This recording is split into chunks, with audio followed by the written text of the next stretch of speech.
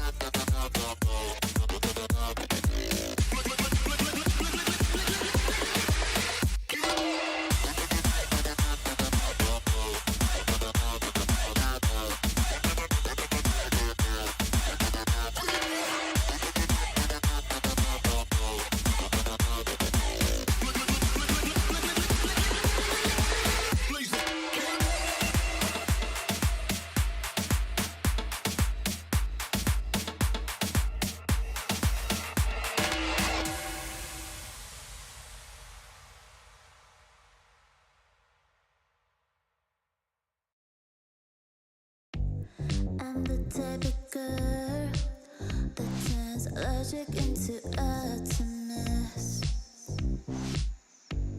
Think you know it all, but then you let me get inside your head. Yeah. Steady jump design, think I know your kind. I'm about to break another code now. Pretty in disguise, bugging up your life. This is my syntax. 3, 2, 1, deploy.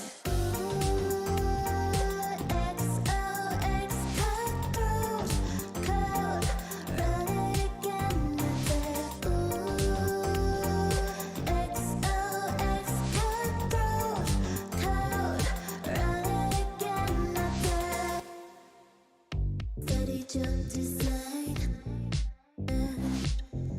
think I know your kind. Yeah. Steady jump design, think I know your kind. Yeah. Steady jump design, think I know your kind. I'm about to break another code now. Pretty in disguise, bugging up your life.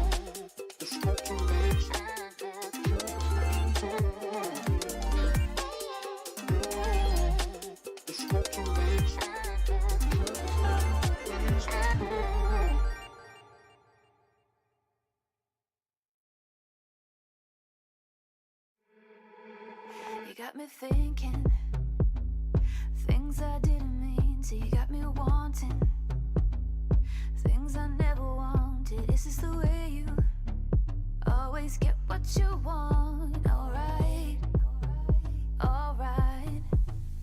You got me right inside of my head. You got me so, so close on the tip of your tongue.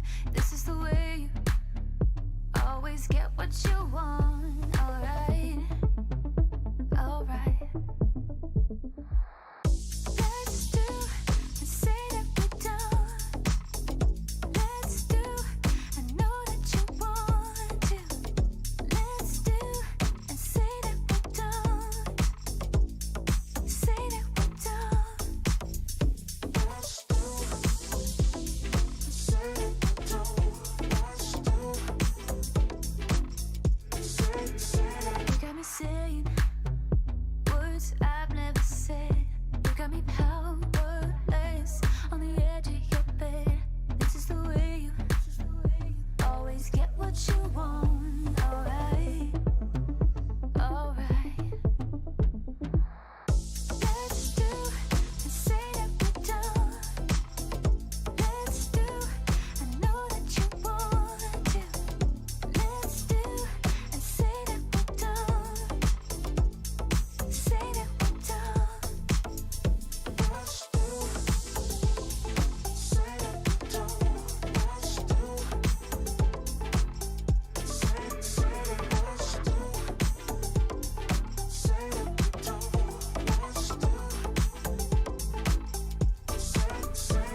I'm powerless to you. I'm powerless to you.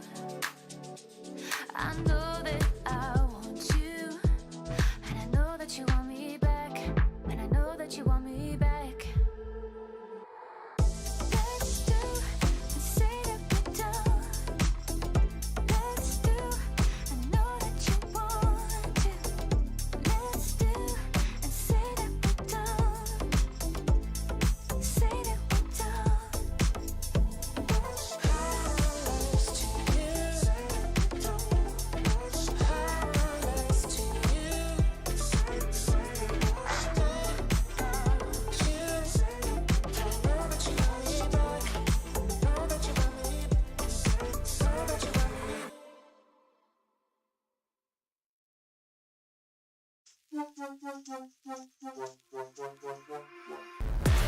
Give it more, give it more, give it more right now, right now. Give it more, give it more, give it way more. Yeah, we give it all that we got. Measuring what's in our pockets, then we give it a lot. Cause we've been hustling for years, now we up at the top. And no, it's still not enough, so we ain't gonna stop. Cause that's full throttle, zoom, zoom, hop, skip, jump. About to eat it up, but the goal is lunch. I'm the big dude, so I never duck, duck. Just keep my head up and yeah, we going up, up. But don't call it good luck, luck. Earning what we got. Cause all we do is give it more. Yeah, we going up, up. But don't call it good luck, luck. Earning what we got. Cause all we do is give it more. Give it more, give it more, give it more right now, right now. Give it more. Give it more, give it more, give it way more, way more. Give it more. Give it all, we got, we give it all, we give it more. Oh yeah, give it more. Give it all you got. Now they know about our dedication. Not just hard work, it's also patience. Stripped away at it and ignored the hate. And now we big time status and it's us for the taking. We eat, dream about it every time we sleep. Making moves, just look at my feet. Yeah, we bring the heat. We make every situation sweet. Now all we need is yeah, we going up, up. But don't call it good luck, luck. Earning what we got. Cause all we do is give it more. Yeah, we going up, up. But don't call it good luck, luck. Earning what we got. Cause all we do is give it more. Give it more, give it more, give it more right now, right now. Give it more. Give it more, give it more, give it way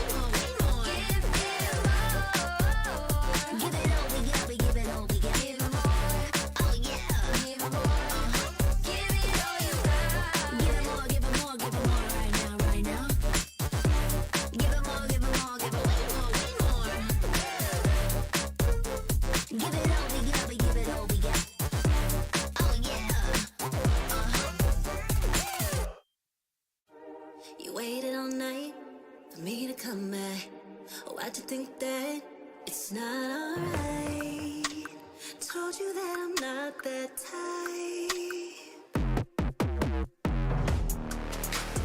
Didn't mean to get you so excited. Tried to tell you not to fall in love. Why you always hit me uninvited? Was hoping you would get the picture. I've had enough. Now it's time for me to turn around. Thought you knew what this was. Yeah, I am superstar. You were never the one for me. Never should have fell for me. Take back your heart. Why don't you take it back? You never had a chance. I'm gonna take back the one heart. Call it a savage love, just till I had enough of us. I'm good, babe. I'm on my own. This ain't a phase. Just let me go. Told you that I'm not that type. Don't bother wasting breath. Begging for one more chance. Yeah, know you got carried away. Ooh, you made me to say you've been messing with greatness. Faces, stay in your place. I was looking to play, then you got in the way. All the love that we made got me stuck in the rain. Got no time to stay here and say goodbye. Yeah, I am superstar. You were never the one for me. Never should have fell for me. Take back your heart. Why don't you take it back? You never had a chance. I'm gonna take back the one heart. Call it a savage love, just till I had enough of us.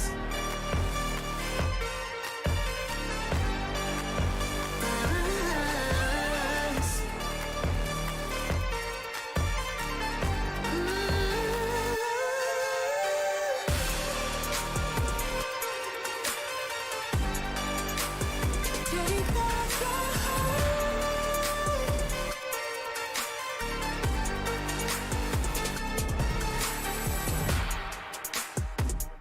Yeah, yeah.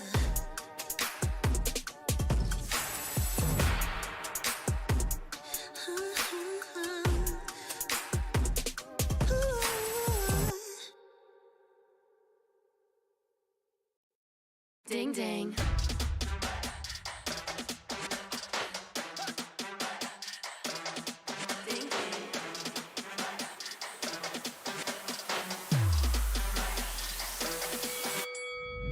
Why you just have that look upon your face with the underestimation? It is still yesterday. 'Cause baby, I can fly without you by my side. I can do a whole lot more than just look pretty. I know that it'll take some time to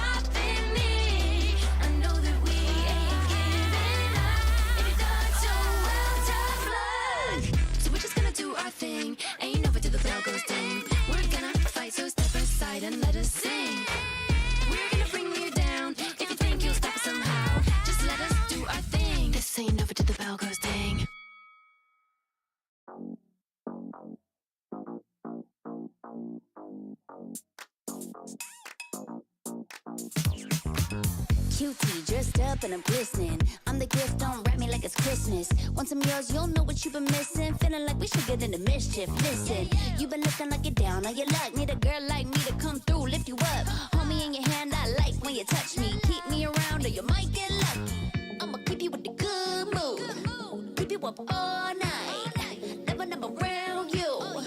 Baby, this is so vibe. Got me dancing like a soul train. Laughing the whole time. Got me singing in the shower. Baby, are you all mine? Baby, I'm your four-leaf clover. Your rabbit's foot, your charm bracelet, horseshoe. Baby, I'm your good, good omen. You wanna keep me with you. Keep me with you. Yeah, it's not hard to see. There's a pattern forming when you got me. 777 all wins, big money. The tramp over here never see me coming. I was in your back pocket the whole time. A quiet power, a silent gold mine, a big old confidence boost. You never to lose. Just know that you'll be winning, cause I'm with you in the building. I'ma keep you with the good mood. Keep you up all night. Never, never around you. Baby, this is so vibe. Got me dancing like a soul train. Laughing the whole time. Got me singing in the shower. Baby, are you all mine? Baby, I'm your four-leaf clover. Your rabbit's foot, your charm bracelet, horseshoe. Baby, I'm your good, good omen. You wanna keep me with you. Keep me with you. You been looking like you're down on your luck. Need a girl like me to come through, lift you up. Hold me in your hand, I like when you touch me. Keep me around and you might get lucky. Baby, I'm your four-leaf clover. Your rabbit's foot, your charm bracelet, horseshoe. Baby, I'm your good, good omen. Yeah, you wanna keep me with you. Oh yeah, keep me with you.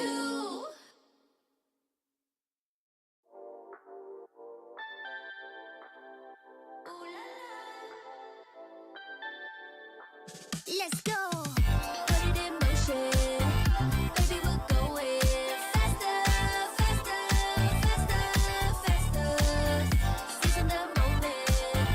Baby, keep going faster, faster, faster, faster. Speed up, make that thing rev. Foot on the gas so you got nothing left. Let's drive to the top of the mountain and see the view. Let's vibe, looking back on the journey, just me and you. Ain't nobody wanna go slow. Yeah, I was chilling in the past, I was solo. Now that I got you in my life, I'm like, go, go. I be living for the thrill of it, whoa, whoa. I hear you like to gamble. Let's take the road, let's travel. No, I'm a lot to handle, but I wanna go fast with you. Think we can go the distance, although I know we're different. Together we both fit it, so I wanna go fast with you. Put it in motion. Baby, we're going faster, faster, faster, faster. Seizing the moment. Baby, keep going faster, faster, faster, faster. It's like they never even seen us, and nothing will ever get in between us. I'ma ride by your side every season, and if anyone try to stop us, we just speed up. Yeah, always keep it at 100. Top down, pretty face, so sun-kissed. Know it's scary, but I swear I really love this. Big shades on, summertime in London. I hear you like to gamble. Let's take the road, let's travel. No, I'm a lot to handle, but I wanna go fast with you. Think we could go the distance, although I know we're different. Together we both fit it, so I wanna go fast with you. Put it in motion. Baby, we're going faster, faster, faster, faster. Seizing the moment. Baby, keep going faster, faster, faster, faster. Put it in motion. Baby, we're going faster,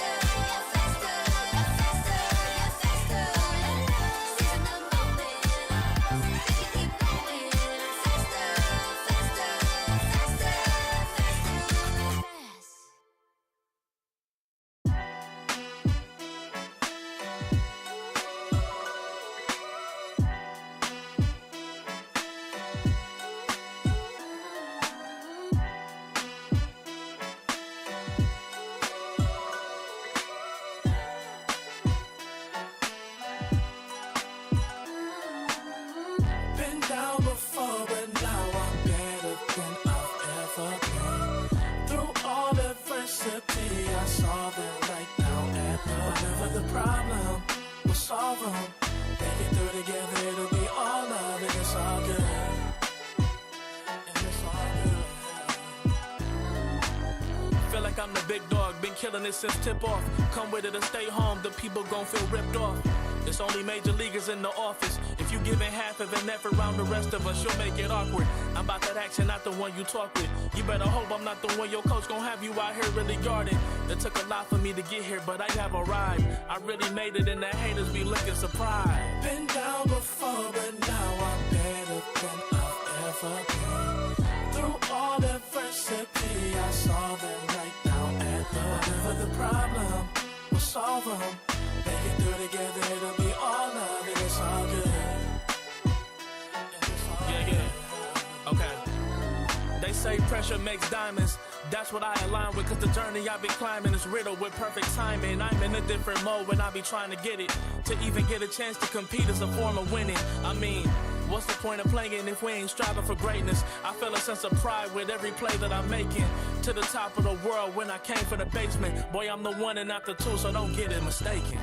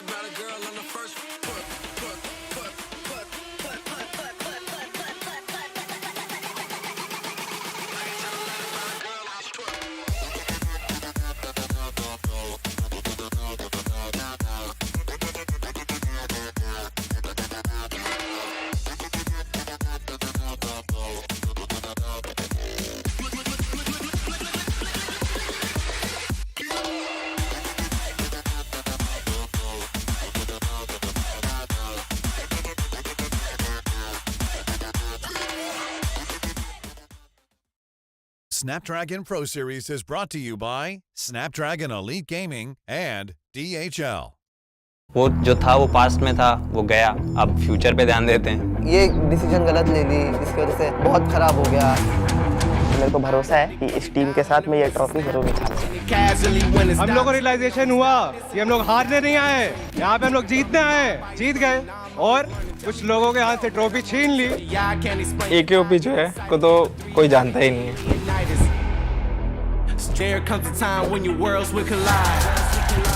If it's holding you back, push it right to the side. Ain't got no time. But Marja Gaggenate has been knocked करेगा, trigger को game से बाहर करेगा. And the champions, they paying the price with their blood.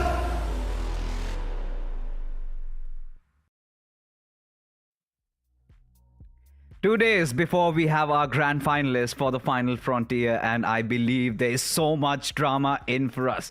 Welcome, folks. You are watching the ESL Snapdragon Pro Series. It is week 4, day number 2. I'm Fixes. I'm joined along with Shadow. Before we have the festivities started, Shadow, how are you doing? I'm doing really good, and like you said, only 2 days remain. So many teams are still under the pressure because few big names are still there who have not made it inside the top 16. So I think today's day is going to be super important, and I think I'm excited for all that bullseye target which few teams are having behind their backs.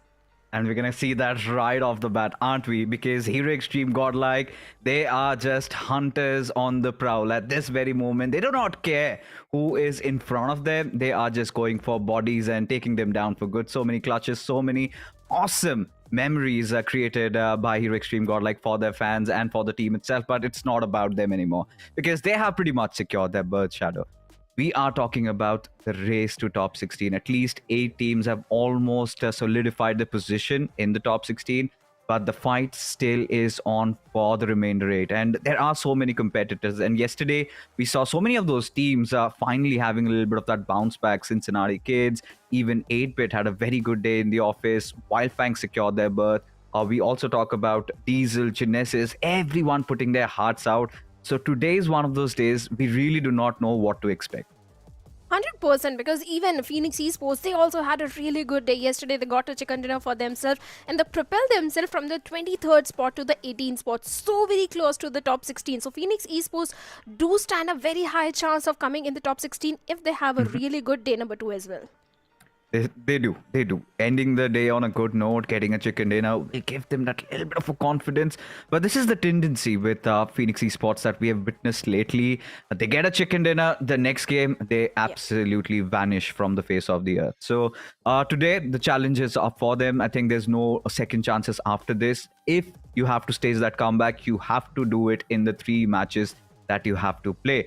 Otherwise, I don't think there's any possible chances tomorrow. Now, given the fact that there are so many teams that have already qualified, now this is also going to bring another factor, whether or not if they're going to go all out, all aggressive, or are they going to still play their natural game?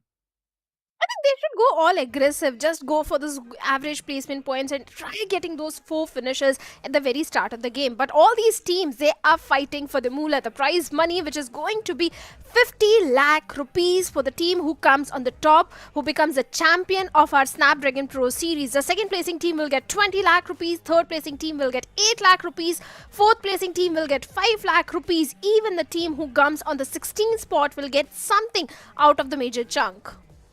They certainly will. And we have been talking about individual accolades, of course, 50,000 rupees for the MVP.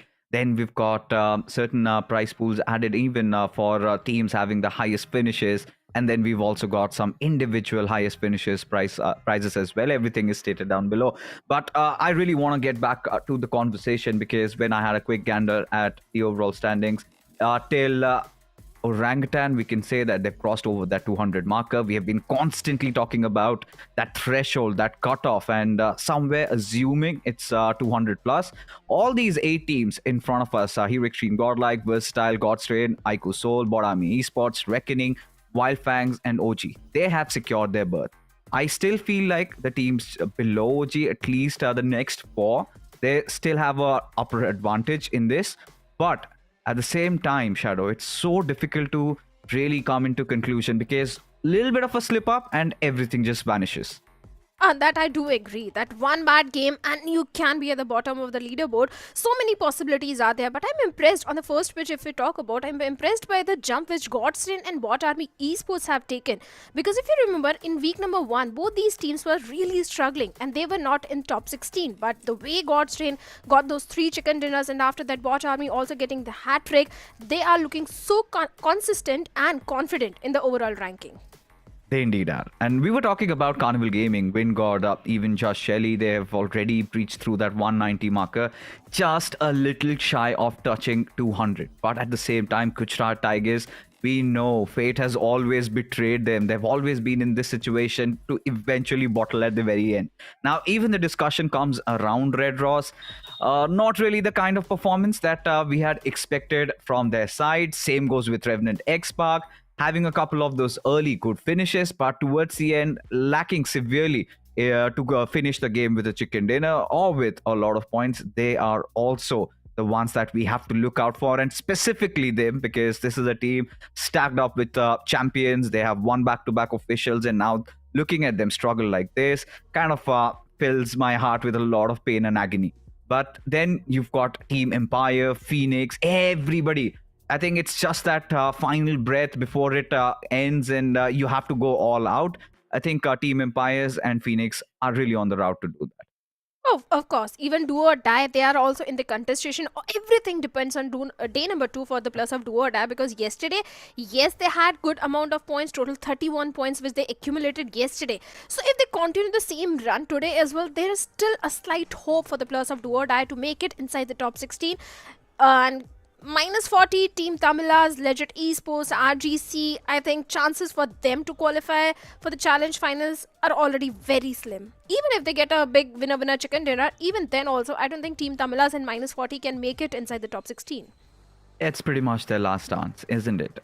Because no matter, even if one of these teams pull off something like what Godstrain did, or Borami Esports did, or even Aiku Soul, Still, I think the target is beyond their reach at this point. Getting 90 points in a matter of just 6 games is next to impossible. Ideally, mathematically, it's possible, but their form has been speaking otherwise. But then again, if teams like Team Empire, Phoenix, and you've got the likes of Medal, all of these teams step up and so as to bring in 8-Bit and Cincinnati Kids also into this conversation, then there could be that possibility. We know we have seen miracles happen in SPS this time around.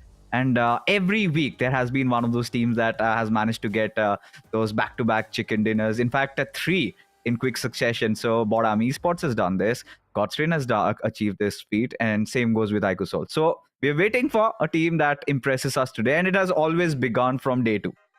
So fingers crossed.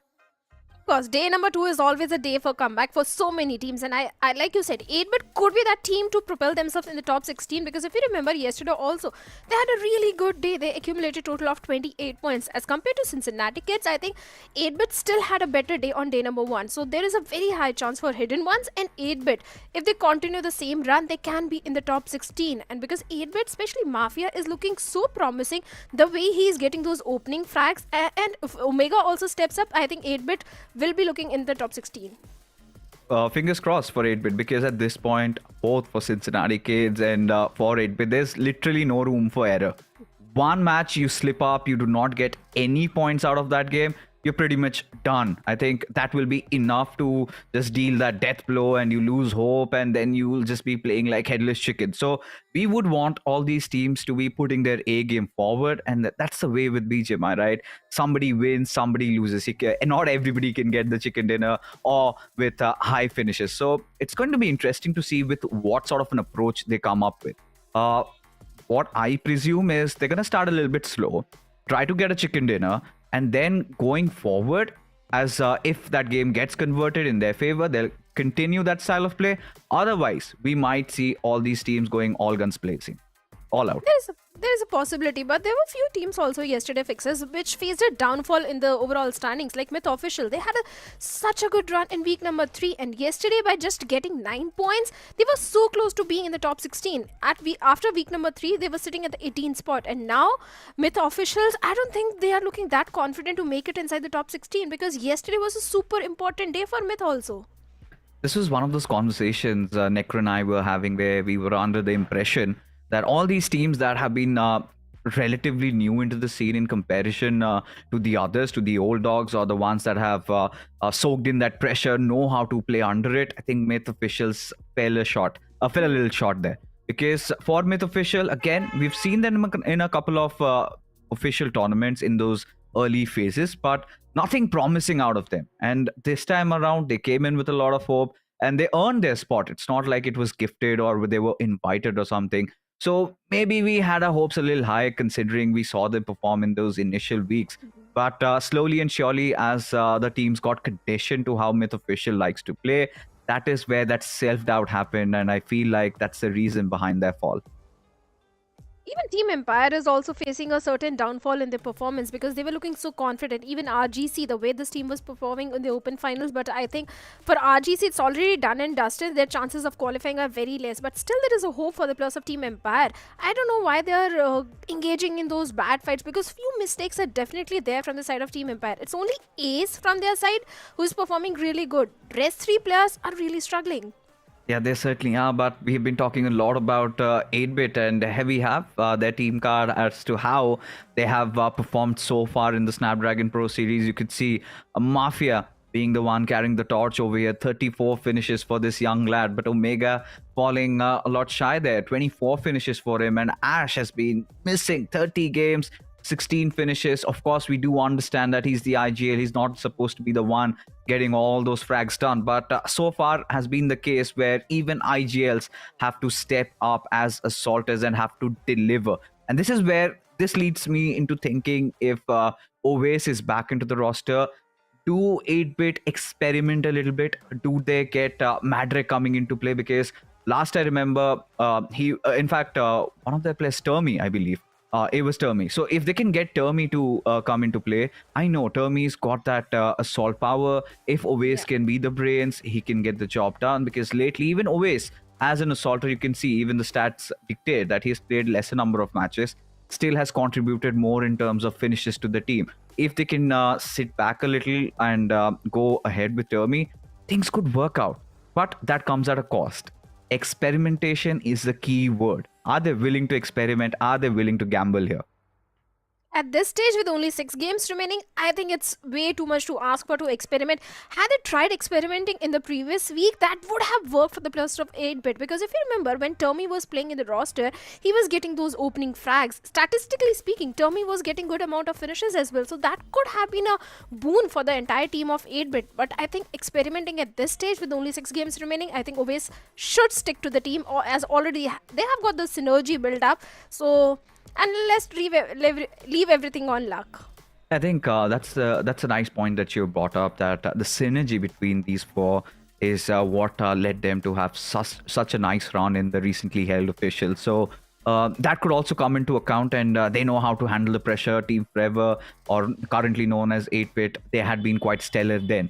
But things aren't really looking that great for them now. But another team that has not been facing any issues lately, or any issues at all during the SPS. They've had quite a smooth sail. Just look at those finishes on these men over here. S-Power, 60 finishes for this lad. Raiden, he has been such an underdog. He's been such a talent, and it's clear that he gets overshadowed by the likes of Somraj, Aquanox, and S-Power. But 45 finishes for this lad, he kind of has left Aquanox wanting for more.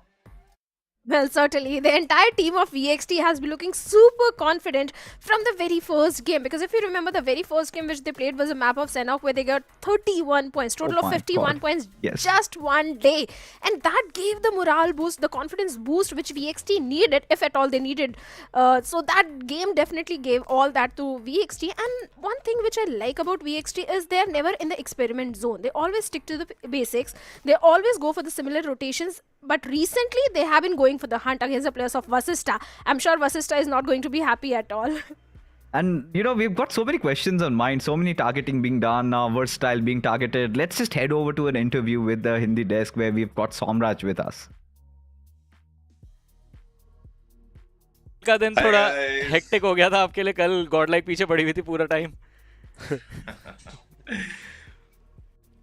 जवाब दो ना. जवाब दो, कैसा कल क्या हुआ, क्या है? खुद नहीं समझ में आ रहा था कि गॉडलाइक कहाँ से आ जा रही थी. मतलब गॉडलाइक का भी ऑब्वियसली क्वालिफिकेशन सिक्योर्ड है, हमारा भी सिक्योर्ड है. हम तो अपना अलग सा टारगेट कुछ कर रहे थे किसी टीम को, पर हम देख रहे थे कि गॉडलाइक भी आ जा रही है कहीं ना कहीं से. मतलब वो तो ऐसा फ्री हैंड ही खेली थी, कुछ भी करे जा रही थी, कभी नॉर्थ, कभी साउथ, कभी ईस्ट, कभी वेस्ट. तो मेरे को समझ में नहीं आ रहा था और हमारा इंटरेक्शन हो जा रहा था. यू नो सॉम, मैं एक बार ना वो ESL इंडिया का वो देख रहा था इंस्टाग्राम, उसमें एक फोटो थी तुम्हारी ट्रॉफी के साथ. तुम तो खड़े थे ट्रॉफी के साथ, 3 और लोग थे. मतलब गमला भी था, पुकार भी था. मतलब ऐसा लग रहा है कि दे मिसिंग द सोमराज मैजिक. बोल ना आराम से, आंखें बंद कर. जो मेरे साथ चले उनका मैंने अच्छा सोचा, अच्छा किया है, और जो छोड़े और मेरा बुरा करना चाहे तो उनका भुगतना होगा. और जिस तरीके से आप उनको भुगता रहे हो, बिकॉज कल कभी तुम 7 नहीं जाते हो, तुम्हारा नॉर्मल जो रहता है. हमने देखा हाल ही में एरांगल में यसनाए भी घूम रहे हो भाई, बीच बीच में चक्कर काटते हुए, वशिष्ठा को ढूंढते हुए. क्या हो रहा है ये? हाँ, कल उन्होंने ब्रेन गेम्स अच्छा खेला. हमने पहला मैच देखा कि वो लोग यसनाए कूदे थे. फिर हम लोग तीसरा मैच ऐसा दिमाग में मेरा था कि इनको तो पता रहे कि हम लोग आ रहे हैं यसनाया, तो लोग चेंज करेंगे. और फिर आखिर में तो मेरा ही रिफ्लेक्शन है थोड़ा, तो हम समझ सकते हैं उसका माइंड. तो पचिंकी, आखिर में वो पचिंकी जाना था और वो पचिंकी गया. तो हम लोग तब भी एक बार चेक कर लिए खाली ड्रॉप से वरनी. फिर आखिर हम लोग पचिंकी गए. फिर हम लोग देखे कि इतनी सारी टीम्स का फाइट हो रहा है उधर पे. हम लोग सबको इग्नोर करके हमारा एक ही जो टारगेट था उसको ट्राई किए सप्रेस करने का. सप्रेस तो आपने काफी बेहतरीन तरीके से किया था कल. लास्ट एंगल में भी you guys were involved in a fight, फिर एक थर्ड पार्टी हुआ, you guys had to evade. लेकिन अभी विद योर क्वालिफिकेशन सिक्योर्ड, आपका क्या यही टारगेट रहने वाला है कि चलो ठीक है, let's take the bigger competition out while they are still down? हमारा ये था कि पहले अपना क्वालिफिकेशन सिक्योर करना, और फिर जो जो टीम्स हमारी ड्रॉप पे आती है, जो जिनसे थ्रेट थोड़ा सा भी रहता है, उनको हटा दो. Simple and clear. क्योंकि फाइनल्स हमें एक कंफर्टेबल स्पॉट से खेलना है, जो हमारा ड्रॉप एक्चुअली में था। ये नहीं इधर से उधर हम लोग हर समय घूमते रहते हैं, डायनामिक ड्रॉप तो हमारा रहता ही है, वही वर्कआउट कर जाता है। पर इस बार था कि अपना जो मेन प्राइमरी ड्रॉप है उसको सिक्योर कर लो पहले। Good planning. कोई एक ऐसी टीम जो कि आप चाहते हो कि फाइनल्स तक आए, जो कि अभी 16 के बाहर है एंड कोशिश कर रही है? इसकी मीडिया ट्रेनिंग करनी पड़ेगी। या ट्रू। ट्रू। सो हाँ, अभी रीसेंट चैंपियंस RNTX का मैं गेम देख रहा हूँ, और मैं देख रहा हूँ कि अगर वो कुछ अलग सा खेले, मतलब चैंपियन टीम है, एक्सपीरियंस है, अंडर प्रेशर अभी वो थोड़ा होंगे, तो इस प्रेशर को कैसे अच्छे से यूज करेंगे मैं वो देखना चाहता हूँ कि वो कर पाते कि नहीं। और अभी टारगेटिंग वारगेटिंग हो तो मेरे को पता नहीं, तो मैं उनका गेम देखता हूँ, मुझे उनका गेम पसंद है, तो मैं चाहता हूँ कि वो भी आए। Fair enough. I mean, but Somraj, thank you so much for this lovely interview. Best of luck आज के मैचेस के लिए। उम्मीद करेंगे एक बार फिर से आपकी टीम हमको नंबर 1 पे नजर आए, बिकॉज एट दिस पॉइंट आपका टारगेट तो मेरे को वही लग रहा है, फर्स्ट पे क्वालिफाई करना है। चलो best of luck. Thank you. A man who speaks quite less, but I'm pretty sure that silence spoke in volumes there. A lot of bad blood against IST Esports, and I feel like he's taken it to heart, that he's not going to let them see the days of the grand finals. But of course, some thoughts on Revenant X Park. I think, the grades respecting each other. He realizes that Revenant X Park are such an amazing team to watch out for. How do you feel about their sentiments of whether they're going to target Revenant X Park or not? Will they though? Shadow. I think Somraj has a very clear target that they are going to target the players of Team Vasista and make sure they don't qualify. Because if you remember yesterday, in every single game, VXT was going up against the players of Team Vasista, and Hero Extreme Godlike was going up against VXT. So this tri-factor, I'm already loving it. I don't want Revenant X Park to also jump into this tri-factor.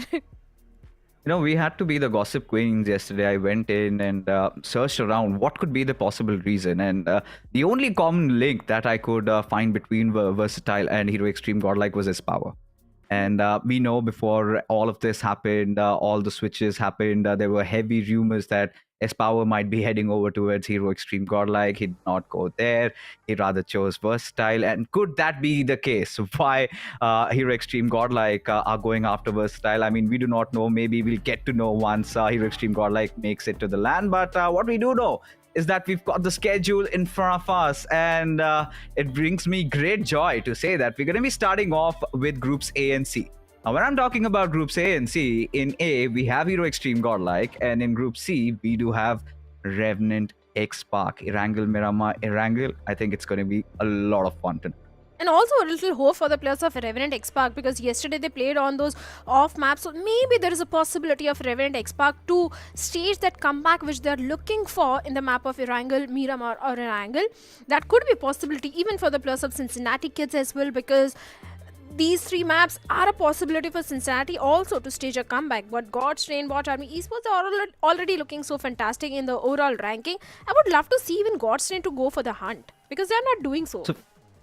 Of course, we've got a little bit of those rivalries. We've witnessed God's Train actually trying to bully the players of Bot Army Esports. I would love to see Bot Army Esports answering back, because at this point, they also understand the gravity of the situation. God's Train are rather more experienced team, and when it comes down to performing in LANs, God's Train has done that in the past. At least that roster of God's Train has already accomplished such feat. And when you look at Bot Army Esports, there have been multiple moments where God's Train have been going after them, have been trying to hunt them down, thwart them out from military base, and all of it. Today is the day where we would love to see Bot Army Esports answer back like they did in those initial weeks. Don't you think, Shadow? I would love to see that. Even Team Jelly also used to chime in few of the times. If you remember, in the very first week, these three teams used to go up against each other. But we also have the plus of Team Wildfangs. And if you remember the yesterday's game of Miramar, there were few questions being raised, because what was Trace God doing in the compounds of Team Tamilas, then Seth being there where Team Tamilas and Genix FN were also taking a fight against each other. So I had a talk with Sensei also, and Sensei told me that there were few communication issues. Seth actually went to take take a fight against the players of Team Tamilas to get that revenge. But eventually he gave a call which was being misunderstood by the teammates, and they decided to back off. And where the remaining teammates were there, they couldn't provide the necessary cover fire to Seth, and eventually he also got eliminated. So few issues are still there among the players of Wildfangs. That doesn't matter. Whatever comms issue they have, whatever has been going on, it still is a matter of fact that they have secured that golden ticket. They've crossed over that 200 points marker. Unless and until disaster strikes, I don't see Wildfangs not making it inside of the grand finals. Unless and until all these teams bounce back, everybody crosses 200 points marker, which is very less likely to happen. So as things stand, Wildfang for now, they have made the cut. Nothing really troubling them. They could further go on exploring themselves a little more, even in the greener pastures right now, as folks, we head on to the first game of the evening, and that could say so much about what we are going to be expecting from today. A lot of those rivalries already brewing up. The biggest one, of course, has to be Hero Extreme Godlike going after Revenant X Spark. Now, this is something that we all want to witness as the flight path trajectory all the way from shooting range towards Susnovka military base.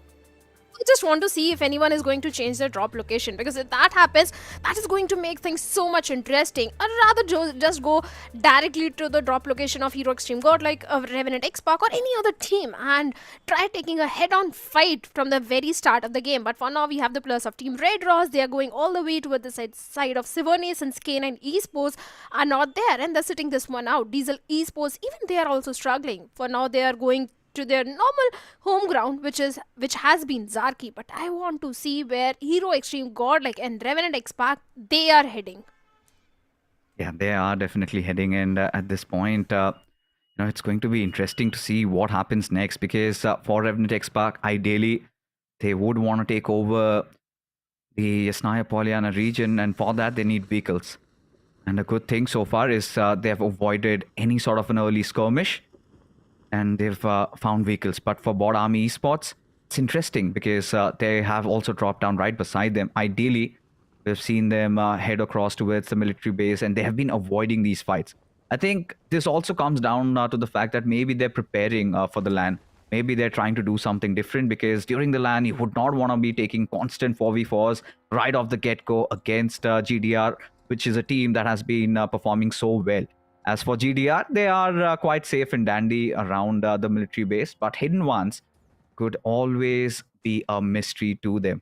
Because Hidden Ones, there have been moments we have seen, they have sometimes just gone in for that direct slam in, they have been sneaky, they have been assassins. And this is what we had predicted. Look at that movement coming in for Hero Extreme Godlike. They want to bridge camp the players of Revenant X-Spark, and seems like an early collision is on its way, Shadow.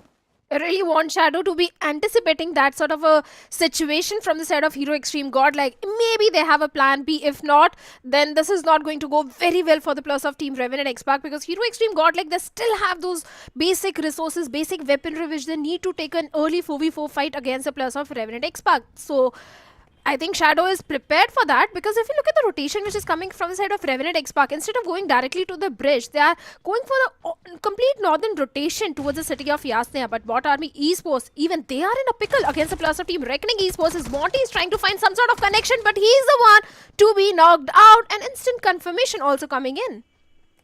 Oh yeah, this is lovely stuff. And this is what you're supposed to be expecting from a team like Reckoning. And they have unleashed themselves. They've got no fear. They've also earned their spot in the grand finals. So they might as well do whatever on earth they indeed do. Because at this point, for Reckoning, ideally we've seen them heading over a little towards those extremities of the eastern parts of the map. But this time, the flight path trajectory did not help their cause. So they do not care. Drop down at Georgie.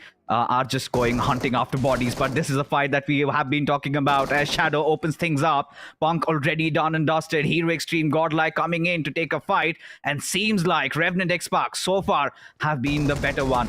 Zap, he's been completely surrounded. You've got Joker from one side. He's inflicting so much of that hurt, so much of that pain, but seems like, there you go, Hero Extreme Godlike. They are being battered, they are being bruised, and now it is going to be an insult for the current table toppers as Zap. This looks, oh my god, so bad. They're going to put him down. Are they gonna fist him? Oh my god. This Shadow, what is going on? The emotes, the disrespect is unreal. It's just adding insult to the injury. Hero Extreme Godlike, yes, they're the table toppers. I just want to see how they're going to take the revenge of this, because a team like Hero Extreme Godlike is not going to take this so very well. They are going to go for the revenge in the next game. I'm very sure of that. But we have all the situations still brewing between the players of Reckoning and Bot Army Esports. Both these teams are for sure qualifying for the challenge final. So this is just a normal fight for them where Gravity has been knocked out and Scary Jot is trying to get the confirmation point.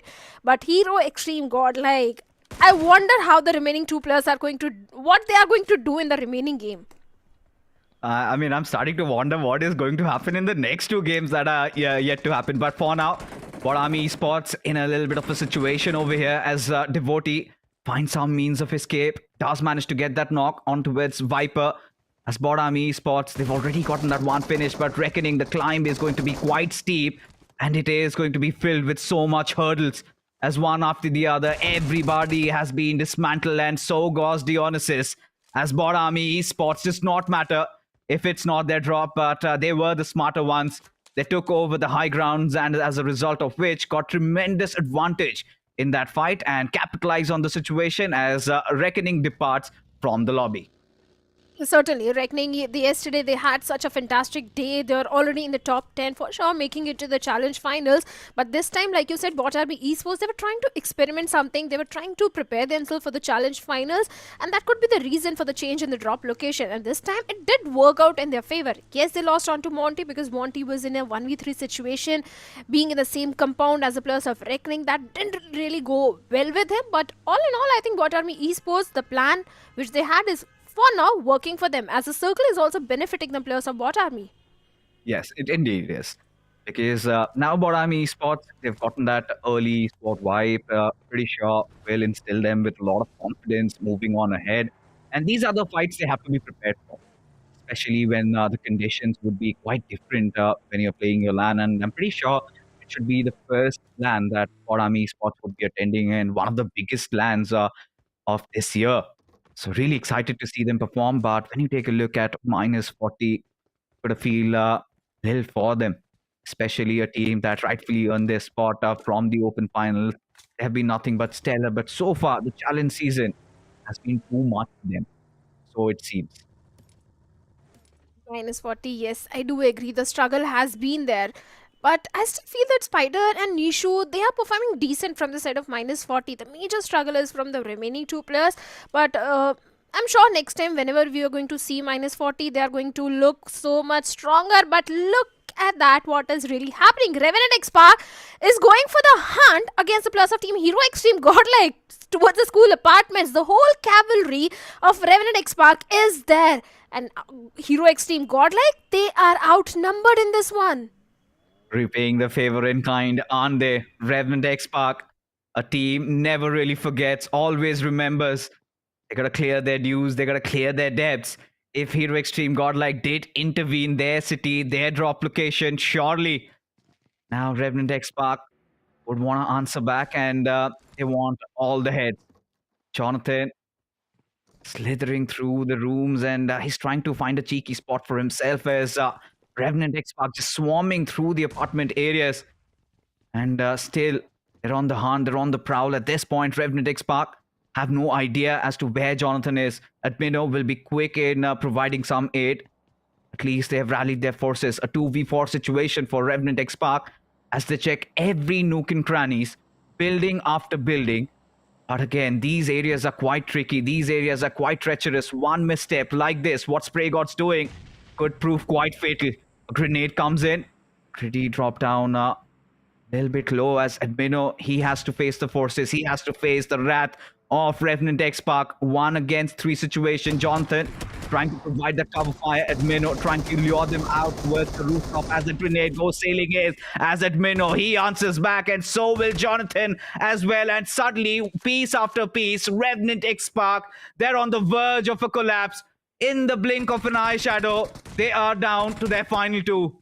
But there's still hope as Shadow finds a knock on to Jonathan. But wait a second, Edmino also comes in, and Revenant X-Spark on the verge of elimination. Spraygod has already been eliminated. 1v1 between Edmino. Let's see if Edmino can clutch it out. Revenant X-Spark, they came for the hunt, and seems like they're getting hunted. Hero Extreme God, like that nade which came from the side of Jonathan, was so pivotal and so important. What just happened to Revenant X-Spark? Oh my god. A blunder. No other way to put this one through, because Hero Extreme Godlike, they have already qualified. But question marks on Revenant X-Spark, and all they have managed to get so far is just 3 points out of this game. Really isn't going to make the cut if they play on their egos at this point. A 1v1 situation nonetheless, but such a well set up fight by Admino and Jonathan. One player luring the other out whilst Jonathan cooked up that grenade, as now Admino, surely the better assaulter amongst the two, trying to cut off any means of escape for Shadow at this point. And this is a stalemate situation. Who makes that first movement? And by the looks of it, Shadow barely has an HP to play around. Literally on 20%, and a little chip is enough to thwart him out of the lobby. The main question is, was it required for the players of Team Revenant X-Spark to go towards the side of school apartments? Initially, they got 2 finish points onto the players of Team Hero Extreme Godlike. I think Shadow should have understood the gravity of the situation, and they should have played their normal game instead of going for the hunt. Because they are in dire need of those points. Hero Extreme Godlike, they have already qualified for the challenge finals. One wrong decision and Revenant X-Spark, maybe they won't make it inside the top 16, because this was such an important day for them. I do not know what to make out of this situation. But so far, what it looks like is Shadow, he's back at full HP almost. Let me know, he's got that rend ready. Throws it out. To no avail though, as Shadow constantly switching places, constantly moving around, as Admino really unsure of where to throw that next grenade. He's got a lot of util to play around. He still has one Molotov, another grenade after this, but seems like he wants to get the job done with this one. Massive amount of damage inflicted onto Shadow, but Shadow, he's got to be the one rescuing his team. He's got to get as many points, as much as he can muster from this situation. As he takes a leap, jumps down from the window. Admino knows exactly what's up on the chase right now. As Shadow still playing around the wall, just hugging it to dear life. See those pixels coming out, and smart maneuver from Admino, trying to block Shadow's escape from one of that direction. And now that grenade lobbed into perfection, or maybe it wasn't. A little shy, but Shadow is completely surrounded, completely cornered, as Admino trying to toy around with his prey. Shadow comes out in the open, takes a couple of shots. Of course, Admino has got the better weaponry, and now they have to fight it till death.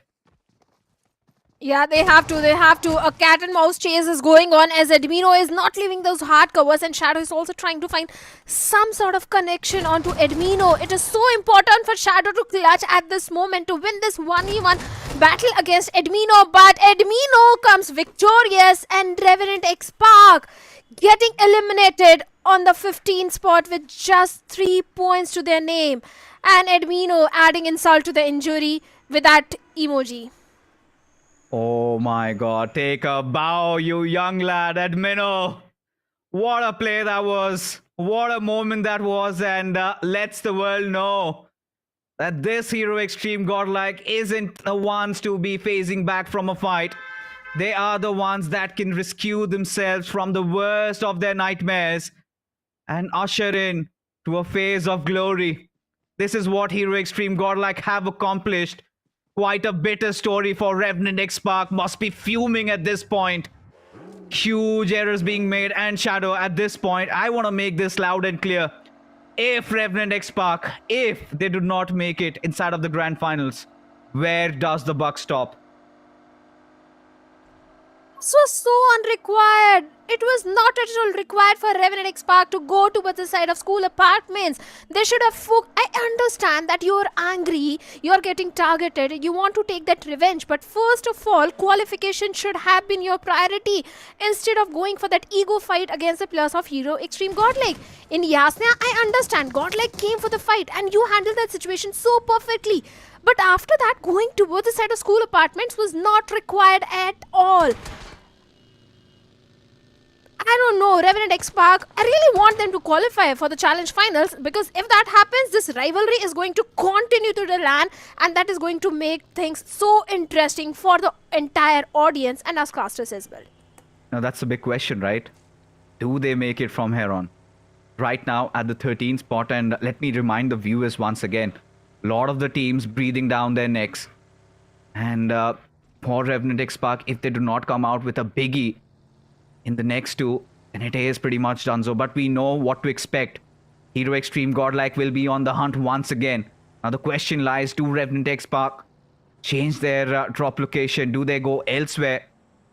Or are they going to go back to their same ways as Hidden Ones, taking over the central compounds of Pochinki, and will go uncontested? As for Wildfangs, they can do whatever they want on the face of the earth at this point, but still not over that fight we witnessed, Shadow. So hard for me to process why Revenant X Park would take such a risk. Just imagine how it is going to affect their mental for the remaining two games. Because it was an outnumbered fight for the players of Hero Extreme Godlike. Revenant X Park had the numbers advantage. How it is going to affect their mental? Can they cope up from that situation and start a new leaf, turn a new leaf for the next two games? Because if that doesn't happen, the entire day will be a waste for the players of Revenant X Park. They really need to stage a comeback. The next two games are super important for Revenant X Park, and I don't know, this was not required. I think even the players of Revenant X Park also regret their decision at this point. But coming back to the game, we have the players of Team Tamilas at this point. Even Team Tamilas are also struggling, and seems like their struggle is still continuing since week number 2. Week 3 also didn't go in their favor. It was only week number 1 where Team Tamilas performed decently. Yeah, of course. I mean, at this point, given what has happened to Team Tamilas, it is safe to say that no matter how much they grind it through, this is a team that we're not going to be seeing. And no excuses can make up for it. It's not like they had just 5 to 10 games to play. They had freaking 36 games. And out of which they failed to show up in majority of them. They failed to show up in the ones that mattered. And they again need to rethink their approach. Officials also knocking on the door. So need that hard reset. As of now, Myth officials have taken some early casualty. Red Ross, another team that we will be on the lookout for, because even their qualification is on the line over here. A team that performed so well those initial stages of the tournament are now struggling, fighting against their own demons, doubting themselves. Really did not have a great day in the office yesterday, but still in the race. 177 points is where they're sitting at the 14th spot. Surely at least need around 8 to 10 points. Feel happy about themselves. And I think they can easily get those average points in this game, because if you look at the position where Red Ross are at this point, they've got the entire northern control. The only team which can be an ugly thorn for them could be the players of Team Myth officials. But Myth, they've already lost on to one of their players, so they don't have the numbers. But towards the Pochinki Church, we also have the players of Team Orangutan, and OG has been doing really well. They are super consistent since week number 1, and previously it was Veron who was playing with the team. Now it's again Atanki, and seems like the team is still doing decent. Not just decent, but really good at this point. And even Hidden Ones, they are also towards the side of Pochinki. For Hidden Ones, this game is important because OG, they have got nothing to lose. So Hidden Ones, they need to pick the battles very carefully. They have to. For Hidden Ones, given the position, 148 points at the 20th spot. But imagine they pull off back-to-back chickens, and suddenly they get themselves right back into the race. Anything is possible. And miracles also needed from Cincinnati Kids. Again, still a little bit crippled. Bottom Esports do not have the man advantage, but surely have the same fire. Already having eliminated Reckoning earlier on into this game, they look quite confident. But now they're quite smart. They realize that it's better to let the other team push rather than being the ones aggressing, rather than being the ones being proactive. They've decided to be reactive in the situation. Of course, Cincinnati kids, they might have the numbers, but the form definitely not swaying their way. Yeah, of course. Cincinnati have been struggling, but looking at the circle, it has taken a northern shift and it is favoring the players of Team Genix FM and Diesel Esports heavily. Even the players of Do or Die can also benefit heavily in this one because they're trying to migrate from the eastern side. They need to avoid the players of Team OG and just focus on a better position. But seems like OG is keen on picking that fight against the players of Team Do or Die. And if that happens, I think Edwina can also do a third party. Even Diesel can also do a third party. But for now, Team Tamilas, as they're trying to migrate inside the circle, seems like Myth are not giving them the safety. But what just happened? Just Wildfangs and Godstone are also engaging in a fight.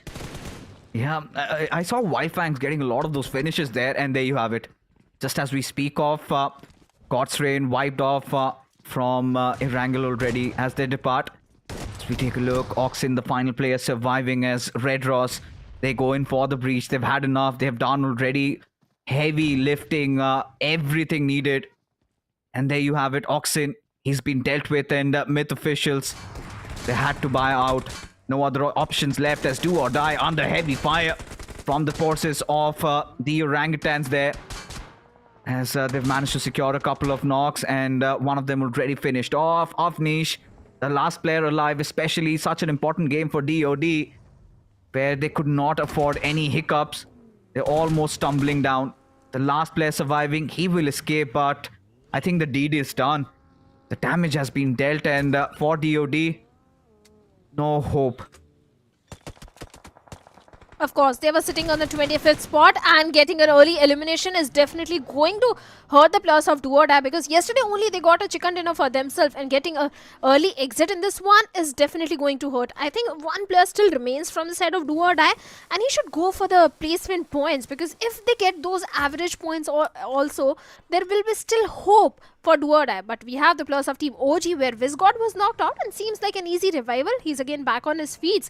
But OG, they need to be a bit cautious from the side of Hidden Ones, as Hidden Ones, they do have an advantage. They have got the higher ground and position advantage in this one. And the circle is also favoring both these teams, so they need to pick their battles very carefully. They certainly have to. No other options. Orangutan already having garnered enough points to see the days of Grand Finals. But now we've got Bottom Esports in a little bit of a pickle against the players of Diesel. As Diesel, they've got nothing to lose. Lead has been done against Bottom Esports. Scary Jot could be a highlight moment for him. He's proved such a key player for his team. Did manage to secure that one knock, but that's all she wrote. As Diesel Esports, in their dying moments in this tournament, still survive the days, at least in this particular game. Just one player lost and a squad wiped out is something they would be happy with. But Red Ross out in the open. Lucifer, what was he even thinking? Going down, hunting the players of M40 as he gets picked off. Quite an unwanted push there. Quite finding himself in the middle of nowhere. As -40, they respond back with Red Ross really out of options. How do they remedy this hemorrhage? Oh, they have to. Red Ross, even they have lost on to Lucifer. Like you said, there was a mistake from the side of Lucifer out in the open and taking the fight against the players of -40. But for now, Beast is also trying to find some sort of connection with all that util, and Phoenix is going for the flank angle. -40, yes, I do agree they're outnumbered in this fight. And Red Ross, they have the numbers advantage. But Phoenix is trying to know exactly where Joker is. But somewhere else on the map, we also have a situation between Wildfang, Cincinnati kids, and seems like Cincinnati, they are on the receiving end. And Edmino is also going up against the players of Diesel Esports. Seems like Diesel, even they are also on the verge of elimination. I mean, at this point, Admino doesn't really care who he goes for, even if he just gets picked off or he just nades himself. He's done majority of the job. But Red Ross, they will be answering back. They still will be breathing inside this game. 6 finishes collected. Just one shot from getting that average, I'm pretty sure. Since 7 teams are remaining, if they even get picked off from here, they will get a decent amount of points, and that is all they need. They do not need those biggies. They need a couple of stable games. But Sav is in such a precarious spot, does not have a lot of HP to work around with as Cincinnati Kids. They're staging their run. Mighty not having the best of HP, is not quite healthy in that situation, as Cincinnati Kids do have the luxury of that extra one man. Saif patching himself up from the high ground, still has that advantage and somehow redeems himself. A beautiful spray connected on towards Aditya towards the end. And Wildfangs, look at this. I do not know how they managed to do it, but still alive. 8 finishes secured for the team. And Saif is going to be carrying Sensei on his back. Will be taking him along with that buggy. For a moment, I really felt like Trey Scott could have been the better option, considering they would want a little bit more eliminations. But Wildfangs, all good in the hood for them. Yeah, 8 finishes strong, and Cincinnati Kids, this is going to hurt them. This was important for Cincinnati Kids. An early exit from the game is definitely going to hurt the players of Cincinnati Kids, as they were sitting on the 19th spot. And after this game, maybe they'll be somewhere towards the 20th spot. But we also have the players of Team Tamilas, and the circle is definitely favoring them. But after this shift, the circle is favoring the players of Team Orangutan and Hidden Ones quite a lot. And OG can get one more chicken dinner, but if Hidden Ones get this victory in their backpack, they can easily propel themselves in the top 16. But wait a second, we also have a situation as Mr. IGL is getting shots from the side of Genix FM. Genix FM, an interesting team that had us on the edge of our seats in the past weeks, but by the looks of it, they have taken quite a mighty fall. Right now, sitting at the 27th spot, sitting at 130 points from the 6 games. They need to somehow get 70. An average of around 12 per game. My maths is done right. And Genix FM have been scared to death. So far, not even a single finish to their name. Really does not help their cause, but at this point, Orangutan pretty much having the free hand, even Hidden Ones. All these teams alive. A lot on the line for them, barring Wildfangs and OG. Quite safe for Red Ross, Hidden Ones, Genix FM and Team Tamilas. It's going to be a dance with destiny for them, with the circle being in no man's land, Hidden Ones being the ones closest to the zone, but OG having that high ground advantage could go anybody's way. Oh, it certainly could. Daniel needs to be very careful, because if he gets knocked out, there are chances of revival are very slim in that situation. But for now, even the players of Team Orangutan are also locking horns with the players of Genix FM, as one of the players has been knocked out. So OG and Hidden Ones in sort of a situation as Daniel finds a knock onto AKOP, and Daniel also gets traded off, and AKOP confirmation is already there. Ataki needs to step up as shots are coming from here and there. Genix FM, they're also engaging the fight against the players of Team Tamilas, and Team Tamilas, one player already down, and Genix FM, they also need to move inside the circle. This is not really looking good, as OG, they have the control of the circle, but they don't have the numbers. They are falling down like a pack of dominoes, and just only one single player remains from the side of OG. Bodies falling down like flies. We love that. Aru, the last player alive, not anymore. As things stand, we've got the last 5 teams remaining in front of us, with still speculations over who walks away with the chicken in this one. Regardless, Genix FM, they've opened up their tally. They've gotten 2 finishes to themselves. Seth still alive, still kicking. Needs to patch himself up though.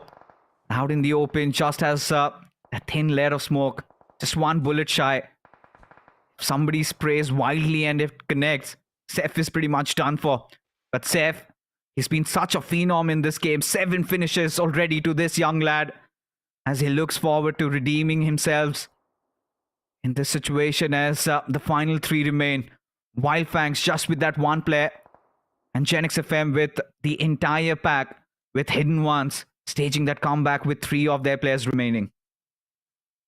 Hidden Ones do stand a chance to get the victory. Saif, his position has not been compromised. Genix FM, even they also need to play their cards right. Yes, they do have the numbers advantage, but Matrix has been knocked out by the play zone. And seems like Genix FM, they also need to work around with 3 remaining players. Saif can reign on the parade of Hidden Ones or Genix FM. So much possibilities are definitely going to be there, as Genix FM, their entire focus is toward the side of Hidden Ones. Yes, the soft cover, the entire smoke cover is there for Hidden Ones, but the main question is who is going to get that opening frag? Pretty sure Saif might have wanted to meddle his toes in this one, but he's been dealt with quickly. As Hidden Ones, they snuffed him out in the open, really ran out of utility, or so it seems. As now it is going to be a 3-on-3 battle. Genix FM on one side, you've got Hidden Ones on the other. Both these teams massively struggling throughout the entire SPS, but this is where they could start redeeming themselves. Day number 2 has always been the days of comebacks. As of now, Vishu, he's got a different flank angle to play with. A little bit of a cover. If he can get towards that buggy, could cut off Hidden One's flanks. As from both sides, you could see utility being tossed out. All sort of smokes and grenades. And now Alien seems like he's got a slight idea of what Genix FM are up to. They know that there's somebody on the flanks. Even Shogun, he's going to slither his way. Ready one with the nature. Vishu cooks up that grenade. Does it hit its mark? Is the big ask. Shogun just playing around the bushes. 3 players in front of him. But everybody unaware of the exact position of each other. Yeah, they don't have idea where exactly the foes are. Shogun is also trying to find some sort of connection with that grenade. This guy stood up yesterday big time, but seems like Alien is going to get the opening frag, and with that, an easy squad wipe also coming in. And it was such a stalemate situation, but that opening frag was it all that was needed to get that victory in their backpack. I mean, that was all it needed. It seems like one glimmer of opening, one window of opportunity, and Hidden Ones were there to cash in on that. A beautiful chicken dinner to start things off with, given their position right now in the overall standing. Suddenly could propel themselves a little close to that top 16. And takes you back to the open finals, the final few matches that we had for us, right? Hidden Ones always had that spark. They always had that knack of coming back towards the very end. And they have managed to accomplish exactly that, even in this game. Now, with the overall standings completely opening up once again, so difficult for us to really tell exactly what's going to happen next, because at this point Cincinnati Kids were supposed to perform, they failed. Wildfangs were their kryptonite, they denied them. For Genix FM, they wanted a lot of points but did not have a lot of finishes to work with, albeit they'll be working around with the position points they have. But Hidden Ones, surely they had their backs loaded, they knew that situations were against them, and this is where they thrived under pressure, got some real good values. But this one fight, this one setup coming in where Admino lures out the players of Revenant X-Park and Jonathan with those grenades, and then Admino, of course he's the more reliant one, you would want to be alive towards those end phases of the game, and he's managed to accomplish that. What a beautiful game of Erangel it was, Shadow. Of course, Admino after that went against the players of Team Diesel Esports and became a nightmare for Diesel as well. While Fangs, they went up against the players of Team Cincinnati Kids, and Cincinnati, even they had to take an early exit in this one. While Fangs, for sure, they're qualifying, but Cincinnati, this was a really important game for them. But Genix FM, they also survived for a very long time. They do have good placement points, but not too many finish points. But Hidden Ones, I think they can propel themselves in the top 16 because everyone above them, Revenant X-Park, Red Ross, they had to take an early exit. So there is a very high chance of Hidden Ones being in the top 16 after this. I'm pretty sure they might have closed in on the 170 points plus marker. But the MVP does not matter who wins the game, right? It has to be this player. 7 finishes for him. And I'm pretty sure Saif wasn't really far behind also. He had also 7 finishes. And maybe it could be the finish contribution. 78%. And Admino, Slayer of Revenant X-Park. I do not know. Revenant X-Park might be biting their tongues at this point with what they really called for themselves, especially having such a great start. And Admino was there to do that smacking. Hero Extreme Godlike, they are flying high, and we're gonna see so much out of this team even in the grand finals. And for the ones who have not yet booked their tickets, make sure you head over to Insider and be there on 31st, 1st and 2nd. And it's from the 31st to 2nd, it's gonna be a gala affair regardless. But what it's worth, Shadow, I think the perfect start that we would have wanted into this game. Hidden Ones securing 17 points for themselves, Wildfangs getting 16 over here, Red Ross coming out with 10. So for Hidden Ones, Red Ross, this is a game that was much needed, and they delivered. Of course, they definitely delivered. Red Ross getting those 10 crucial points and Hidden Ones total of 17 points. But Diesel Esports with just 5 points, it is not looking really good for them. Team Tamilas also with just 5 points. Genix FM 8 total points, but considering where Genix FM is there in the overall standings, I think just 8 points are not going to be enough for Genix FM. They need a big, solid winner chicken dinner. They do. And there's no other way around it. Borami Esports, I think, will be satisfied with the 4 they've collected. But Revenant, X-Park, Cincinnati Kids, 3 points out of this game. And to even make matters worse, you've got DOD, Myth officials failing to even secure 1 point. And with every single game passing by, their hopes pretty much looking quite bleak. As for -40, it's pretty much done for Reckoning, God's Train. They've done their bidding. They've already qualified for all these teams. They failed to show up in the first game. And next up is going to be Miramar. And now all teams have 5 more matches to play. Now, the big question that has been set up for all of us is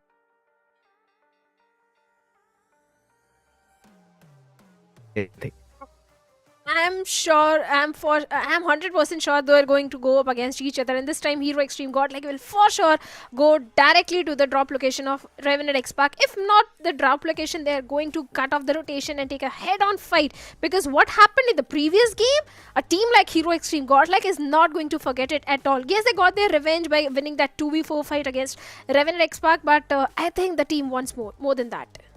They do. And at this point, Revenant X-Pac, if I were in their shoes, the last thing I would want to do is satiate my ego. If Hero Extreme Godlike come after you, just run away from them. There's no chance that they're going to hold back. No stones unturned for Hero Extreme Godlike, and especially after that sort of pleasantries exchanged between each other, it's bound to happen for sure. Hero Extreme Godlike will be going after their head. So at this point, Revenant X-Pac might have to think about different spots to drop at and at least find a 20-pointer, because they're really not that far away from qualifying for the grand finals. One big chicken dinner and they're in. But the current run-off form of Revenant X-Pac does speak otherwise. So at this point, they will have to play on their toes. If the players, they're not in the form, they're not feeling themselves, does not matter. You have to showcase what you did in that second day of grand finals in the recently held official tournament. As we take a quick look at the overall standings, and the top 8 pretty much looks quite solid, with Wildfangs just constantly bouncing up the overall standings. Yeah, now they stand on the 6th spot with total of 219 points, 219 points. But this page doesn't interest me, because all these teams are just going for those ego fights and trying to propel themselves and be in the top first spot. Like Hero Extreme God, like VXT, they are also going up against each other just for those reasons. But the second page is where my interest lies, that who has made it inside the top 16. Revenant X-Pac, yes, they are still sitting on the 14th spot, but Medal, K9, they are yet to play their games. So Revenant X-Pac in the remaining 2 games, like you said, they need to change the drop location and go for that big winner chicken dinner. Look at this. Red Ross now feel a little bit comfortable. 186 points. Revenant shy 1 point from 180. And we have been talking about the cutoff. 200 is that threshold. And Hidden Ones very close to that 170. Now, one more good game and Hidden Ones will be rattling that point standings there. They might just squeeze in through. But let's not also forget that Team Empires, Phoenix, and all of these others, even 8-Bit, they'll be coming into play later on. Myth officials, DOD, they had their chances, they let it slip by.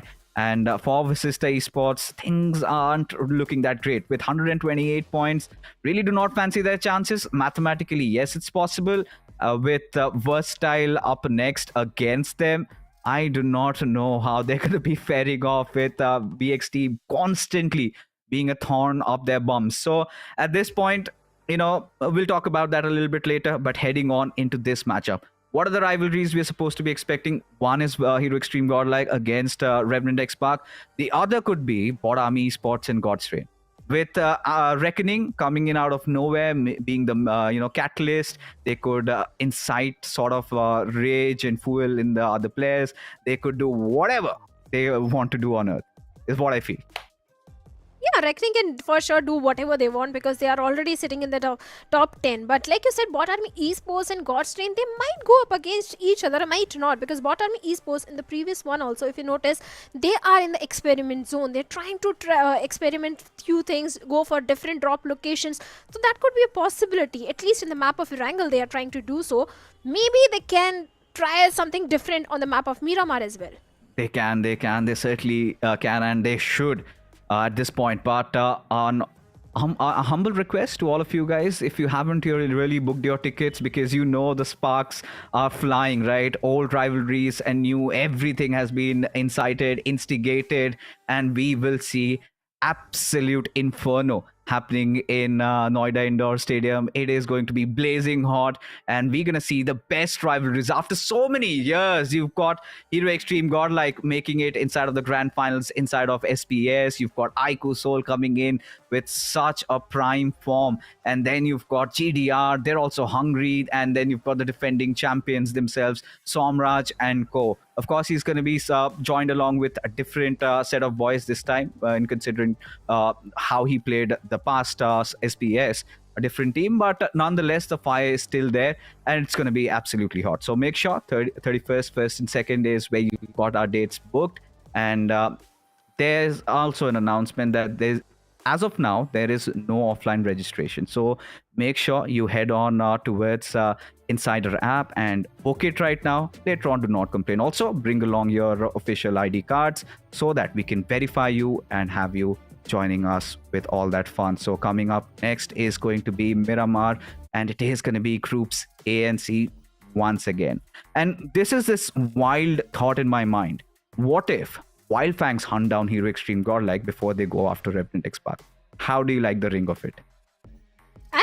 I love it because yes, Wildfangs, they are feeling super confident, and yesterday's Miramar also Sensei went for those position points, but I think Wildfangs have a bone to pick with the plus of Team Tamilas and Genix FM as well, so maybe they can go directly to the plus of Team Tamilas and Genix FM, because what happened yesterday with Team Tamilas, I think Wildfangs are looking for a revenge. They are. Everybody wants each other's head, and we love it.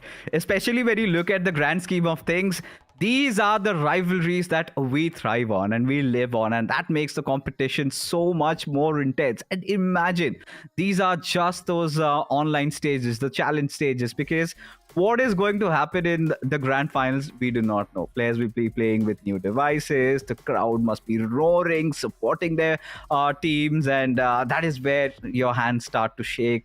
You start to tremble. So all these teams are prepping up, but up ahead will be the desert of Miramar. And at this point, so difficult to speculate who emerges out as the victors. But of course, our eyes will be on Cincinnati Kids, Revenant X-Pac, Hidden Ones, Diesel Esports, and all of them, if they can get a chicken dinner out of this one.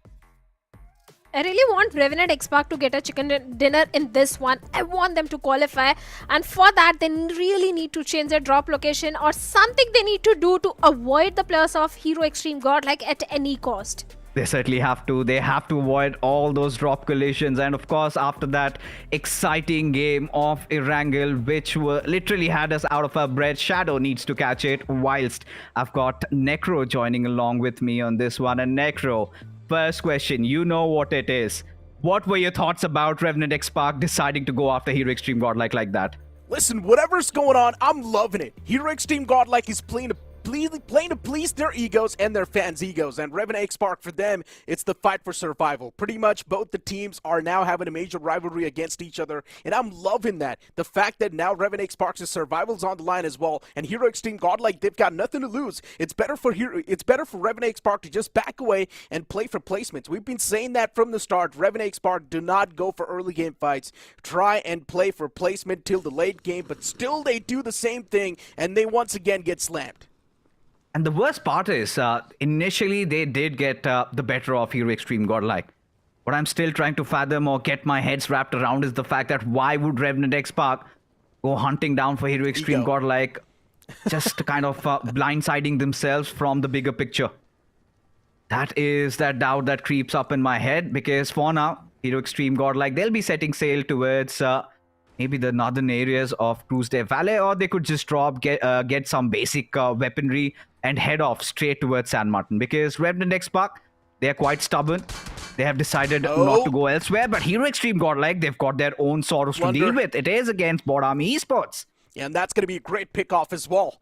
Off the rip, taking down Admino, big threat neutralized from the lobby. Hero Extreme Godlike is of course going to be that constant threat, because right now they're just going with the flow. Whoever stands against them, Hero Extreme Godlike is going to eliminate them. But once again, elaborating a bit more on this rivalry that's going on between Revenant X Park and Hero Extreme Godlike. Let's be honest, this rivalry hasn't really happened naturally. It's a rivalry that transitioned from social media in-game. And now this rivalry that's going on, both the teams are literally playing to please their egos and their fans' egos. And so far, Hero Extreme Godlike is doing a great job. It's not the first time they've done so. Even in the past, Hero Extreme Godlike has targeted many teams just to please their own ego. Even VXT was a prime example of that yesterday. VXT was getting slammed over and over again, and right now, Hero Extreme Godlike's focus is going to be Revenant X Park. And of course, which makes a lot of sense, if you get rid of the competition early on, there's not going to be a lot of that competition left in the grand finals. Look at this, even for Diesel Esports, in their dying phases of the tournament, they've still decided to take arms against a rather even more struggling minus 40, as the numbers keep on dwindling down. Just on the cusp, one player surviving. And for Diesel Esports, they've gotten their players back up for minus 40. This tournament has pretty much been a struggle throughout, right from day one. Haven't really secured enough points, and now, just with the one last player, they've got no other options but to tuck their tails and run. Or are they going to fight valiantly back? Because Vodka, we've seen he's got those clutchy moments. But if he has to clutch out, I think the moment couldn't be bigger than this. Yeah, the mentality is pretty simple. The strongers, they feed on the weaker. And that's what's going on right now. Team Tumulus is well falling prey against the players of Hidden Ones, but still, Rico's trying his best to fight back. Eventually, Rico gets slammed down as well. And now it's down to just the two remaining surviving players of Team Tumulus. We'll make just one, considering it's just Mr. IGL now.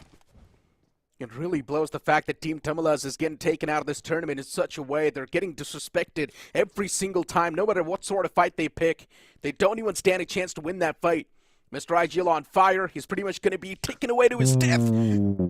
Barely survives on sliver of HP. That bandage saves the day, but he's got no first aids to back himself up, and he's taken down to such low HP, he can't stand a chance on the fight anymore. Big questions on this team. Pretty sure they must be moving ahead even to the officials with the same exact roster. Yeah, and not surely, a lot of time left.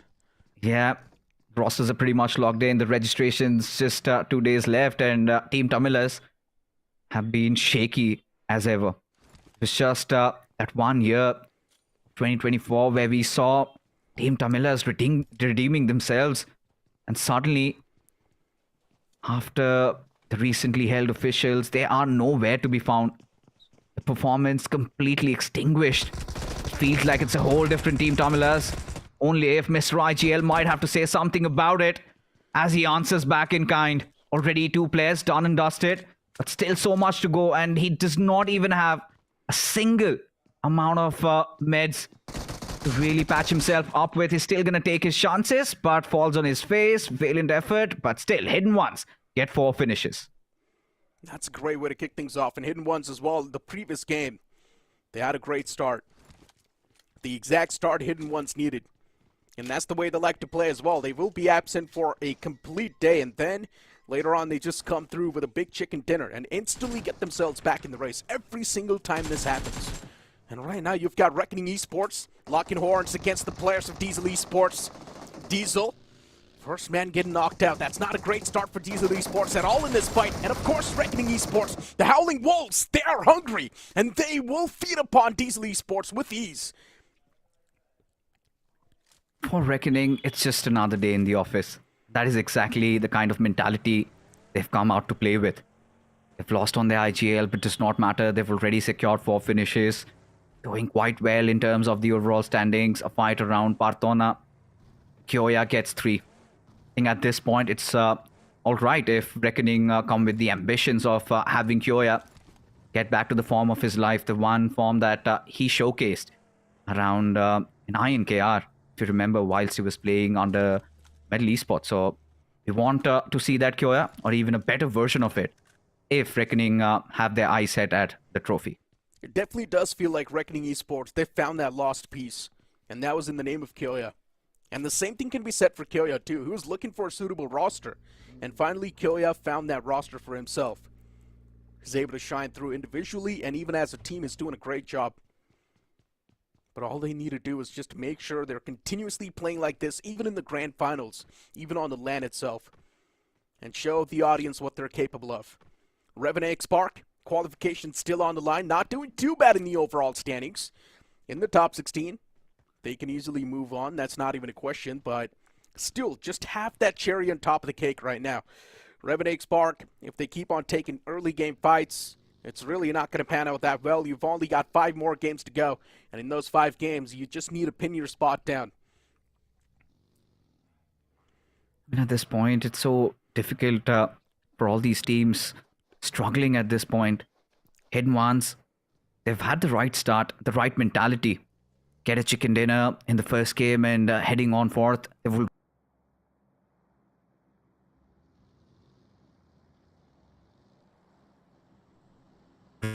knows Necro that they also might stage a comeback, because even if you look at the past, even those final moments of the open finals, Hidden Ones bounce back right then. If they could trigger such a thing, that would be absolute joy for these underdogs, because we'll have a couple of them with us in the grand finals. So far, Bot Army Esports already qualifying. Wingod almost on the cusp of making it. But for Myth Official, they had a dreadful start in the first game of Erangel. 0 points secured. And not really having the best of start in this one also. Of course, they haven't gotten themselves in the thick and thin of fights. But I'm pretty sure their morals would be quite low. Without a doubt. Myth, the way they played in Week 3, we're not even seeing a glimmer of that. Especially in Week 3, we saw quite a lot of those chaotic affairs. We saw so many early game fights. So many teams wanted to go off against each other, and that's one of the main reasons why we saw so many comebacks as well, because in the final few moments of the game, there were not a lot of teams available in the first place. That's why grabbing chicken dinners and placing yourself in a better spot was much more easier. But in sweatier lobbies like these, when there's so many teams available, even in the final few moments, it really does get tough to have that chicken dinner in your hands. There's so much randomness going on, so much random action that goes on. Phoenix Esports, or maybe you can't say Phoenix from Red Ross, is almost on the verge of catching one of the players of CK, but no, instead Flock. He turns the tide, and Phoenix gets knocked out. Unfortunate for this man. He had all the advantage in the world to try and take down Flock, but he was still barely able to scratch him, and Flock, beautifully done. He found that lifeline, and he instantly latched upon to it. And such an important lay of land. You look at them securing these higher altitude positions. Of course, Red Ross should have had somebody providing that cover fire. But Cincinnati Kids come in with their forces, and Flock, he's been such an incredible player. Hasn't really found the best team to play with. Seems like with Cincinnati Kids would be the way to go. Albeit their struggles in these early phases of the tournaments, but we know Cincinnati Kids have seen days worse than this. Not really the best of starts so far. The first game of Erangel, but here they are, looking forward to redeeming themselves, because the way they are placed right now, at the very smack center of the circle, they get a couple of finishes from here on, and go on to get a chicken dinner. Even they might have their hopes heightened up. Of course they will. They've got a great spot to play with in the first place. The only team that's going to be a big stop, or a big spanner in the works, is going to be Cincinnati Kids. That would have been a great start as well, man. Phoenix had every single moment in his hand. He had all the advantage you can ask for in that scenario, but he still whiffed all the shots. Only if he would have pulled out that DBS, then maybe things could have been different, but he still stuck to that M416. Not exactly sure what happened there. Maybe he panicked, and that's why now they do not really have that good of a positioning in the first place to play with. And Red Ross, on map, they've got a great place to play off with. But if you look at the terrain they're holding, it seems pretty risky. Red Ross, though, still, they want to make the climb. Arto, look at the player. He's pushing on up. He's got the DBS to back himself up. And Flock is all by himself on the receiving end of things. But Flock has also got the backup of Aditya all the way in the back lines. So if anyone from Red Ross tries to make that pounce, he will be shredded with a lot of bullets. Arto eventually manages to force off Flock from that ending. And that's going to give the high ground control to the players of Red Ross. And they know exactly what's going on in the heads of Cincinnati Kids too. They're now pinning down Aditya as well, as Aditya's taken down pretty low. In my opinion, Flock shouldn't have given away that high ground like that. He's like the battle for the Himalayas. At this point, as Aditya, blunder. He just gets blown over. Blown into smithereens, and Aditya should have been wary of that. And at this point, the question goes out. Can Cincinnati Kids afford to lose him? Such a spot. That's such a good position to work around with. And seems like they blew it up. For Red Ross, though, they're also on the verge of making a comeback. In the previous game, did garner so many points to themselves. Right now in a decent spot. 187 points is what they've secured. Should be looking to cross over 200 at the bare minimum. Given the intensity of these matches, and for Cincinnati Kids who have lost out on their star fragger, it's just insult to their injuries. It indeed is. Cincinnati Kids, even though they've got the line of sight on each other, but still they feel pretty disconnected. Flog backing away from that spot, not a big fan of that in the first place. He gave the advantage to the enemy team, handed it over. And that's why now Red Ross, they feel a bit more dominant. Looking at the position of Red Ross in the overall standings, they're still in that danger zone from 12th till 15th. Red Ross is on the 12th spot. And with the way they're playing too, they're doing a great job so far in this game of Miramar. Dominating CK in that spot, taking that spot over. I love that brute force nature. And now Red Ross, they pretty much control the entire centric part of the circle. OG on the screen and looking at their spot. They're still all the way down south, slowly and steadily moving in towards the centric part. There's a few teams that might just clash against OG. Wild Fangs might just be one of those. But I highly doubt that's going to be the course of action. At this point, it's a little bit of a standstill situation, to be honest. All these teams on the pursuit, rather waiting for that hard shift to occur. Because we know, in circles like this, it has got those tendencies to bend a little towards the east. That is exactly where Gen XFM and Revenant X Spark have themselves positioned with. And Revenant X Spark, finally realizing the intensity of the situation, they have decided to go a little bit defensive, focus a little bit more on getting a chicken dinner. But Shadow is trying to create a different angle altogether. And there's a storm coming in from the eastern sides. There's Hero Extreme Godlike closing in. As for Wild Fangs, they want to take their hands on the players of the orangutans. The apes not really playing in their natural habitat, as OG keeps circling around trying to find any openings, any crinks, any chinks around Wild Fangs, as Atanki, he's just going to reposition himself. The circle centers on up, and Red Ross once again with the major advantage. Looking okay so far. Wild Fangs, a little bit exposed, and OG in the front. Wild Fangs, they've got him in the sights. But executing the target sounds pretty tough. Bit too far away, OG is. And that's why Wild Fangs can't even do anything. OG, they escape the claws of Wild Fangs. And OG's going to go their merry way, find a better spot inside of the circle, place themselves in that spot, and wait for the opponents to move on with that same tracing. But Wild Fangs, they might just have a different plan in their mind. Wild Fangs is one of those teams that's already doing great for themselves in the overall standings. And both the teams, I mean pretty much OG as well, they have secured their qualification spot. The only team that is sort of on the verge of qualifying, or maybe you can say pretty close over here, is Hidden Ones. They're currently sitting on 17th spot. Had a lot of hopes as well from Diesel Esports, but considering they already got eliminated, I don't really want to say anything anymore. At this point, for Diesel Esports, yeah, they were close. did have a decent game in the first one, but for now, they're out. And this is just going to add on to their misery, if there's anything left. For Myth officials, though, sitting at 145 points, already have been dealt with. Quite a lot of those shots coming in from Hero Extreme Godlike, where Jonathan did manage to knock out one of their players, but he's back up, so all good in the hood. But for Hero Extreme Godlike, they'll have to work this out without a star fragger adminer. Got picked up in the pretty early stages of the game. Bodami Esports really being a blessing in disguise for Revenant X Parkers. Look at this, Punk. Seems like he spotted out, snuffed out Revenant X Park out of their hiding. And this is where it gets oh so exciting, Necro. Indeed. But I highly doubt Hero Extreme Godlike's going to try to place themselves right against him. Look at the spread, Hero Extreme Godlikes. They can afford to do that. They've got so much confidence.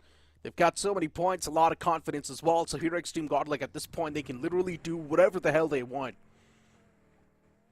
But taking a fight against Revenant X Park in such a way is pretty much going to be gifting them 3 points. So Hero Extreme Godlike's going to make sure they have the maximum advantage before going for a fight against Revenant X Park. They need to make sure that they're going to be the one to wipe out Revenant X Park instead of them getting wiped out themselves. Even though you did 2v4 them, but you still cannot underestimate the fact that they're the back-to-back 2-time champion, that too in an official tournament. Can't really take those accolades out of Revenant X Park, but if you look at the current situation, it's quite dire for them. So many teams breathing under their neck. At this point, for Revenant X Park, they have to be collected, they have to be calm, they have to be stoic with their approach. They cannot afford to slip up. So many teams on their tails, they've got a bounty on their heads. As for Red Ross, still having that King of the Hills position, spotting out the players of Bodami Esports, thwarting them off, but Bodami Esports, they're also quite stubborn. Just trying to form a different flank angle. That could have been such a close call for Scary Jord. He somehow manages to survive. However, given his position out in the open, Red Ross have got a lot of intel to play with. Yeah, backs away in the shack in the nick of time. It's going to be good for now. Red Ross, all the 4 players up in life, still holding that same terrain. And the next zone's going to pop up north. 2 of the players from the side of Red Ross still inside of the circle. And that's going to be a great thing too. Arto and Beast right next to each other. And now it's going to be the time to reunite. All the players called on the same spot. That's going to be the best possible thing for Red Ross. Have yourself a bit more of that security. God's Reign spotting out the players of Genix FM. A great way to kick things off in the fight. The second man as well gets taken down with no efforts. For God's Reign, Genix FM's not even a competition. Vishu and his teammate are still in the game, but what can they do? That's the real question. Especially against the entirety of God's Reign, it sounds next to impossible to survive. Vicious positions compromised, Steven Evil's positions known. Genix FM, they might just be on the verge of being eliminated. Almost on the verge of a collapse. And God's Reign, they're not a team to be trifled with. At least at this point where they are enraged. But Justin, he's got to watch out. One little slip up and he might get knocked out as well. With so many teams eyeing out positions inside the zone. As there you have it, GDR going in for that breach. Trying to infiltrate through Genix FM. That one grenade will get the job done as Vishu wiped off the floor as GDR have got 4 finishes to work around with, Delta getting 3 out of them. As for God's Reign, they've got a nice position secured. But the next moment, still not out of harm's way. They've got the lads of Orangutan circling around them as Hero Extreme Godlike deal with the final player from Reckoning as Reckoning also bow out of the server. No complaints from their side. They've also done their bidding. But this is where Hero Extreme Godlike also needs to rally up their forces as they are taking fights on multiple fronts. Not yet, Fixes. Reckoning's still in the game with just a 2-man squad. So they can still play that major spoiler. If they want, they can definitely cut off the lifeline of Myth. They're right next to him. Hero Extreme Godlike from the top can definitely be a major threat as well. But right now, OG, they've got their eyes locked on Wild Fangs. I mean, looking at the fights in the overall standings, this fight seems pretty unwanted, but It is what it is, man. Adding on the entertainment. OG looking forward to wipe out the existence of Wild Fangs in this game. Azaro unfortunately takes down Scout OP, and that's already going to be a big dent in the players of Wild Fangs. 3 players still standing safe, Trey, Scott, and Sensei, and everyone just wants to back away from this spot, but Sensei's left in the back lines. Does OG know that Sensei's still there? And the answer is going to be no. No one's got any sort of clue that Sensei's still all the way in the back lines, and Sensei's pretty much going to be the backstabber that Wild Fangs is looking for. This might just be a great strategy, but Zev catches 1 player. That's exactly what they were looking for. OG, unfortunately for them, they're also getting shot from the back lines. Even the Wall of Death is doing a lot of damage against Sensei. He was able to chip a few players away, but Wiscott falls apart. The play zone's not going to have any sort of mercy. Wall of Death, it's going to deal a lot of damage. It's going to take out chunks from your HP. Look at this at this point. Revenant X Park, they've also opened up their accounts. Fight between OG and Wild Fangs, and this is where Revenant X Park will walk away with 2 finishes secured to their names. As Wizgod, he's still down on his knees as Train decide to chime in this fight. Wizgod already being taken down, and AKOP quite low. Cannot have himself in the midst of the battle as he also tucks his tails and runs for his dear life as the destroyer himself, Destro, comes chiming in. Atanki in front of him, lying down, splattered in blood. As of now, for God's reign, they will be squeezing in through, but Revenant X Park cannot afford a slip up. We've talked about this. Atanki already taken down. Spray God, he's got a different angle to play around. Sarang does not have the best of HP as Justin is gonna take a shot against Spray God. Did manage to do some hefty amount of damage over there, but even for Revenant X Park, they cut their own routes. They run away from this situation. They head over inside the zone. I'm loving the fact that Revenant X Park's qualifications on the line, but they're still not backing away from the fights. I do understand it's pretty stubborn of them, but that's what makes them Revenant X Park. They do not fear anyone that stands in their crosshair. They will try to take him down. And even right now, they've got all the 4 players intact, so they can still go for that risk factor. They've placed themselves right behind the players of Hero Extreme Godlike. And the moment they find out it's the players of Hero Extreme Godlike, they will definitely make that push. For sure, they will. Especially with Hero Extreme Godlike still guarding the zone. They still have some concrete covers to play around with. The only thing that puts them back is the loss of Edmerno in the earlier stages of the game. So, of course, for Revenant X Park, the ideal circumstances would be somebody slamming in on Hero Extreme Godlike and Revenant X Park go in to salvage whatever they possibly can, because this is a very interesting circle. All these teams almost having themselves in, staying apart. At this point, as Hero Extreme Godlike, a little bit of a push coming in from the sides of Hidden Ones, as they've got no other options. They have to inject themselves, and seems like Zap is almost ready. A nade lobbed out. Needs to get something, some value out of this situation. Maybe Mortis, maybe Executor, even Daniel could make the cut, but instead, he decides to blow himself up. A big tragedy. I mean, Hidden Ones was also catching herd from Revenant X Park from the far fray. They had to make this push. No other option. Hero Extreme Godlike from the top. They've got the advantage. For Hidden Ones, it's an uphill battle. But they've already found the knock that was needed. And that knock's going to find enough time for Hidden Ones to make this push. But they're still holding themselves a bit back. And I'm not exactly sure what's going on in the heads of Hidden Ones. They need to make the push right now. Hidden Ones, they're also taking a different fight against Revenant X Park at the same time. If they go for the fight against Hero Extreme Godlike, that means Revenant X Park is going to third party this. Or maybe Hidden Ones wants to make sure that Revenant X Park is going to fight against Hero Extreme Godlike, and then maybe Hidden Ones wants to go for the third party. At this point, Hidden Ones is trying to grab as much attention as possible. I do understand why they're doing this now.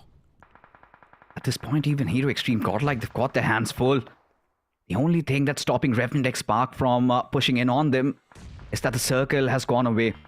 Hero Extreme Godlike, they've got to make a move, but Revenant X Park, it's a golden window of opportunity.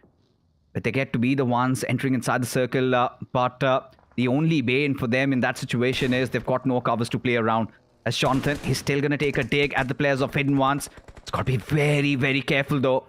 Punk revealing himself, trying to rattle down the players as Myth officials have got such a good position to hold on as one after the other. Maxi also, he gets his bidding done. He gets all those bodies falling down as Hero Extreme Godlike. They also decide to march in with Revenant X-Pac looking for that right opportunistic moment with Bot Army Esports also holding on to the doors as Red Ross gets some quick work out of Hidden Ones as that grenade from Lucifer could prove so fatal. It's a team knock and it's just not one but two bodies taken down. It's fine though.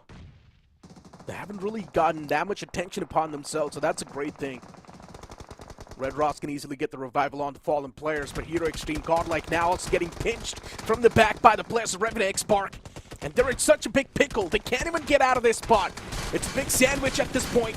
Red Ross from the front constantly going for the shots as well. Hero Extreme Godlike now, they make the push against Revenant X-Pac. Too many fights happening at the same time. It's hell breaking loose. Zap's knocked out in the open. He will be confirmed by Red Ross. Hero Extreme Godlike's Punk. He makes that push happen against the players of Reckoning Esports, but unfortunately, he could not get the wipe. Oh, look at this. At this point, we just have 4 teams remaining, and Zap was such a hero in that fight. Reducing the forces of Revenant X-Pac, and now Shadow, he's gonna try to take a push, take a fight against the players of Reckoning, hoping that he might wipe them off and could earn a little bit of those finish points, but Reckoning denying them that luxury as Red Ross on route to get a chicken dinner. 7 finishes secured already, all the 4 players still alive. This is exactly what Red Ross were hoping for, and now it has been served on a silver platter. Of course, they had to fight for that. But now they are going to be relishing the victory that awaits them. But hold on. Do the players of Myth Official throw a spanner into their works? That's a big ask. Pinched in, surrounded from 2 different directions. But this is where Red Ross, they will have to play their cards right. For Myth, survival seems tough. With just a 2-man squad taking down a 4-man squad of Red Ross, it sounds even more difficult. Arto from the back lines, it's got every single piece of intel that's needed. And even Arto is just waiting for the right moment to strike, the right moment to unleash himself in the playing field. Viper's behind that vehicle, still going for the constant med strat as well. Viper wants to secure as many points as possible, and Myth, they kick things off with aggression. First knock already found with that nade, but unfortunately Spear gets detected, and he instantly gets taken down by Arto. Even Arto will fall apart soon by the play zone. And for Red Ross now, it's down to just be a 1v1 in the end from Myth Official. But unfortunately, Myth, they get shut down. And Red Ross, they convert this game into a chicken dinner. I mean, what just happened in that final stage of the game? One had an MK, the other had a shotgun. And for a moment, it felt like could be anybody's. Still difficult to say though. And Red Ross, yes, they will be the victors in this one. Myth Officials did bring it down to a 1v1 situation. Just 2 players alive, did enough of that heavy lifting. But Red Ross, like you said, Necro, will be the ones enjoying the fruits of their labor. Throughout the game, they had such a tough time around. Cincinnati kids constantly poking them, being a huge threat. But Red Ross making all those right calls. And towards the end, also having one of their players stationed outside the circle, just patching himself up, taking down Spear, really cutting off their flanks and really cutting off any sorts of support that enabled Red Ross. And this is a big chicken dinner coming in at such an important junction. Given the fact that we've got so many competitors for the top 16, we've been talking about Revenant X-Pac, we've been talking about the others.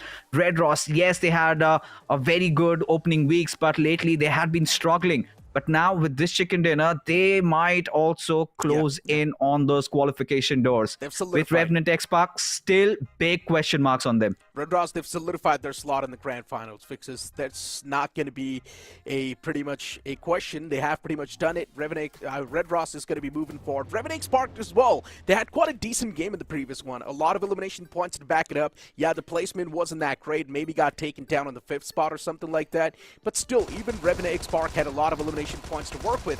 The real question is going to be lingering around Myth. Now, they were in the top 2, but they did not really have a lot of elimination points to back it up.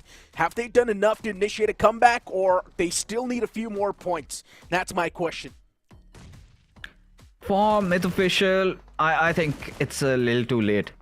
Because honestly speaking, they might have had a good outing in Miramar, but if there were any chances for them to make it, they should have performed well in Erangel. got away with nothing. And in this game, would pretty much just balance things out. But it's just not balanced points they need at this point. They need those biggies, right? And these are those end moments. But there was a heavy storm brewing out around the eastern side of the map, right? When Hero Extreme, Godlike, Revenant X Spark, both of them were almost on the verge of a collision. And this is where I have to point it out because, of course, we weren't shown glimpses of that fight. But I was checking out at the map feed, in fact, the finish feed, where we saw Zap getting such valuable knocks because Revenant X Spark had all their players in place. They had all 4 players alive, and suddenly Zap decides to take down 2. Completely dismantling any endeavors, any ambitions of Revenant X Spark trying to clinch a chicken dinner. For Shadow, then there was nothing else really remaining in that fight. He had to go for a death push, and we all saw how things crumbled down. So somebody from Hero Extreme Godlike constantly stepping up, but nonetheless, nothing taken away from Red Ross. A much needed game. If they've crossed over the 200 points marker, they might start celebrating already. No, hands down, they have solidified their slot in the grand finals because at the start of the day, they were on the 12th spot in the overall standings. And after this game, now they've got 21 more points. So I think so they've pretty much done the job. They've done the deed. But still, we need to have a look at the overall standings for a clear picture. The match rankings right now on the screen, Reckoning Esports 2 getting 14 points. As I mentioned, Myth, yeah, they did have that second place in the game, but not a lot of finish points to back it up. Just 10 points from that one. Myth still stands a bit of a chance to make the comeback, but the upcoming games, they have to be the same way week 3 was. Myth cannot afford to let lose even one single moment. If they do, well, they will be taken out of the tournament. Latter half of the board is on the screen. Cincinnati Kids, the woes for them keep on continuing. Wild Fangs, unfortunately, not able to perform. Team Tumulus, they're done for. Genix FM pretty much on the same boat, and the same thing can be said for M40. They're not going to make it inside of the tournament anymore. They're not going to make it inside of the LAN finale. But the real conversation really revolves around Revenant X Spark, right? With the way they were trying to get inside of the circle, Wall of Death closing in. There was also Hidden Ones on the sidelines, and Hidden Ones as well. I do understand what they were trying to do there. They were gathering a lot of attention upon themselves. It's because they wanted Hero Extreme Godlike and Revenant X Spark to lock horns. That's one of the main reasons why they were doing so. They were able to find those knocks with the nades, but they were not going for the push because they knew as they go for the push from the backlines, there will be another team making that push happen at the same time, and it will be a third party. And of course, the team that third party has the major advantage. So for Hidden Ones, they could not get out of that one easily. So that's why Hidden Ones did not really want to make that push happen. But at the end of the day, the Wall of Death, as we know, it's not going to have any sort of mercy. It kept them moving up. Even Hidden Ones, they went for that dive in the end. It did not really work out for the boys. But again, one of those important pointers I have to put on forth is finally we see fear striking the players of Revenant X Spark. Because the Revenant X Spark that we've come to know would have any day gone after Hero Extreme Godlike the moment they were picking a bone against the players of Hidden Ones. But they decided to stay put. And of course, so much to talk about that particular fight. But for now, folks, we'll be heading for a short little break. Right after that awaits another game of Erangel. So we're just gonna do our thing. Ain't never do the Broncos thing. We're gonna bring you down. If you think you'll stop us somehow, just let us do our thing. This ain't never do the Broncos thing. Final circle 20 बंदे बचे हैं, क्या करोगे? Pressure नहीं लेता मैं sir, javelin में दिमाग को ठंडा रखना पड़ता है। और फिर इसको फेंकना नहीं आता यार। नहीं आता। क्लोज रेंज में आपका फेवरेट वेपन कौन सा है? सबसे स्ट्रेटजी और टाइमिंग का खेल है सर, जेवलिन की तरह। अरे मेरा मतलब गन्स, M416 ग्रेनेड फेंक देंगे सर, सब फेंक देंगे। यार इसको सच में फेंकना नहीं आता। नहीं आता। अच्छा ये लो, नेट स्पैम करके दिखाओ।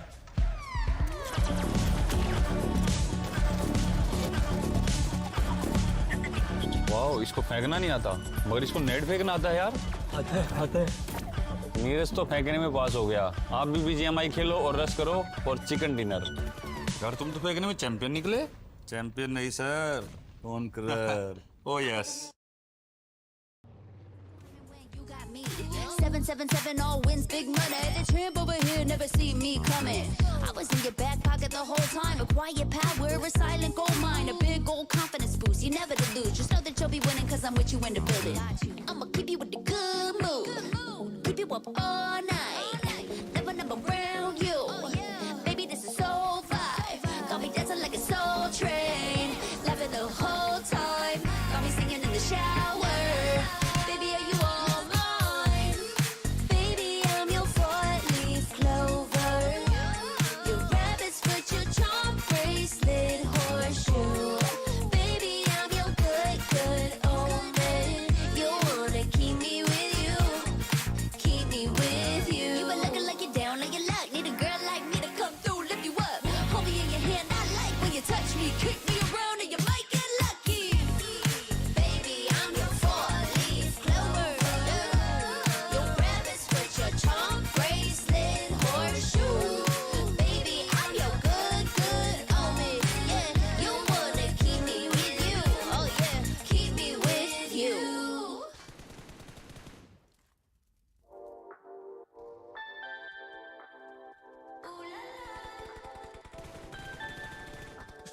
let's go. Put it in motion. Baby, we're going faster, faster, faster, faster. Seizing the moment. Baby, keep going faster, faster, faster, faster. Speed on, make that thing rough. Foot on the gas, so you got nothing left. Let's drive to the top of the mountain and see the view. Let's vibe, looking back on the journey, just me and you. Ain't nobody wanna go slow. Yeah, I was chilling in the past, I was so low. So we're just gonna do our thing. Ain't never do the Broncos thing. We're gonna bring you down. If you think you'll stop us somehow, just let us do our thing. This ain't never do the Broncos thing. Snapdragon Pro Series is brought to you by Snapdragon Elite Gaming and DHL. Welcome back after that short break, and after Red Ross securing their spot in the top 16 and pretty much moving on forward towards the LAN Finale, still a few more slots are left and a few more teams in the danger zone. Shadow, what do you think? Which teams can be kicked out now and which teams are going to move up? I think so. Revenant Spark has done it. They had a decent amount of points in the previous game too. Yeah, the first game, not a lot of points, but Revenant Spark, they're still doing pretty good in my opinion in the overall standings.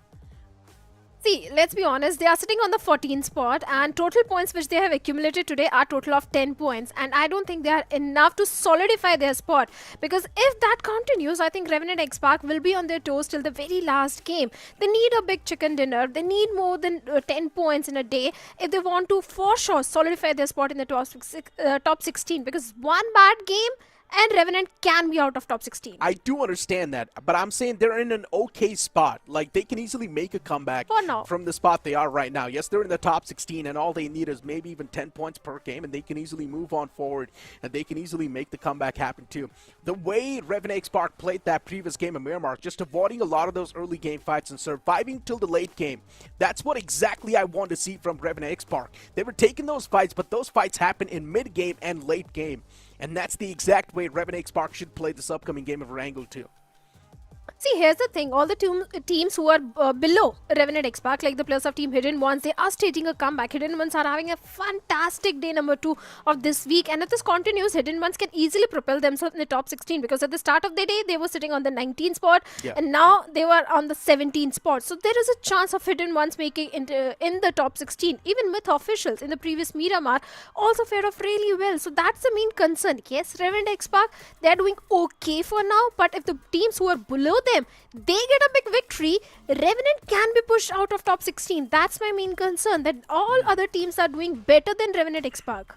The sword's still on top of their neck. Yes, nothing taken away from that. And as you mentioned, still a few more names like Myth, maybe even Hidden Ones, they stand a big chance. Hidden Ones actually stands a major chance in making that comeback, right? The previous game of Miramar, not exactly the ideal game Hidden Ones wanted to have, because they were stuck in such a bad spot, and even the Wall of Death started to move up. So Hidden Ones had to make that dive, and they did so as well. But unfortunately, while they tried to make that rotation late game, 2 of the players got caught out in the open, and they could not really survive for too long in that game as well. We've got the overall standings on the screen after the previous game, and here Extreme Godlike still at the top with 291 points. I guess they've got a goal of crossing 300 points marker, and then you've got VXT on the second spot. The top 5, not exactly something we would want to look at, but this is the page where everything lies. And as I mentioned, after that previous game, Red Ross, they have secured their slot in the top 16, and they're pretty much going to be moving on forward towards the LAN Finale. They've crossed that 200 points marker. CG's there with 194, but the danger zone really starts from 12th till 16th.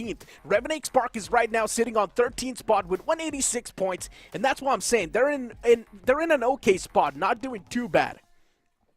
Yeah, for now they're in the okay spot, but Hidden Ones, they are doing really good with 170 points, and if they keep continuing the same performance, they can be in the top 16, because already they have taken a certain jump in the overall ranking. Myth Officials also did fairly well in the previous Miramar. Cincinnati Kids, they are still having their ups and downs, but Team Empire is also one of those teams. If they start making a comeback, they can be in the top 16. But this is a page where I don't have much hopes, because let's be honest, -40, Ledger, Team Tamilas, RGC, things are pretty much done for all of them. Do or Die, yesterday they got a chicken dinner, but on this day, day number 2, even Do or Die, they're not having the best of the time. Last page at this point, they need to pull off a Bot Army Esports. That's the only way they can stand a chance to make any sort of comeback, including Team Tamilas. The only way they can stand a chance to come back is by pulling off chicken dinners every single game that's left over. They've only got 4 more games to go, and Team Tamilas at this point in time, we pretty much know for them it's done. For M40, it's done. They can't really make the comeback anymore. Genix FM as well, pretty much on the same boat. All the teams on the last page, I don't think so a comeback is possible. Maybe from Vasista Esports, there's still a bit of that hope. Maybe they can pull off the chicken dinner, but considering Vasista Esports is not really playing in these groups, so we don't really need to speak about them right now. But what do you think, Shadow? Who do you think from the last page actually stands a chance to bounce back? None.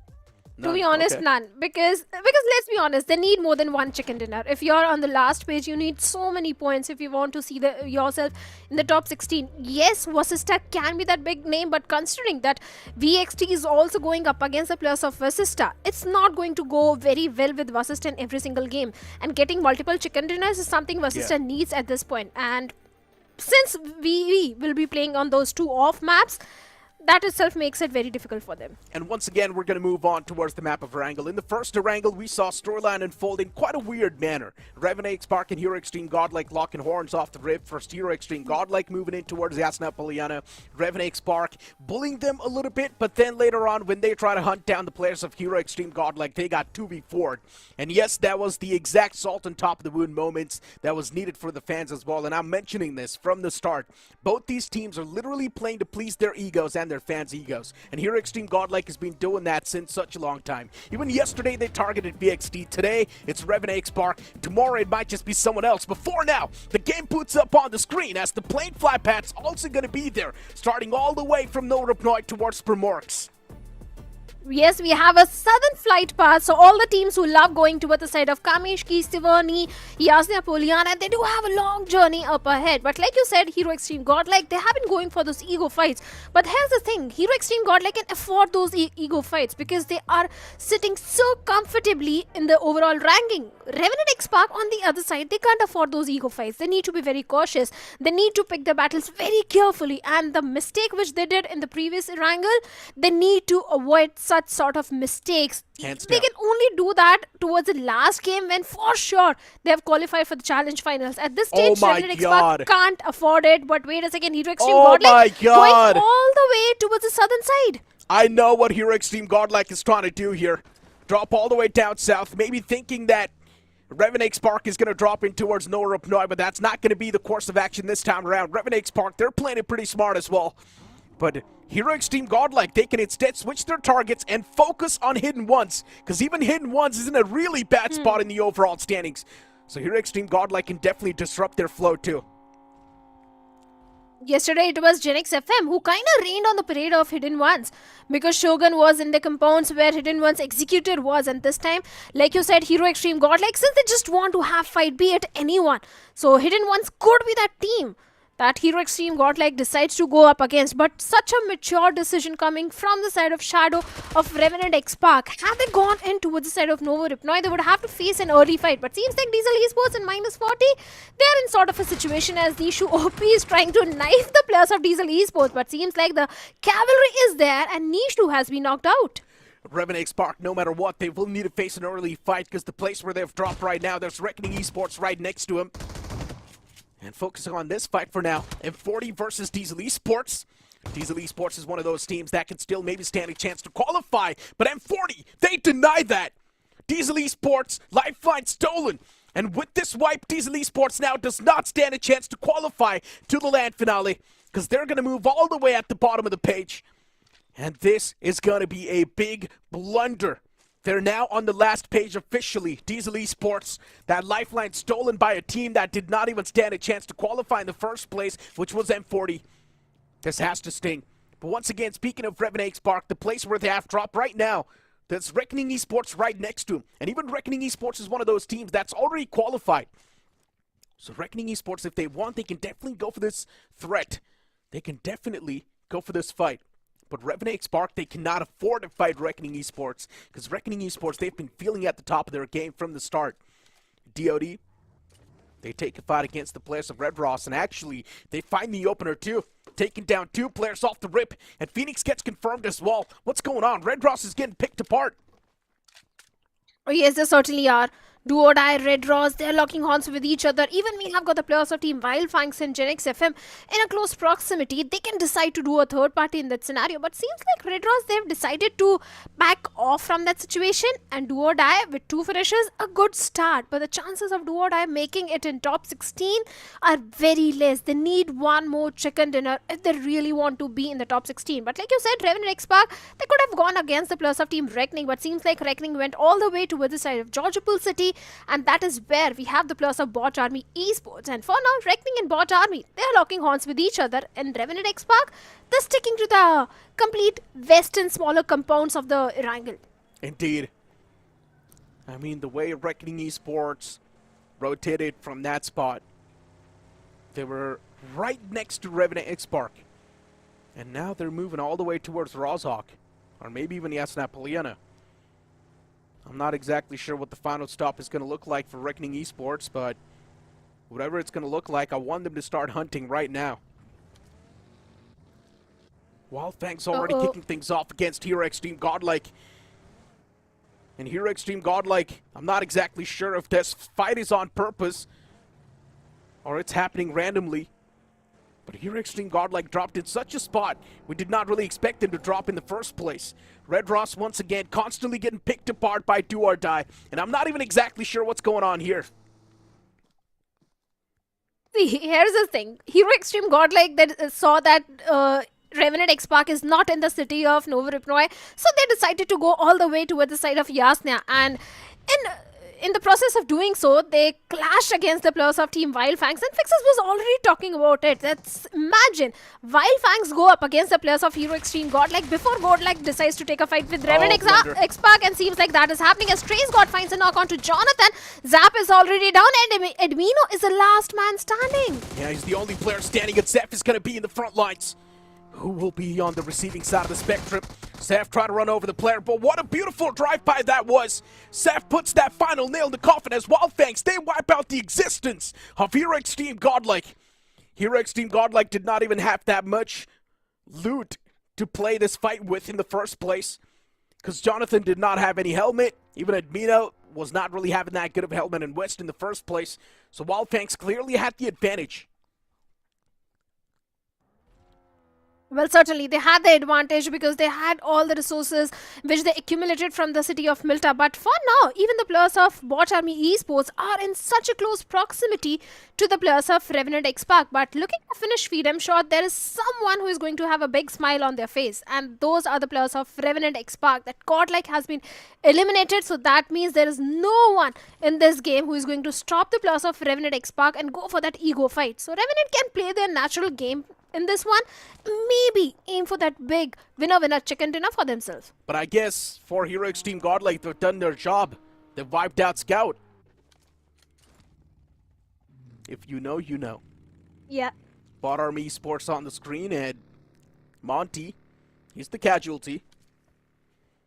For Bot Army Esports with a 3-man squad, it's completely fine. They're already someone who's secured that spot in the Grand Finals, in the Challenge Finals. And we've been mentioning so much about the Challenge Finals. There will be a little pop-up at the bottom of the screen soon. You scan that QR code and confirm your tickets for the LAN Final, which will be happening in Noida Indoor Stadium. So make sure you're doing that as quick as possible. But once again, moving back to the game, you've got Gen X FM right now up against the players of Do or Die. For Gen X FM, they're a bit too far away in the overall standings. I don't think so they can stand a chance to qualify. And Do or Die as well, pretty much on that same boat. But they can definitely play to sharpen their own skills and maybe be better for the upcoming SPS. For sure, they can definitely try to leave a remarkable performance. Gen X FM, Do or Die, they are on the struggling side, and chances of them making it in the top 16 are very less. But looking at the circle, I think Revenant X-Pac can also do fairly well in this one if they head over to the city of Yasnaya, because this is their circle, this is their home ground, and they are aware about every nook and cranny of Yasnaya and all the nearby areas. So Revenant can definitely do really good in this particular game. But for now, Gen X FM seems like they are eager to pick a fight against the players of Do or Die. Shogun, Vishu, along with the remaining 2 players, they need to be a bit careful, because if a knock comes on to Shogun, the revival is going to be a bit tricky. But do or die, they need to defend this compound with their tooth and nail.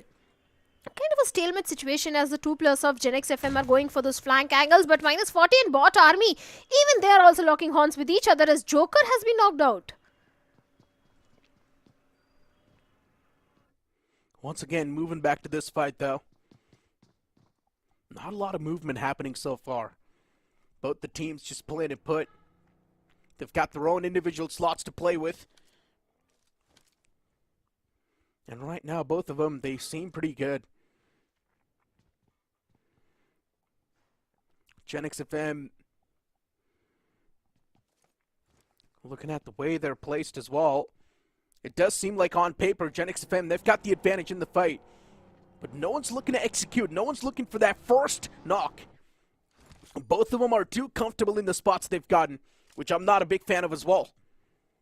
But looking at the circle and how it's panning out, there's not a lot of teams still accumulated towards the centric part. Everyone's just waiting for the stage 2 to hit.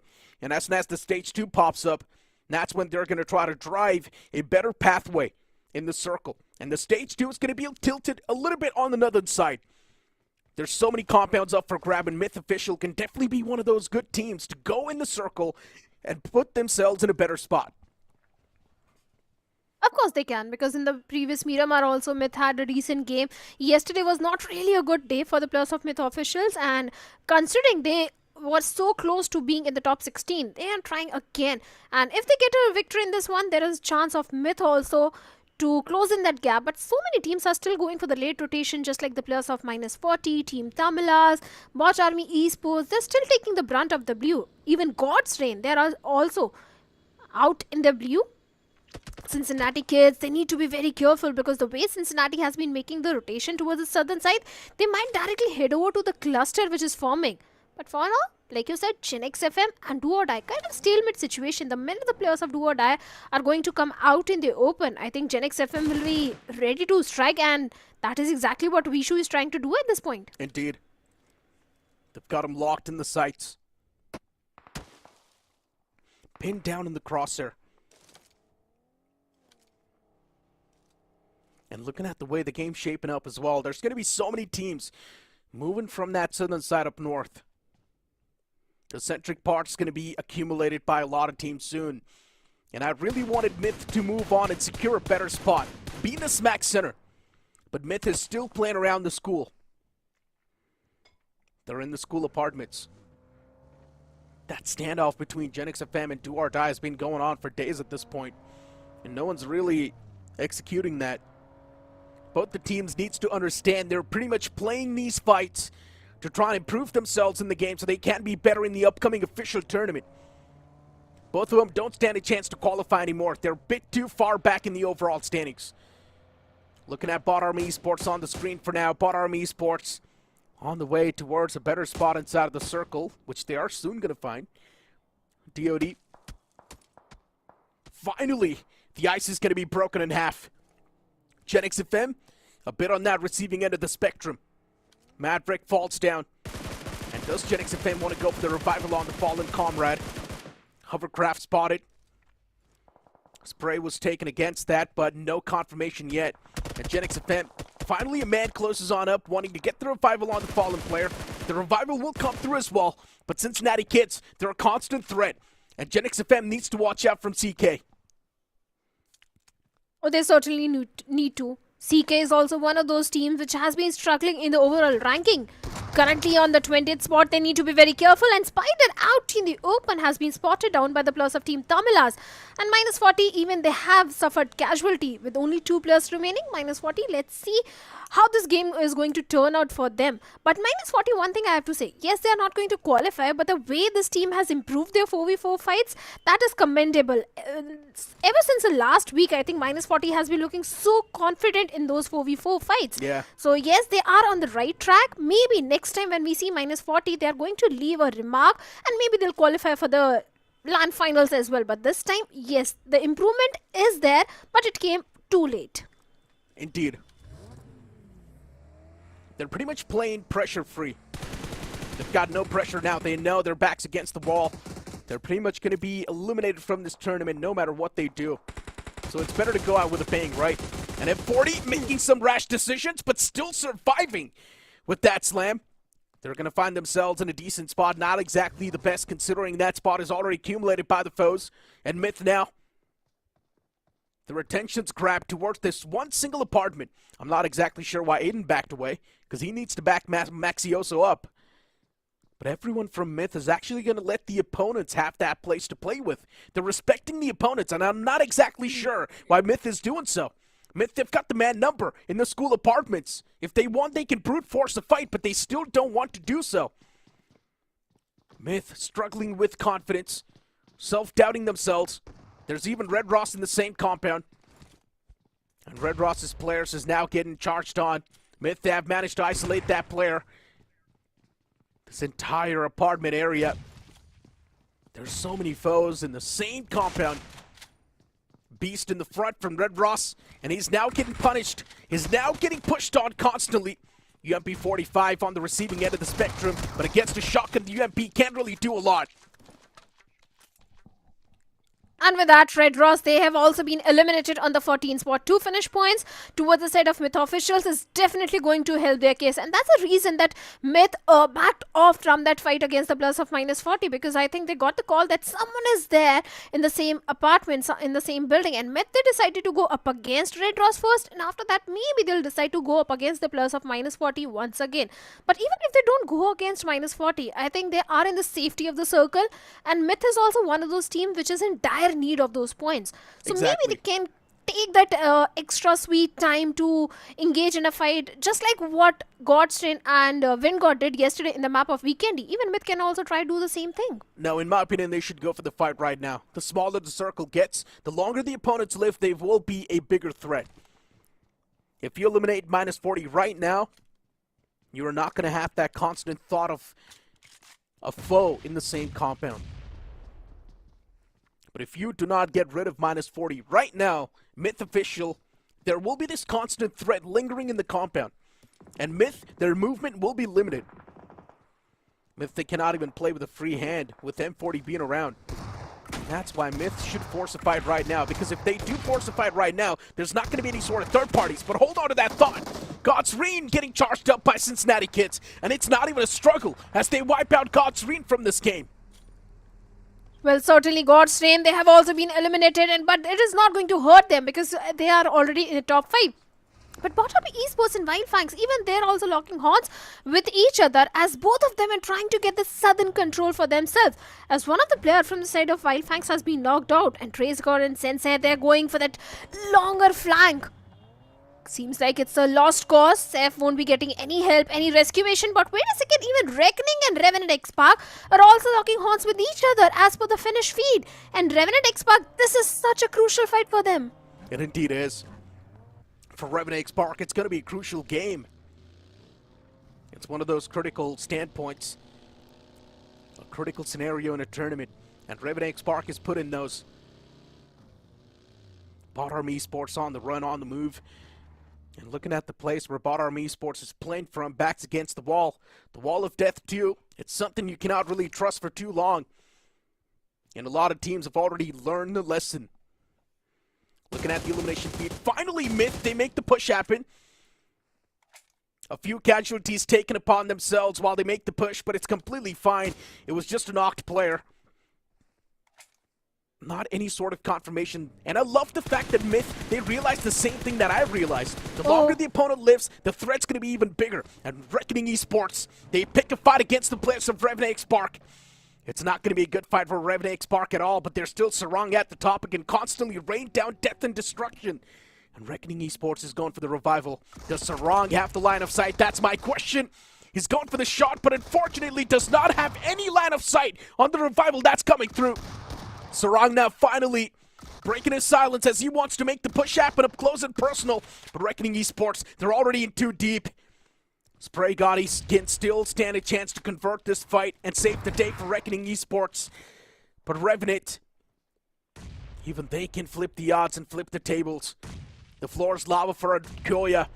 He's got his hands on the P90. He wants to make the push happen against Sarang, but all it takes is one single shot. And Kyoya gets slapped down. There's still dinosaurs in the same compound, S12K to back him up. But Reckoning Esports, with just one man standing, I'm not exactly sure how much they can pull off, but the damage is done. Dionysus confirms the man, and he will be taken down eventually by Revenant X-Park, but in that fight, Revenant X-Park lost out on their main key soldier, Sarang. Well, Sarang has been eliminated, but 4 finished points are going to help Revenant X-Park to stay in the top 16. But the main thing, Neeraj, here is, if you look at the circle, everyone is trying to have that southern control.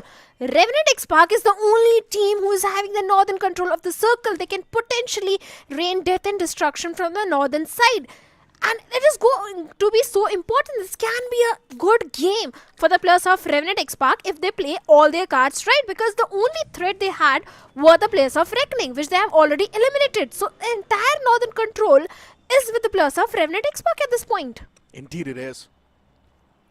The next zone's going to pop down south, and I'm not exactly sure if they can rain death and destruction right now. The zone's moved away from them. And now OG's going to be the Guardian Angels. They can be backstabbed by Revenant X-Park and even Myth. But it's OG we're speaking of. Orangutan, the Apes, they're quite experienced. They know exactly how to deal with such scenarios. Myth, they're constantly taking a duel against the players of CK. But CK, they've got no interest as CK back away from that spot. And even they focus on the placement in a better spot in the circle. Myth, they need to do the same thing as well. Place themselves in a good spot in the circle, and then maybe try to pick some fights. Because they need those elimination points too. Now, what Revenant can do in the situation is, instead of having that northern control, they can go for the eastern control of the circle. Because in that scenario, they only have to deal with the players of Bot Army Esports and Wild Fangs, which itself is a big challenge. But since they both are locking horns with each other, Revenant can take the benefit out of it, as Bot Army finds one knock onto the players of Wild Fangs, and let's see if they can get the confirmation. But like you said, OG is having the entire northern control, and Bot Army Esports, they need to go for the revival onto Devotee, because Wild Fangs, they are on a hunt, and seems like there is no chance of a revival coming in, and Scary Jot has to make that mature decision to leave the fallen comrade bleed to death, as Sensei gets a confirmation onto Devotee. And now, even Bot Army left with only 2 players remaining. Wild Fangs, they are doing everything right. They are feeling so confident. Yes, this team was struggling in the initial few weeks, but since week number 3, I think the improvement which Wild Fangs have showcased is tremendous. Indeed it is. I mean, they've pretty much secured their spot, right? They've pretty much qualified. 219 points on the board, and whichever teams cross 200 points marker, in my opinion, they're more than safe. Even Red Ross, after that previous game, they found themselves in that safe threshold. Looking at the desperate teams and the desperate names, Myth, Hidden Ones, Revenant X-Park. These 3 teams, they need to be the opportunistic ones. Grab as many eliminations as possible, especially for Revenant X-Park. They just need to place themselves in that safety zone.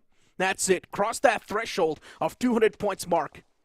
For Cincinnati Kids, they need a chicken dinner here, nothing less.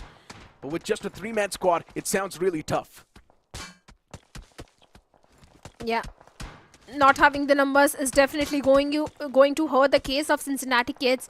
This team showcased few signs of aggression, few signs of revival, but suddenly those ups and downs which CK has been facing since day number 1 is not helping their case. But for now, Bot Army Esports, it's one of those teams which is feeling so confident, especially after those 3 big chicken dinners.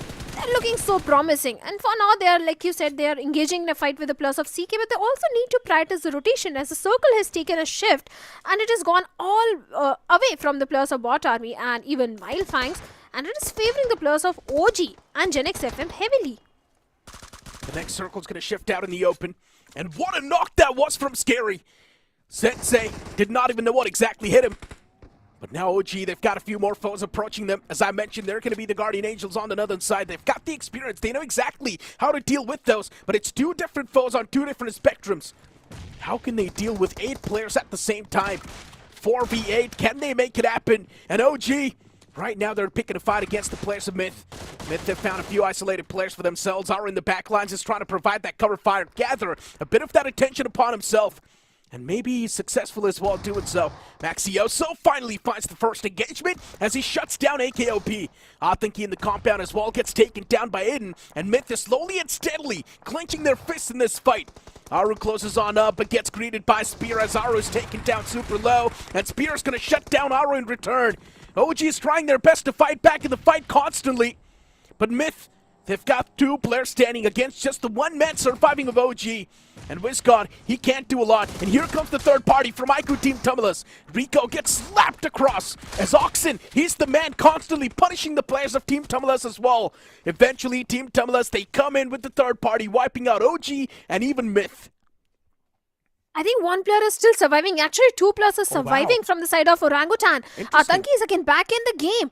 And this can go either ways. Because Team Tamilas, yes, they have the numbers advantage, but a team like OG don't know how to clutch it out. So there is still a possibility for the players of Orangutan. If Team Tamilas win this one, they're definitely going to have too many points in their backpack as Vizgod has been knocked out and Athenki is the last man standing and Manti deals with him as well. And Orangutan has also been eliminated. Team Tamilas, 7 finishes and they're feeling so confident. Even Genix FN are also going up against the players of Cincinnati Kids. Oh, Genix FM for them. They've got the advantage off the high ground. For Cincinnati Kids, unfortunately, an uphill battle. I'm not exactly sure what Cincinnati Kids was thinking before they went for that fight. But Genix FM right now with all the advantage, they're definitely striking against a few more teams. And right now, they're taking a fight against the players of DOD. Avnish in the back lines, maybe he can't strike a few players down, and he does get the first strike. Taking down Reaper, Genix FM down to just one man, and that's going to be Evil. Can't even clutch it out for his team. The same thing can be asked for Avnish as well, and Avnish is able to connect the majority of the shots as Evil gets taken down from the back. Oh man, third parties after third parties. And at this point in time, even DOD is on the verge of being wiped out from this game. But unfortunately for DOD, they get third-partied by Team Tumulus. And the way Team Tumulus is playing, only if they would have played the same way in the first opening weeks, maybe we would have seen a different Team Tumulus. Maybe we would have seen them in the top 16. Of course, this is what was needed from the side of Team Tamilas. Pure domination, the confidence which they are bringing on the second day of week number 4. This was supposed to come in week number 2 or week number 3. Maybe it's too late, but at least they are leaving a remarkable performance. Cincinnati Kids, Flock being the last man. 3 finishes already in their backpack, but they need more than that because Cincinnati is also one of those teams which is trying really hard to be in the top 16. Flock is keeping an eye towards the side of Hidden Ones. At the same time, he's aware about the players of Team Tamilas. The best scenario for Flock at this point is Hidden Ones and Team Tamilas. They go up against each other. In that scenario, Flock can aim for that 6 placement points. CK needed a chicken dinner, nothing less than that. And unfortunately for CK, I mean, it just blows the fact that Flock is out in the open like this. Team Tumulus, the aggressive approach so far has been working out pretty well, and maybe even Flock is going to fall apart. The way they're able to isolate the duels, I'm loving this from Team Tumulus. Know exactly where they need to charge. And maybe they can also secure the chicken dinner with the same momentum. They do not exactly have the man advantage in the final few standoff, but they can definitely stand a big chance to convert this chicken dinner. They're going up against Hidden Ones. And speaking of Hidden Ones too, they do not really have a lot of elimination points to back it up. But Hidden Ones, today's day has been phenomenal for them. First game, chicken dinner. Second game, decent points. And the third game as well in the top tier right now with all the 4 players standing. And they've got a big shot at winning this game. But unfortunately, the zone favors Team Tumulus. With TT having the major advantage, now the fight's taken down to a 3-on-3. Hidden Ones with 3 players and Team Tumulus with 3. 22 points already Hidden Ones has accumulated today, and then they are looking for more. But Mr. IGL finds a connection onto one of the player of Hidden Ones, and Hidden Ones left with only 3 players as they get a knock onto Rico, all thanks to Mortis, and Alien gets a confirmation and the second knock, and Hidden Ones getting one more in the backpack. What a comeback from Hidden Ones. Today's day has been incredible for them. First game, chicken dinner. The last game, chicken dinner as well. What else do you want if you're Hidden Ones fans? I mean, today's day has been an absolute banger. And with this day, they've also initiated such a major comeback. It's not an initiation. They've pretty much done the comeback. They've made it in the top 16, but still not in that good spot. They're still going to be in the danger zone, but they need the constant points to survive. Now they need the average of 7 to 8 points per game, and then Hidden Ones can pin that spot down and keep on moving up in the LAN finale. Still 3 more games to go for these two groups, and anything can happen. We might just see even the Mighty fall down. We might just see Revenant Spark fall apart. Once again, anything can happen. But we spoke about Cincinnati Kids. They needed a chicken dinner. Unfortunately, the last man got snuffed out by Team Tamilas, and he got taken down. Main question is, where was this Team Tamilas the entire previous weeks? Because the way they were accumulating those finish points, they should have performed like this in the previous few weeks, because the confidence was completely missing from the side of Team Tamilas. But finally, they are back in the form, and maybe in the upcoming official tournaments, Team Tamilas will perform really good. This is going to give them the confidence boost. But the main thing is, Revenant X-Pac, the way they have changed their play style, they're going for the passive approach, and this time also, they were taking the brat of the blue when Hidden Ones eliminated them. But the problem is, yes, Revenant is going for the passive approach, but all the teams below Revenant, Myth officials, even the plus of Hidden Ones, they're going for the aggressive approach. They're getting the placement points and the finish points as well. Hidden Ones is not exactly going for the aggressive approach. They're just taking the fights that are being forced against him. And Hidden Ones is not someone that likes to back away from those fights, right?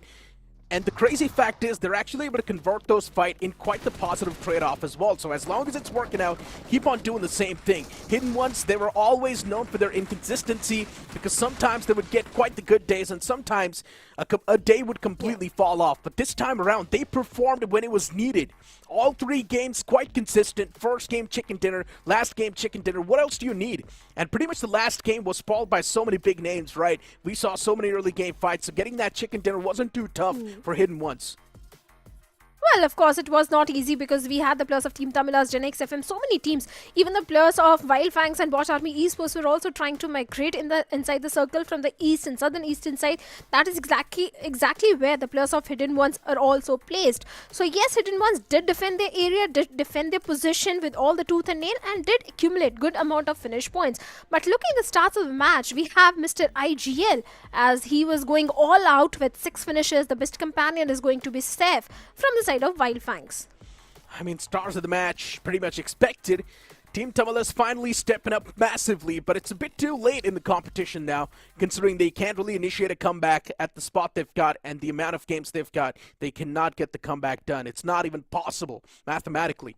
18 points from that previous game for Team Tamilas. Hidden Ones getting the chicken dinner. 15 points consistency on the board. Do or die, even they try to go out with a bang. They got 9 points in total. You've got Cincinnati Kids 8 points secured. At this point, Cincinnati Kids, the average is not going to cut it. They need to push themselves to the extreme. Latter half of the board is also on the screen. You can see Revenant Spark 8 points. Revenant Spark is consistently having the average in their hands, so it's all good in the hood. Revenant Spark is going to keep that spot pinned down. See, the total points which Hidden Ones have got today are 37. On the other side, Revenant X-Pac, they have got total of 18 points. That's my concern, because everyone below Revenant X-Pac is doing exceptionally well. Even Mid, this time they have got 5 points, minus 40. Well, they are just playing for their impact. 4 total points to their name. OG with total of 2 points, but nothing concerning, because OG, they are pretty much qualified. And so are the plus of Reckoning.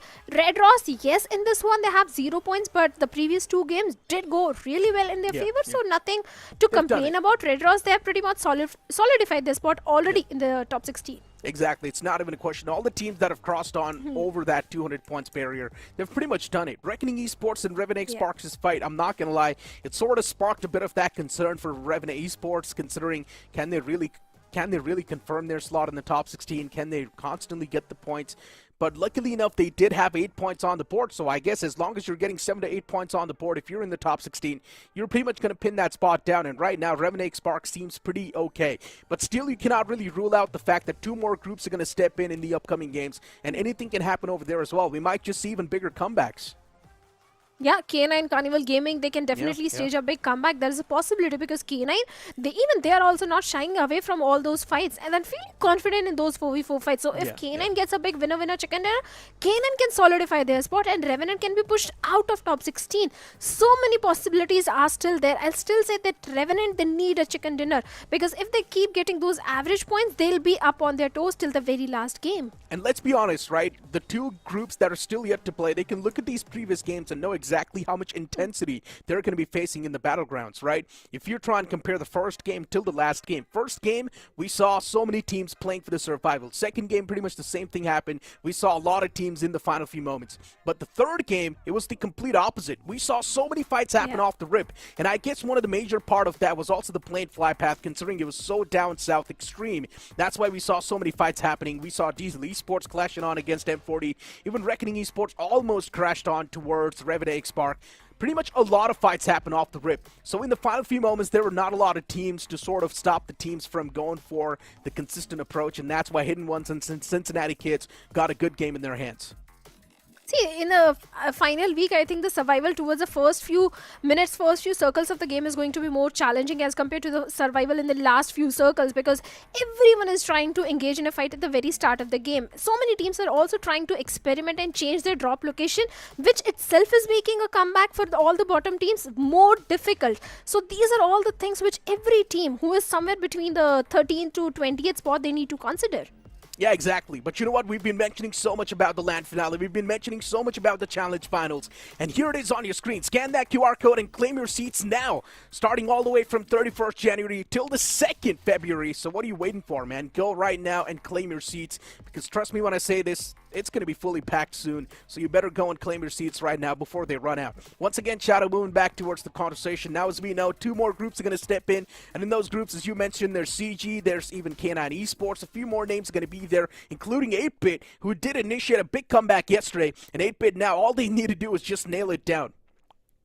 Of course, 8-Bit is also one of those big names, but this time, 8-Bit and all those teams who are in Group B and D, they are playing on those off maps, Sanhok and Vikendi. And Sanhok and Vikendi are very unpredictable. It's not easy to stage a comeback. But Phoenix Esports is one of those teams which do fairly well in the map of Vikendi. So there is still a chance of Phoenix Esports also propelling themselves in the top 16. Exactly. Just look at these teams and just look at the amount of desperate teams that are going to be there even in the upcoming competition, right? You've got 4 Miracles, you've got 8-Bit on the verge, you've also got K9 Esports super close to that top 16, Carnival Gaming as well. For them, the qualifications on the line, not exactly doing too hot in the top 16. They're in that danger zone too. Every single team, if they do want to find themselves in that comfort zone, they just need to place themselves more than 200 points. That's it. That's going to be the average threshold you need to achieve, and as soon as you cross that barrier, you will be in that safe zone.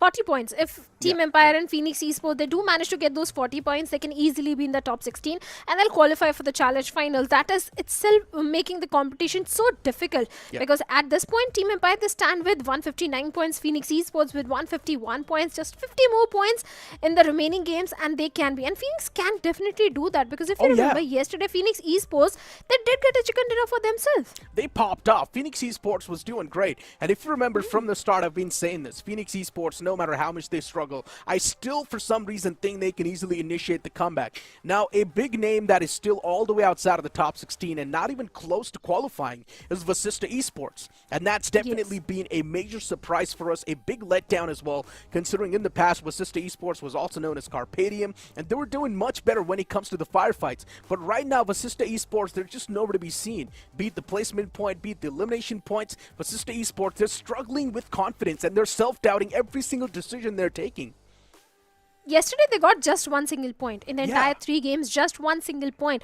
And we don't expect such kind of a performance from a team like of such capability. Yes, I understand that VX3 is trying to go up against Vasista and they are trying to engage in a fight with them. But there's still an option. You can disengage. You can go for a different drop location. You can opt for a different rotation path. There are so many possibilities which Vasista needs to do at this point. Because if they want to make it in the top 16, it's already too late, I'll say. But still, there is some hope. And they need to get a big victory for themselves. Do not forget about the rivalry between VXT and Vasista Esports, because that's definitely going to come into fruition as well. You cannot really forget both these teams are always out for blood against each other, especially VXT targeting Vasista Esports. It's happened so many times on the map of Miramar and Erangel, and maybe it might just happen on the map of Sanhok as well, because that's going to be the best possible place where you can try and take your rivals down.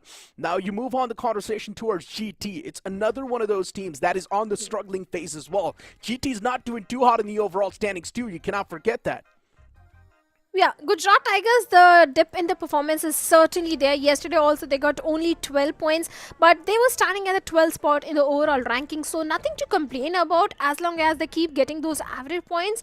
I think Gujarat Tigers can stay in the top 16, but Neeraj needs a little bit of the breather after the previous game, and joining me on the panel is Fixes for this map of Sanhok. And Fixes, what are you expecting from Group B and D?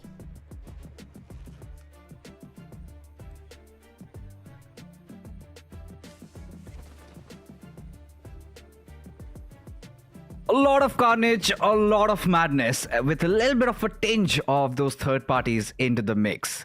As we begin setting sail in the game of Sanhok, of course, we'll be eyeing out for that epic showdown between Ikusol and K9, but that's been avoided for quite some time.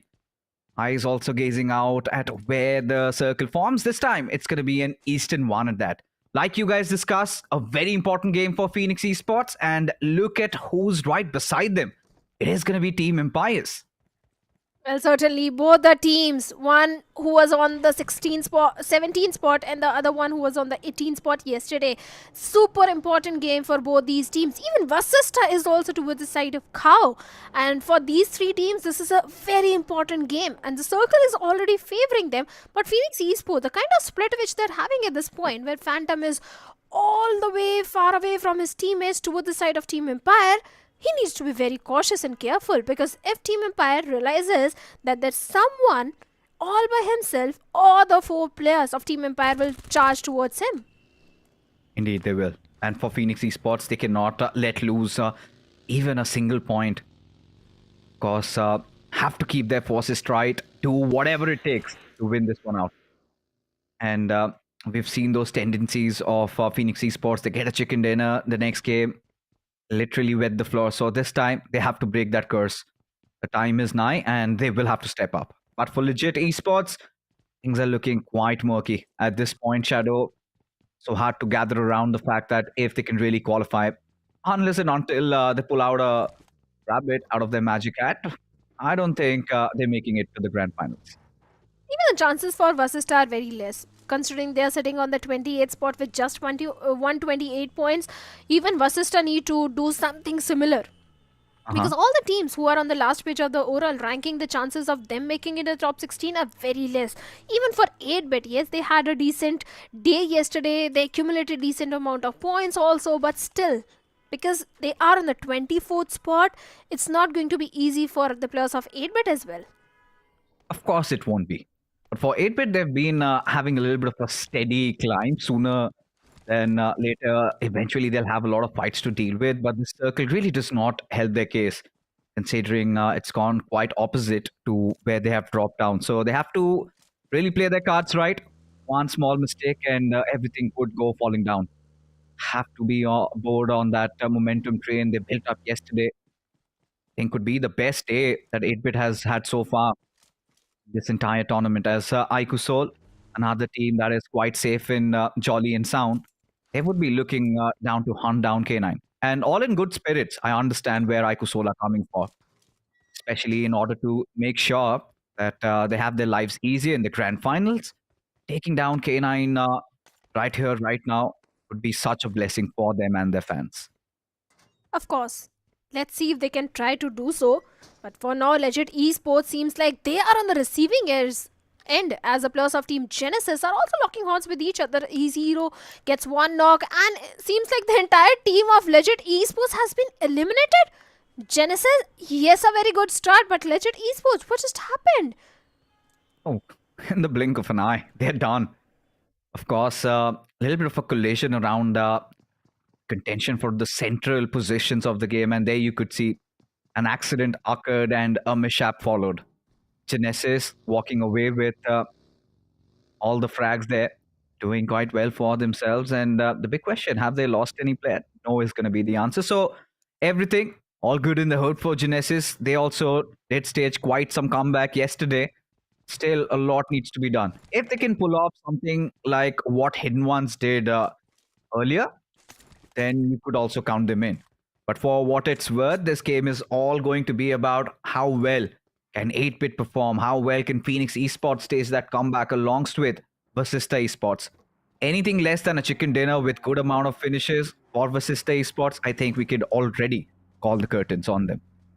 Just imagine if K9 go up against the plus of Team Vasista and Team Aiku Soul do a third party, because all these three teams are somewhere towards the northern side, and if K9 and Aiku Soul decides to go all the way towards the side of Khao, this could be a possibility. But for now, Gujarat Tigers, along with that Genesis, Medal, these three teams are eyeing for the center of the circle, and it seems like Gujarat Tigers, they're aware about the presence of Medal. So Clutch God needs to be very careful, because even Gujarat Tigers were struggling, and Clutch God finds a perfect knock onto Legit and looking for the second one as God gets the confirmation onto Legit, and now Medal left with only 3 players. Even question marks on Gujarat Tigers qualification. Really so close, but yet so far. But this time, Sanhok is quite sunny, or so as it seems, for Clutch God and the troops of GT. Already having secured that one finish, they're looking quite dandy. And going on ahead, I think all these teams are really competing for that central spot. We all know how the switches can be in Sanhok, how the curveballs do hit. This looks like an Eastern one, and Phoenix Esports have themselves right at the prime position. They've got all 4 of their players alive. They've got to play their cards right. But for Medal, not really too far away from the central position. However, they have to exercise some caution, Shadow, because you've also got 8-bit right on your west. On the southern side, you've got Versatile pushing in. And Versatile this time have come in with Troy, I believe, who's apparently their sub for this tournament. So they've given some rest to Equinox, considering his recent run of form. Well, certainly they have. But Genesis, like you said, a good start for them, and the circle also takes a sudden shift, and it is favoring the players of Team Wingod and VXT quite a lot. Even Wingod, they've also faced their ups and downs, but they are sitting comfortably in the top 16, so nothing to complain about. But yes, this is one of those games where Gujarat Tigers can come victorious, as they are still in the center of the circle. Phoenix Esports, they need to play as a pack, as a unit, because every single time I see that Phoenix Esports, they are playing too separated. There is segregation between all the 4 players, and that won't help their case. But finally, they have decided to regroup with each other. Even Carnival Gaming, they were also struggling in the previous week, but for now they are taking the brunt of the blue and taking their sweet time to move inside the circle. At this time, it's so uncertain who makes the cut, who misses out, especially with so many teams who are beyond the top 16, them staging their comeback. At this point, even Carnival Gaming have to be on their toes, sitting at 194. Of course, the target has to be crossing the bars of 210. But the miseries for Phoenix Esports continue, as they've lost on their IGL quite uncomfortably over there. And this time looking forward to answer back against Team Empire. Hunter, he's been laden down with a lot of bullets, not enough to put him down on the ground. As Phoenix Esports, again, I feel they're in such an uncomfortable spot as of now. Exposed from multiple different angles, surrounded by so many sharks in the ocean. Everybody wants their blood. Everybody's gonna take their chances at getting it. Because look at Phantom. He's one with the nature. He's not moving a muscle. Doesn't budge. But if he gets spotted out, if he gets snuffed out, this could be absolutely disastrous. This is what I was talking about. Phantom, how could you afford to do this? Comedy of errors for Phoenix Esports. And again, they've lost all the wins in their sail. It's such an important day for the players of Phoenix Esports. Yesterday only they got a chicken dinner for themselves, and losing already onto Phantom and Venom is not going to help the players of Phoenix Esports to have that confidence to go for those 4v4 fights. And if you look at the stats also, I think Phantom and Venom are quite underperforming as compared to Alto and Fury. Every single time Alto and Fury are able to bring those opening frags. Now the pressure is upon the shoulders of Alto and Fury once again to have those average points in the map of Sanhok.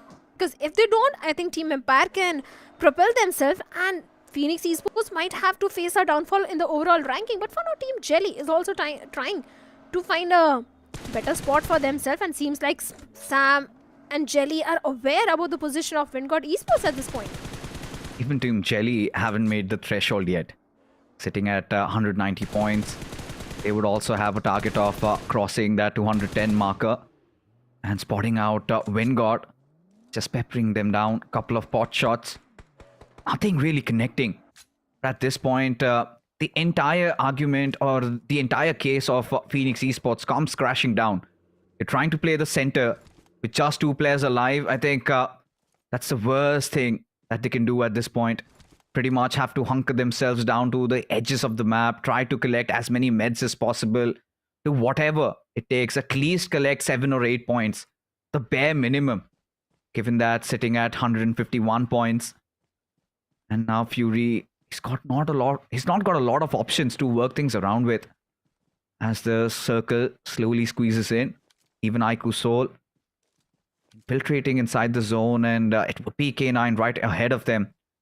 And they're going to be the watchdogs over here. They're going to sit there and wait for K9 to take arms against maybe RGC or Team Empire. Because talking about the DNA of K9, we know they're always itching for a fight. Oh, they certainly are. And seems like even the players of IQ Soul are also itching for a fight against K9.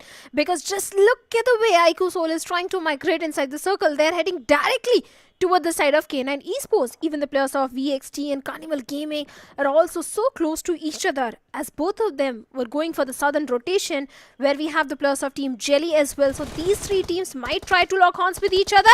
But wait a second, Vasista and IQ Soul, even they are in some sort of a pickle, as IQ Soul is trying to scuttle back to the safety. But Vasista, they have made their presence known to the players of IQ Soul, and this is not a good news.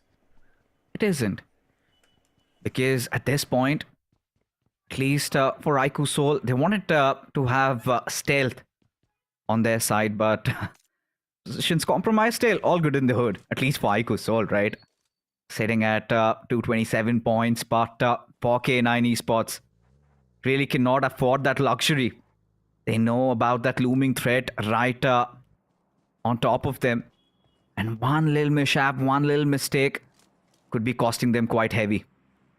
Could also cost their qualification, because for K9, we know they've also been one of those infamous members of the Notorious crew, especially back in their Global Esports day. The only change is, of course, Omega instead of Mavi.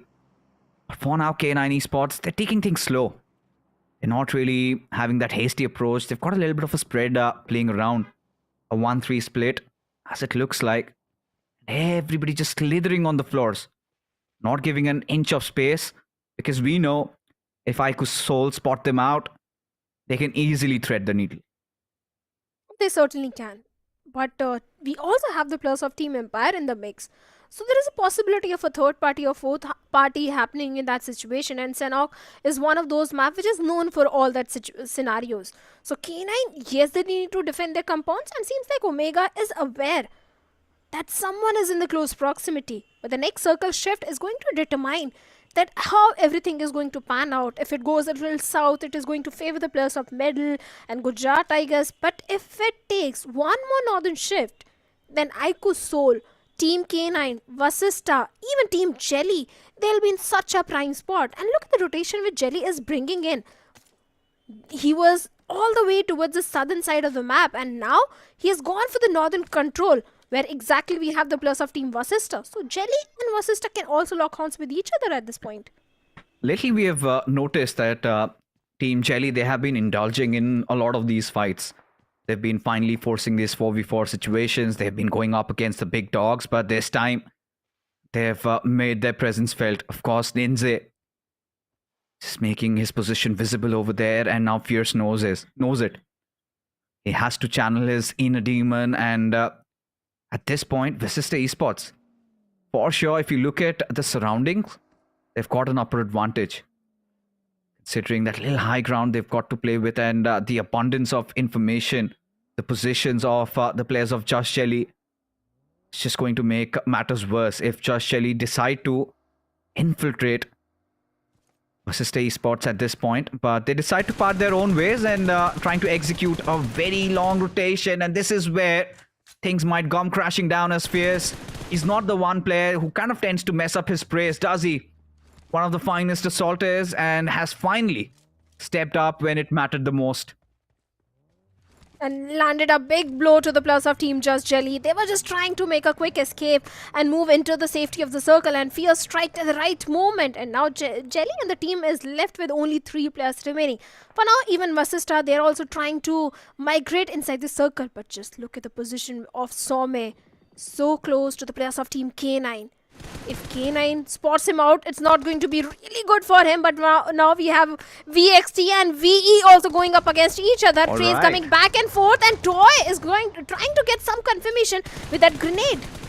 Look at this. Versatile have completely enshrouded the players of Vasista Esports, leaving no paths of exit as one after the other the bodies are starting to fall, and Pukar helpless, lamenting in all that sorrow as his power. He is gonna toss that death blow with that grenade as Vasista Esports, again a huge collapse. But for now, Vasista, they will have to say adieu to the lobby, but Versatile still not out of the woods yet. 2 players already down on the ground as Phoenix Esports, they wanted to capitalize on the situation, but Troy, quite alert, quite stout in that situation, will save them from the agony. But still, Medley Esports constantly on the prowl. They're on the hunt as Cyrix ensuring the backlines are clear. As Wingod, they also decide to chime in. Everyone was just trying to have the eastern control of the circle, but seems like VXT, they have got the control and they've eliminated the players of Team Vasista, and even although from the side of Phoenix Esports, but we also have quite a few teams trying to migrate from the northern side, as we have K9, RGC, IQ Soul as well. So many teams trying for the northern control. Amidst all this, Gujarat Tigers, they have one of the best compound to hold on to, and all they have to do is just defend the compound with all the tooth and nail. And Medal Esports, speaking about this team, seems like they're aware that someone is there out in their blue as Wingod. They're also locking horns with the plus of Carnival Gaming. Oh, look at this. Gujarat Tigers up against for Miracle Esports. Blink it and you miss it. As GT successfully annihilate 4M as quite a hasty push initiated from their side and now has left their flanks open. Gujarat Tigers quite exposed, quite vulnerable as 8-Bit decide to launch a frontal assault on them as Omega constantly just rattling them down with bullets. Gujarat Tigers need to recuperate and they need to do it fast. As of now, GT have somehow managed to tuck themselves inside those compounds, but 8-Bit looking quite relentless in this situation, Shadow. Yeah, their backlines are completely clear and they want to take the control of the compound that Gujarat Tigers is having. If they do manage to do so without facing any casualty, 8-Bit will be looking so prime and can go for the big victory in this map of Sanhok. But for now, Gujarat Tigers and 8-Bit, kind of a stalemate situation where 8-Bit is trying to find a better spot for themselves. And they're just backing off, taking their sweet time before striking against the players of Gujarat Tigers. But even the players of Team Genesis, they do have a decent spot for themselves as they've got the entire western control of the circle for themselves. Seems like a good position for the players of Genesis, but Clutch God and Metal Prince. Prince was not even aware that someone was there in the compounds and they got punished. Always check your corners. Fundamentals 105 and seems like Manly Sports need to revise that strategy, but Clutch God being quite sneaky. He was murder in broad daylight for GT as they somehow keep their troops tight. But for now, what it's worth, Team Empire were trying to lurk in the shadows around that murky smoke, but eventually was snuffed out by Dope. Put down to ground as RGC Esports, they launch a frontal assault, trying to take over those compounds, and Dope playing all his cards right as RGC to storm through the forces. As K9 right in front of them, they know they've got no time to breathe, no time to rest. So many teams around them as the circle keeps closing in. It's going to be that 6 days that forms pretty soon. That is where Genesis have got themselves such a good position inside the circle. Oh yes, they certainly have. This is their game to lose if they play all their cards right. Genesis, they can have one more winner chicken dinner for themselves. But RGC, even they're also eyeing for that spot. Genesis hero finds a knock onto Mafia. 8-Bit, this is such an important day. And already lost onto Mafia, and Playzone plays its part. And Phoenix Esports Fury also has been eliminated by the zone. But K9 Esports also trying to pick up battle against the players of Team RGC, and Gujarat Tigers keen in their picking battle on the multiple fronts and winning every single one of them. Beast is trying to find something with that grenade, but a 1v2 situation right in front of him. Look out of Utils, and he goes charging through. You've got Beast on real low HP as RGC. They respond back. Of course, not in kind, mercilessly just destroying Beast over there as Dope constantly peppers them down, and he's getting a lot of knocks there. Versatile left on their knees as Omega. I do not know how is he still surviving. How is he still breathing? As all these teams, especially RGC, they've made a case for themselves. 6 finishes collected already without having lost even a single player. As now, they also have marched in successfully inside the circle. A 2-2 split going in for themselves, but 8-bit, they are men on a mission. They're on the prowl. Gujarat Tigers absolutely out of options. As Zeref, he's got no other options but to go for a heal battle. Oh, he has to. Like you said, no other option, but 11 first aids towards the side of Zeref, and for now he's going for the heal battle. They have got decent amount of finish points, so Gujarat Tigers definitely had a decent one in this particular one, but 8-bit, they have got 3 players alive. They have the height advantage as well, but the circle is favoring the players of Team RGC heavily, as even Genesis is also trying to pick a battle against the players of RGC. Always being knocked out, and Ash has to go for the rescue mission, but a nade from the side of Sanchit marks an end for the players of Team 8-bit. Now we have left only 2 teams, RGC and Genesis. We also have Gujarat Tigers, where the last player, Zeref, is going for the heal battle. Indeed is. Now, can put him out of the battle for now. It is going to be a 3-on-4 situation. Genesis having the driver's seat, but it is going to be the players of RGC that have the better of the circle. As Fragger is managed to sneak through, but Dope spots him out, snuffs him out of his hiding. Grind gets taken down. Trades coming in once again as Fragger gets a knock onto it. Sanchit, RGC really limited with their options. Have Dope and Rishi as Sanchit crawling back to safety, trying and forcing a revive comes out from his other teammate who's still breathing there, as Fragger and Sketch trying to play in tandem with each other. Sketch, maybe a bait and switch strategy comes in from RGC, but this grenade is going to be absolutely catastrophic for Genesis and their endeavors, as Hero also falls down. As RGC, they are looking for a biggie there. As 3 players still alive, still kicking. As Genesis, they've been dealt with. As Sketch, the last player standing, he still has so much hurt to put out. As now Zeref comes out of his hiding, but Rishi snuffs him out. Will deal with him. Sketch in a 1v2 situation. That's a crossfire going on. But look at this, Sanchit, he does not have any grenades to work things around. No util, no first aid, nothing at all towards the side of Sanchit. All RGC has is the position advantage and the numbers advantage. If Sketch clutch this one out, I'm going to be a big fan, because it's a situation where he's pretty much stuck. If Rishi or his teammate Sanchit had just one more single grenade or Molotov, they could have easily eliminated Sketch. But kind of a stalemate situation, where Rishi knows exactly where Sketch is and just waiting for him as the wall of death also start closing in, and Sketch gets a knock onto Sanchit, gets a confirmation point, and now a 1v1 battle which he is going to lose, and RGC, they come victorious in this map of Sanhok. What a beautiful start for RGC Esports, especially considering the fact that they were pretty low in terms of the overall standings, and this one is definitely gonna lift their morals high up. I mean, considering how that entire situation really played out, felt like Genesis could have done much better. Got a little ahead of themselves, and towards the end, you could see the circle being away from both these teams, and it had to be Sanchit who had to be the one closing in. RGC had those numbers to play around, so they had all that time to wait it over. But Sanchit did not have that luxury, but still, he managed to get a knock and finish before he bowed out of this game.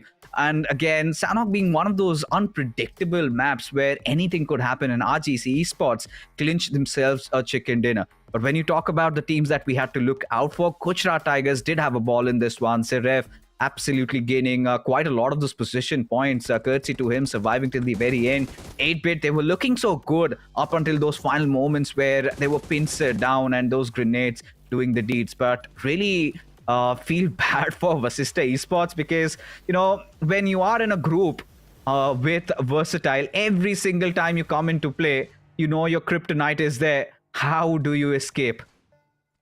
There's no way. No matter where they drop in, eventually they will go up against the players of Team VXT, or should I say VXT goes up against the players of Team Vasista, and this is not really working in the favor of Team Vasista. But I have a question: where was RGC the entire time? Because this is the way they were performing in the Open Finals. But the entire challenge season for the entire 4 weeks, RGC was completely missing. But seems like they're back in the form. But isn't it too late for them to stage a comeback? Of course, it's a little bit of a war cry from their side, just to reassure their fans that they're doing whatever it takes. I think they took a lot of time to condition themselves. This is the RGC that we had witnessed in the Open Finals, where they were actually forcing fights, where they were in command of every situation, and that was their go-to way. Heading on inside the challenge season, that is where they took too much pressure on their heads. I think overthinking was what led to them having a really bad time throughout, because better late than never is what they say. Maybe you want to valiantly walk out of this tournament, but whatever the case is, they're still fighting for it. As Dope, he secures his MVP, and RGC well-crafted chicken dinner. Honestly, it's not like it was served on a silver platter for them. They had to engage in multiple fights, deal with a lot of foes, even for Team Empires, who were looking good initially, especially after them dealing with the players of Phoenix Esports, 2 of them. And Phoenix Esports, man, what are they even thinking? They look lost in the rainforests. Of course, they were completely lost. First, it was Team Empire, where they lost onto 2 of the players, Phantom and Venom. After that, 2 players remain, where VXT striked, and Alto was also eliminated, leaving Fury all by himself. So definitely, Phoenix Esports, they were looking completely lost, but they need to buckle up, because there's still a hope for the players of Phoenix Esports to make it inside the top 16. The next Vikendi, where Phoenix Esports tends to do fairly well, is a map when they need to stage a comeback once again. So looking at the match ranking, we have a clearer picture that RGC, they got total of 23 points, Genesis getting a 15 points, Gujarat Tigers getting those 14 points, which is definitely going to help Gujarat Tigers to stay in the top 16. Yeah, it is going to soothe their nerves for sure. At the same time, the groups that have played earlier, they're going to start trembling. Even for 8-bit, 7 points, I do not think it's what they were aiming for. Could have clearly walked away with their chicken. We could feel that hesitance from their side. There were multiple openings that they should have capitalized upon. Aiku Soul, they were also the ones who were constantly on the prowl for K9. And a little too much of a delay from their side, and eventually were picked off whilst they were trying to enter inside the circle.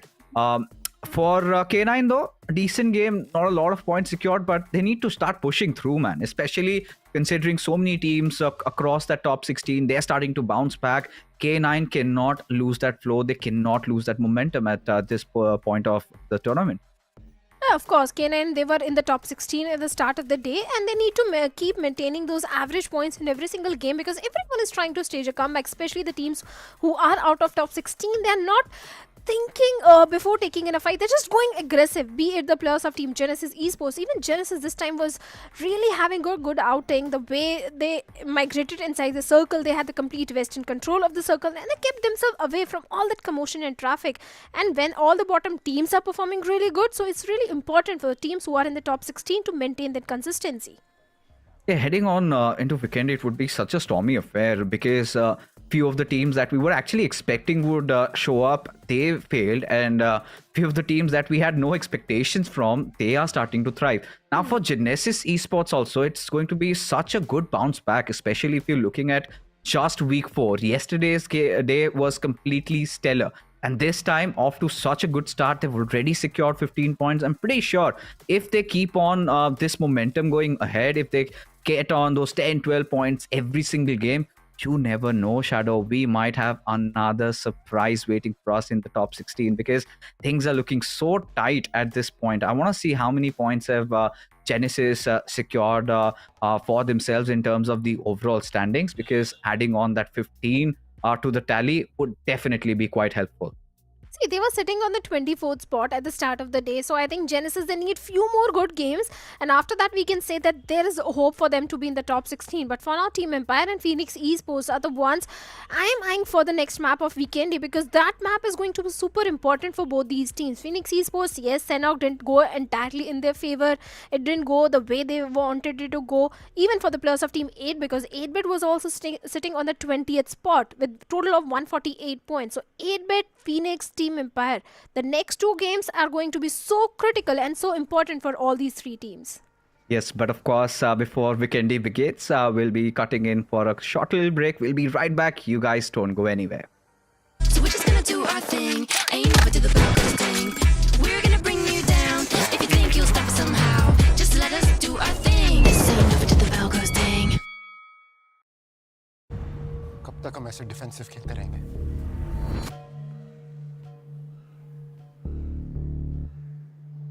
तो noob नहीं है। Noob नहीं। Time आ गया है, सीधा उनकी squad पे slam करेंगे। Next shot, headshot, headshot. तेरे वास्ते मैं कर लूं अपने स्क्वाड से फाइट। तेरे साथ मुझे करनी है कैंपिंग ऑल नाइट। डे हो या नाइट, इंडिया करे फाइट। डे हो या नाइट, इंडिया करे फाइट।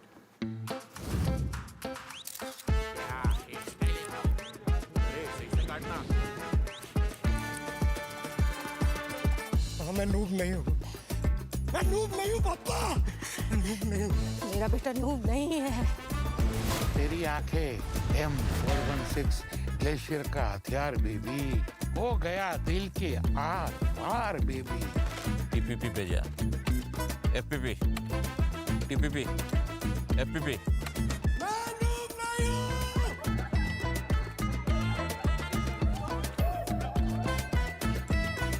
एक काम कर, टीपीपी पे जा। कौन लूंड्री ना sir, winner winner chicken dinner. कौन कहता है इंडिया फन को सीरियसली नहीं लेता है?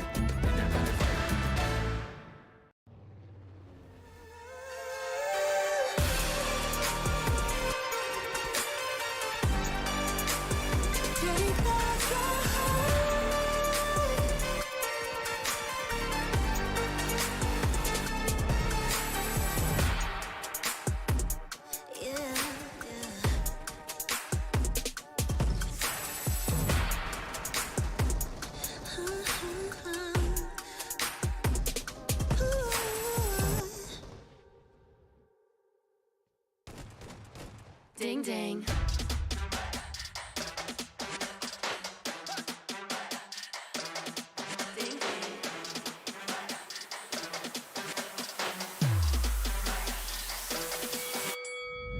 Why you just have that look up on your face with the underestimation? It is still yesterday. 'Cause baby, I can fly without you by my side. I can do a whole lot more than just look pretty. I know that it'll take some time to see, but you're never stopping me. I know that we ain't giving up. If you thought so, well, tough luck. So we're just gonna do our thing. Ain't never till the bell goes ding. We're gonna fight so we're just gonna do our thing. Ain't never till the bell goes ding. We're gonna bring you down. If you think you'll stop us somehow, just let us do our thing. This ain't never till the bell goes ding. Snapdragon Pro Series is brought to you by Snapdragon Elite Gaming and DHL. 2 games remain before we call the night to such an exciting day so far. Once again, welcome back, folks. You are watching the Snapdragon Pro Series. This time, of course, I'm joined alongside with Necro. And Necro, Sanhok had been quite an interesting affair, so as to speak, because the teams that we were really expecting to bounce back, they did not. But the teams that we had no expectations from, they really did shine out. At least GT was doing pretty good for themselves, right? Had a lot of elimination points to play with, and also one of the players was surviving till the end. And as you mentioned, a team that we did not expect at all to perform, which was RGC, they did pretty good for themselves, getting a decent amount of points and also pretty much securing that chicken dinner. So RGC was definitely someone who did pretty good for themselves. And as you mentioned, real expectations were there from Metal Esports, Phoenix Esports, 8-bit, but we did not exactly see a lot from them. Phoenix Esports, we have to call this one out. This was a throw, to be honest, from their side, considering the fact that they had been blessed with the zone. They had the center of the circle. They had everything to work around in their favor. And still somehow to lie down so much in the open kind of baffles me, to be honest. But, there are so many rivalries building up. It all ends in Noida Indoor Stadium. Watch it brew live. So ensure that you've got your tickets booked for the 31st to the 2nd of January. All you're going to do is scan the QR codes. And now why am I telling you to do it ASAP? Is because this time Hero Extreme Godlike is going to come into play. And we know they've got the biggest fandom. So make sure you book your tickets before they sell out, because there's no on-spot registrations as of now. Exactly, and also make sure to follow the pages. Maybe a few tickets will be given away too, and you can be the lucky one to get your hands on those tickets. But you know what, once again, moving back to the conversation, a few more names we had expectations from. Genesis is also one of those, and Genesis, look, they still do stand a chance to qualify. They're not doing too bad in the overall standings. They just need one big game, just like 8-Bit, and instantly even they can propel themselves in that qualification bracket. They can be super close, but the real threat for those teams are going to be teams like Phoenix Esports and Team Empire. Even K9 Esports, the previous game, they were just able to get 1 point. K9 as well is one of those teams. Now they need to buckle up. We do understand K9 Esports, they like to pull off those weird shenanigans. They like to go super aggressive in the games. But now it's time to take things a bit more serious and maybe play for the placement, play for the survival, because you're starting things off with the off maps. That can actually affect your mental quite a bit. Yeah, for K9 Esports, Vikendi has to be a blessing. They have to go big in this one, because we know that they've also got a target on their heads, and constantly Aiku Soul being on the prowl. We saw they kind of prolonged. They did not care about the game at this point. All they wanted to do was just throw a spanner to the works of K9 Esports, and eventually even Aiku Soul bowed out. But that's nothing to really flinch or worry about. But for K9, yes, their worst nightmares are starting to awaken. This game, they got around 4 points, and from moving on here forth, they're sitting somewhere around 182, 183 points. Whilst Gujarat Tigers had such a good game, they did cross that 200 marker. So many teams have gone past that 200 marker. And this is where I think we need to revisit. Necro, what do you think the cutoff is going to be? Because you were of the opinion less than 200, but seems like we're going past it. I think it's going to be 185. No, I think so. It's going to be 185. I don't think so. It's going to be more than that. We're definitely going to see a major vacuum coming in soon. All the teams at the top, they're definitely going to start going for a lot of those fights to the point where the teams at the bottom, they're not going to be able to get a lot of points. We will barely see a few points separating the teams from 12th till 16th, and even the teams on the latter half of the board. There's not going to be a lot of points separating that. So I still think that the cutoff is going to be somewhere around 185, somewhere around that. At this point, I feel like it is quite a statement if you come up with 185, because even yesterday we had this interview with Infinity. He was of the opinion it's going to go past 220, considering how many teams are really starting to rise up the ranks. And given that a lot of them have already crossed past 200, I think merely 3 or 4 teams just inching in close. They've already hit that 190 marker. So I feel like 185 might already be out of the books. But heading on with new hopes and aspirations into the frozen tundras of Vikendi, this is where it all comes boiling down. K9 Esports, Phoenix, 8-Bit, all these teams in the mix. Even Josh Shelley, as a matter of fact, is not completely safe. Speaking of K9 Esports, they're currently sitting on 174 points, tied up with Metal Esports on 16th and 17th spot. So K9 Esports, if they've got 174 points, I generally think so it can be somewhere around 185, man. I don't think so it's going to go more than that, because as I mentioned, there's definitely going to be that vacuum, and considering tomorrow's going to be the last day, the teams at the top will definitely try to make things super tough. So there will be a major vacuum in the overall standings. I mean, I don't know. I can't really wrap around that. I still am of the opinion it's going to go past 200, but it's okay. Yeah, you're entitled to yours, and yeah, it's all good in the hood. It's all coming down. All we want together combined is a good game of BGMI in that final one, deciding who's going to be making the cut. But for what it stands, K9, that is atrocious. Look at that split, Necro. Omega on the northern shores. You've got Beast and Ninja Boy taking on Cosmodrome.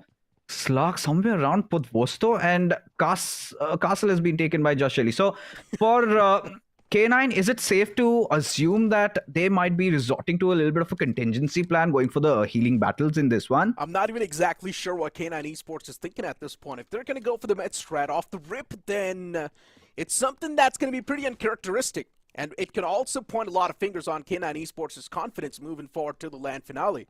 K9 Esports has always been one of those teams to opt out for fights, to be aggressive. But hold on to that thought. What is the circle fixes? I just see 40% of land area to play with while the rest is in the water. We've seen one of these redonkulous circle even in the past, right? Just once. This is worse. This is worse, but I think I was on one of those watch parties, was hearing Osmim out, and he was of the opinion where he went on to say that a lot of these teams nowadays do not really care about the circles. They're anyways going to find some good ground, some houses to hold on. Because look at those small scattered compounds, right? You've got so many areas to play. And that is enough to give enough of that shade or a little bit of a warmth for all these teams. But timing, I must say, is going to be of absolute essence. Yeah. Once again, the BGMI gods have blessed Phoenix Esports with a circle. Surely they do not bottle from here. It's all about getting a good spot, right? And Phoenix Esports right now off the rip, they've got a great spot to play with, as you mentioned. Blessed once again by the gods. And Phoenix Esports, look, for them, they know soon enough these grounds are going to be filled up with a lot of foes, so they just need to make sure that whatever stance they're going to place themselves in, make sure they're able to funnel at least a decent amount of elimination points. At the end of the day, just winning the game's not going to matter. Phoenix Esports is one of those spots that they need a lot of elimination points as well, backed up with a chicken dinner. That's the only time Phoenix Esports can be super safe in the overall standings. There's CG right next to them, Legit Esports on the northern side, but Phoenix Esports right now, they're in quite the isolated grounds. Usually Vikendi's supposed to stretch to stage 4 where we see the first fight ever to happen, but in these type of circles, it might just be stage 3 itself. At this point, we're going to have a very slow game of Vikendi. That's all I can say at this point. Even the last time when we had the circle going on to the extremes, that was pretty much the case. But yes, 8-bit, Phoenix Esports, they've got a golden opportunity. Even same goes for Carnival Gaming. Like you said, all of these teams need to find that right sweet spot. This is where the prediction games have to be strong. This is where the circle heads out to. And if they are wrong in their reads, this could blow up. So at this point, none of these teams are really in contention against engaging against each other. The only teams that we might see getting into a little bit of a scuffle would be Team Empires going up against Genesis. But even they have also parted ways. So I think it has to be time where we rekindle or reawaken our good old podcast days. So what is going to be the topic about today? Vasista Esports, maybe. Because Vasista Esports, at this point, we can pretty much say that they're not going to qualify, right? Just 130 points. The only way Vasista Esports can't stand a chance to qualify is if they pull off a Bot Army Esports back-to-back 3 games. But that sounds next to impossible looking at the track record of Vasista Esports so far in this challenge season. What do you think, though? And adding salt to their injury at this point, Vasista Esports share the same group as Versatile. Exactly. It's not even another day where Versatile is not playing against them. They're always playing together. And even in the past game, we saw that it was the players of Versatile who went after the heads of Vasista Esports. And Vasista Esports was no answer. At a point, you got to feel for Pukar, because I feel like Pukar has been the only player that has performed from their side. Because even for Fierce, he's got a lot of potential, but he's been caught napping so many times. Vasista Esports have always needed a hero, and barring Pukar, nobody seemed to have stepped up to the occasion. For Vasista Esports, it just feels like it's a complete different lineup. The fact that they've just switched names, it's just Carpadium to VXT, that's it. But still, for some reason, it feels like the performance that we saw in Carpadium against a team like Versatile was much more better. And now look at Vasista Esports against Versatile. Vasista Esports does not even stand a chance. No matter beat the firefights, no matter beat the playstyle as well, Vasista Esports, they're just falling short. If you're trying to compare them to Versatile, Versatile seems much more polished. Hell, even talk about the individual performance of these teams, right? Vasista Esports is just nowhere to be seen, even in the individual performance. Vasista Esports is pretty much right next to the teams that are supposed to be the undergods. And that's a big concern, Fixus. And we were talking about a new era where it's time for a lot of these old guards to step down and let the new boys take over the show. And too early. Still, Vasista Esports have got a lot of young guns, but the fire still not ablaze. Especially even with the org and knowing all their owners quite close. Yeah. To me, they've constantly been changing their rosters every tournament after tournament, and I'm kind of in a mix if we get to see something like that happen once again after Snapdragon Pro Series ends.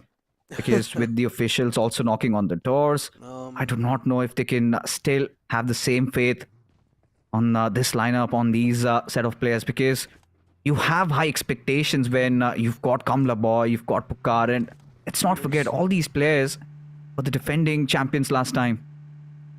And you cannot forget Fierce too, a man who added on so much firepower in Carpadium.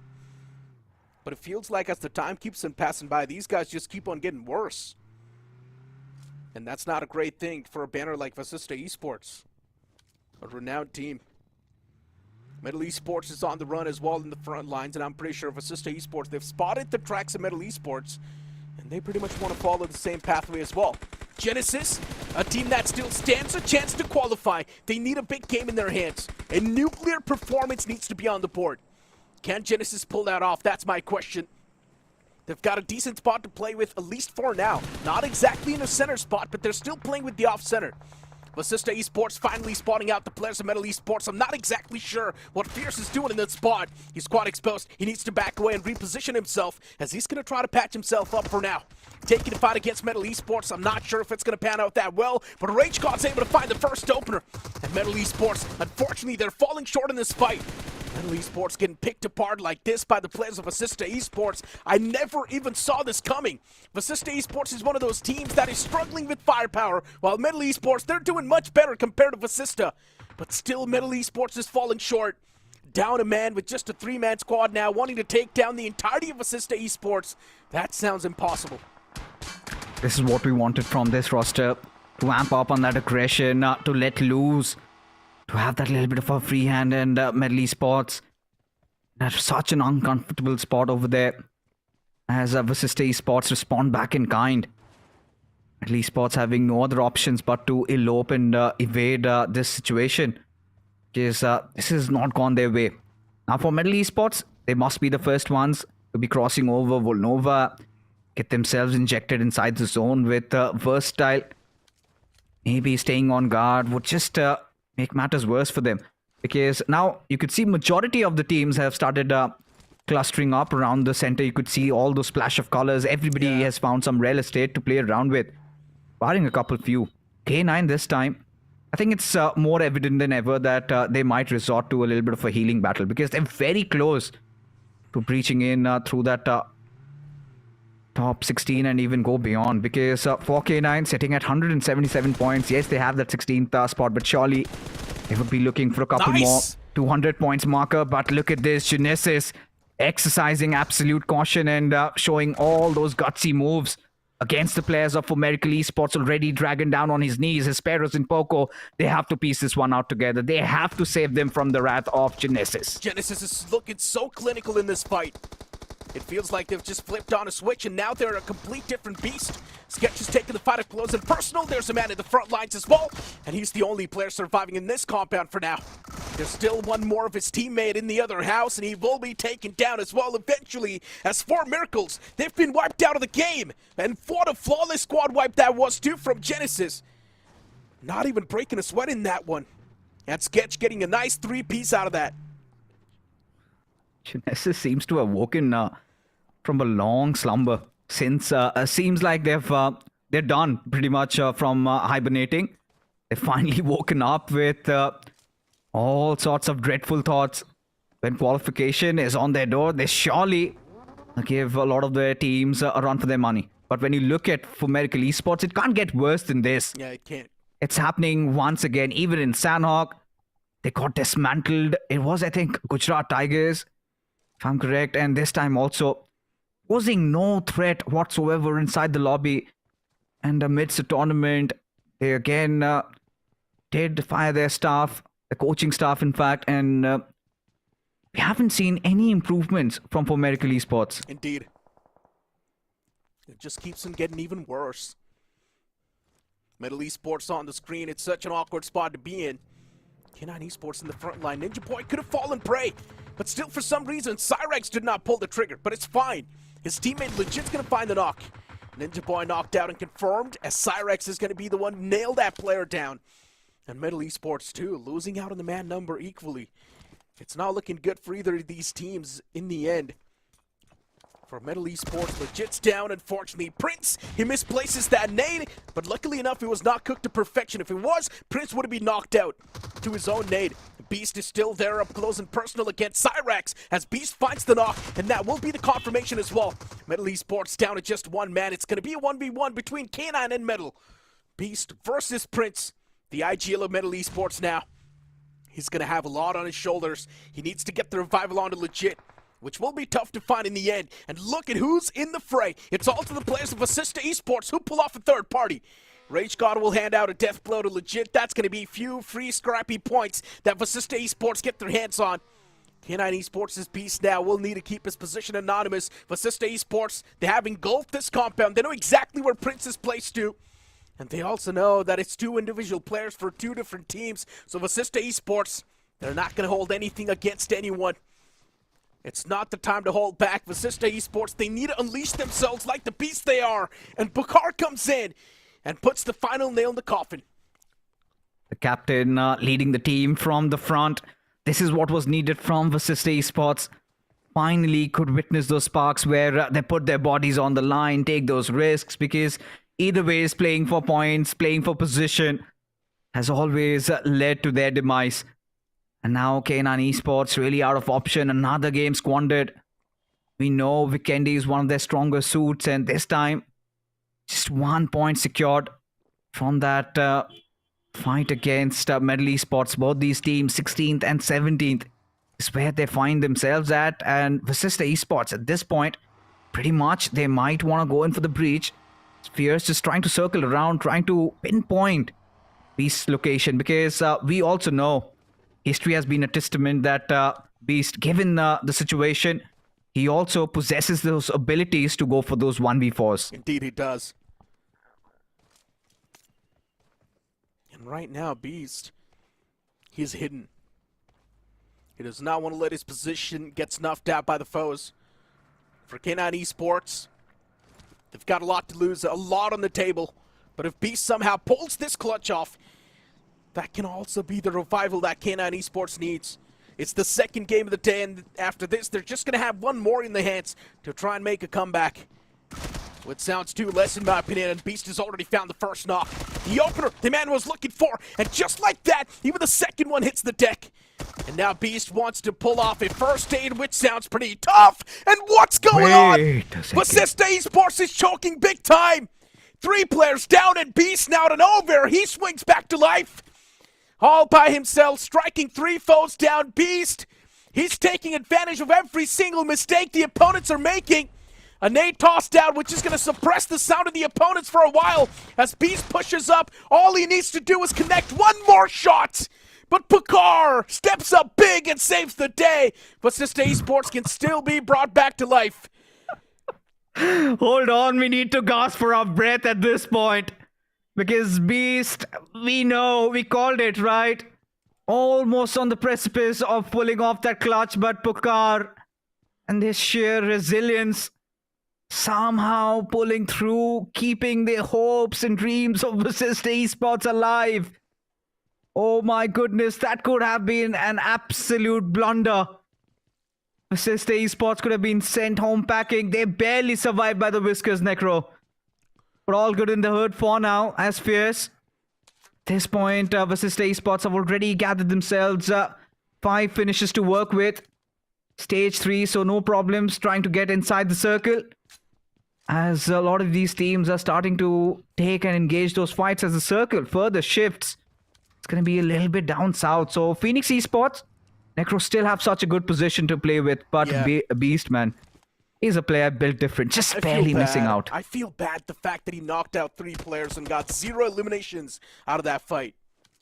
It's got to be a blow. At least K9 Esports, if they would have gotten those 3 elimination points, maybe it would have been something in the overall standings. At least a little bit of that support was needed for K9 Esports. But unfortunately, not getting any of those points just makes it even worse. All of those efforts down the drain. Beast, all it took was one more shot, man. He was so close to clutching it out. But you know what? Valiant effort. For now, you've got IQSOL on the screen, though. Wingard Esports, they take a fight against IQSOL. And Knuckle, he needs to watch out. Manya pushes up a little bit deep against the players of Wingard. Infinity's taken down pretty low as well. What an 8 that was from Manya. As soon as he finds the opener, he pushes up deep even more. Infinity patches himself up, and now for Wingard, they've got 2 different teams they need to worry about. IQSOL from one side and CG from the other. For CG, everything's on the line as well. They know their qualification's on the line in the first place. For Wingard Esports, they're not that far back. Infinity gets blown up to smithereens as LeBron and Yesh still standing. LeBron in the back lines, he's going to try to save the day for his teammate, but no, instead, it's every man for himself. Wingard Esports currently disconnected. They need to fight for each other, or else they're going to keep on getting bombarded like this from IQSOL. Someone needs to go on the aggressive page, but this nade is going to find the final confirmation that was needed. And just like that, Wingard Esports, they get wiped up in a sheet. Look at this, IQSOL still not out of the woods yet.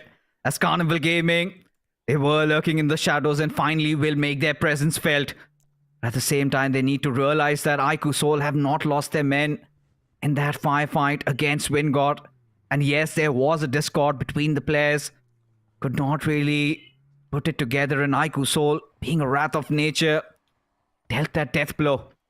This time, however, already securing a lot of these points for themselves. But Carnival Gaming, it will be kept at bay as of now. But IQSOL, they do know that there was somebody lurking around them. Given the fact that they dropped quite close to each other, IQSOL quite aware that it could be Carnival Gaming as the circle is about to take another shift, Necro. And it goes down south. Gujarat Tigers in such a good position, but Carnival Gaming this time line the players of IQSOL up. Neo comes up with a beautiful trace there. And suddenly IQSOL find themselves in troubled waters. Carnival Gaming. Viper is a bit too far back. He's still got the intel to play with, but CG now they need a step in the white line, which will be the safe zone. And for CG to do so, it will be easy, but finding a good spot to play with, it might just be a little tough. IQSOL spotting out the players of CG, making that rotation. A few more teams in the front in the name of Chess Jelly. A lot of foes now starting to stack up, including Team Legit, who step in the playing field. And Legit's too exposed, but they still somehow get away harms free. One man is still out in the open. Maybe he can be knocked out right now, but Ronnie, return pain was inflicted onto the player. Luckily enough, Ronnie instantly squeezes himself back in that cover, so he's going to be safe for now. But IQSOL, Vasista Esports, they push up against him. And for Vasista Esports, I'm loving this aggressive characteristic they're showcasing. This aggressive personality from Vasista Esports, that's going to be the one to save the day for them. Vasista, they realize they need big games in their hands. After that, maybe they can stand a chance to win. Look at them all unleashing themselves, but getting a little carried away as Some gets one finish already secured. Gumler Boy already dealt with as Vasista Esports. This time, they've been dealt by the players of IQSOL. But IQSOL also need to be watchful as Vasista Esports. Oh, there you go. Ronnie threads the needle beautifully. Finds yet another knock. IQSOL now in the driving seat in this matchup as... wow! That was some nice flick and a hit coming in from Some's side as Fierce, the last player surviving, struggling quite a lot. And he shall not be spared. For Fierce, he has to run for his life. He needs to survive as Team Empire also wrap him around. As now Team Empire, they're looking quite ambitious, going up, picking a fight against IQSOL as Empire is going to be carrying the torch while the rest follow. Ace and Hunter from different sides as Manya. He's going to be put down on his knees as IQSOL. Even their numbers are starting to dwindle. Yeah. Ikusol just shaking away the players of IST Esports like they were dust. Mechanically better, that's all you can say in that fight. Team Empire, even they want to press on the charge. Third part of this entire scenario, but it's down to just Ronnie. It's not even the Clutchmeister Salma this time around. For Ronnie, it will be super tough. CG, they step in the playing field, and Ronnie finds a free knock. And also the confirmation, at least before getting taken down himself, he can have that 1+ point to add on to the tally. And Team Empire from the back is going to put that final nail in the coffin for Ikusol. But CG, they step in the playing field as well. This third party from CG to try and capitalize on the playing ground, to try and get a better spot. But unfortunately, this spot is outside of the circle now. It's going to be useless. But it's still the fight for the survival. It's still the fight for the points. Both the teams are quite desperate to get any sort of points in their hands. And Team Empire right now, they seem pretty unaware of the fact that there's someone up close and personal. Predator gets knocked out. Team Empire unfortunately starting to get ruled out mechanically from this fight. Hector and Neo, the last two remaining players from the side of CG, as they look to face off against Hunter and Ace, as Hunter falls down by Hector. And now it's just Ace standing in the back lines, and Neo's making that push. Look at Neo, he barely has any HP to work around with.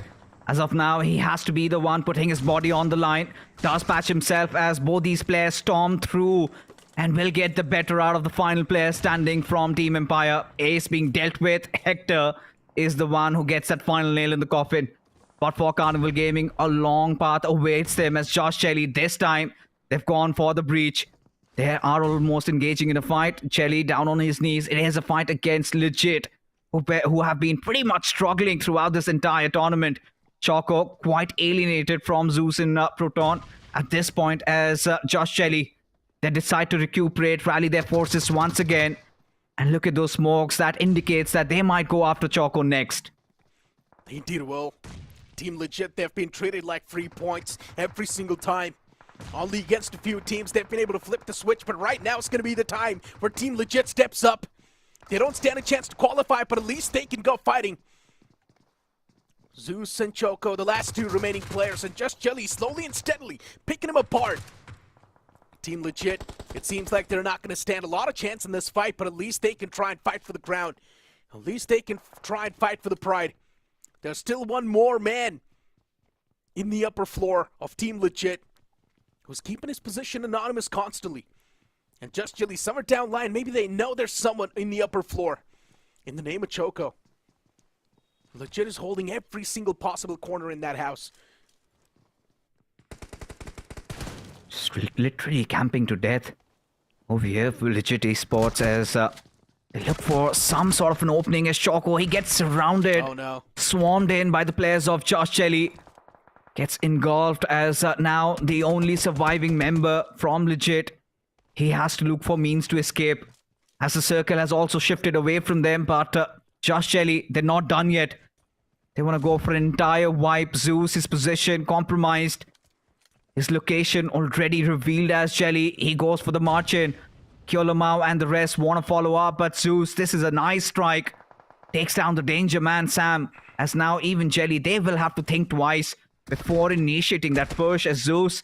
He needs to take command. He needs to take charge. He needs to find another knock if there's any chance for Legit to come out of this alive. Yes, it's an impossible task. Now his position absolutely given away as Josh Chelly. They keep charging on Ninze and Jelly. They will have to piece this one out together, working with those Molotovs, but quite unrequired as Ninze, he gets that final blow and Team Legit, they're out of this game.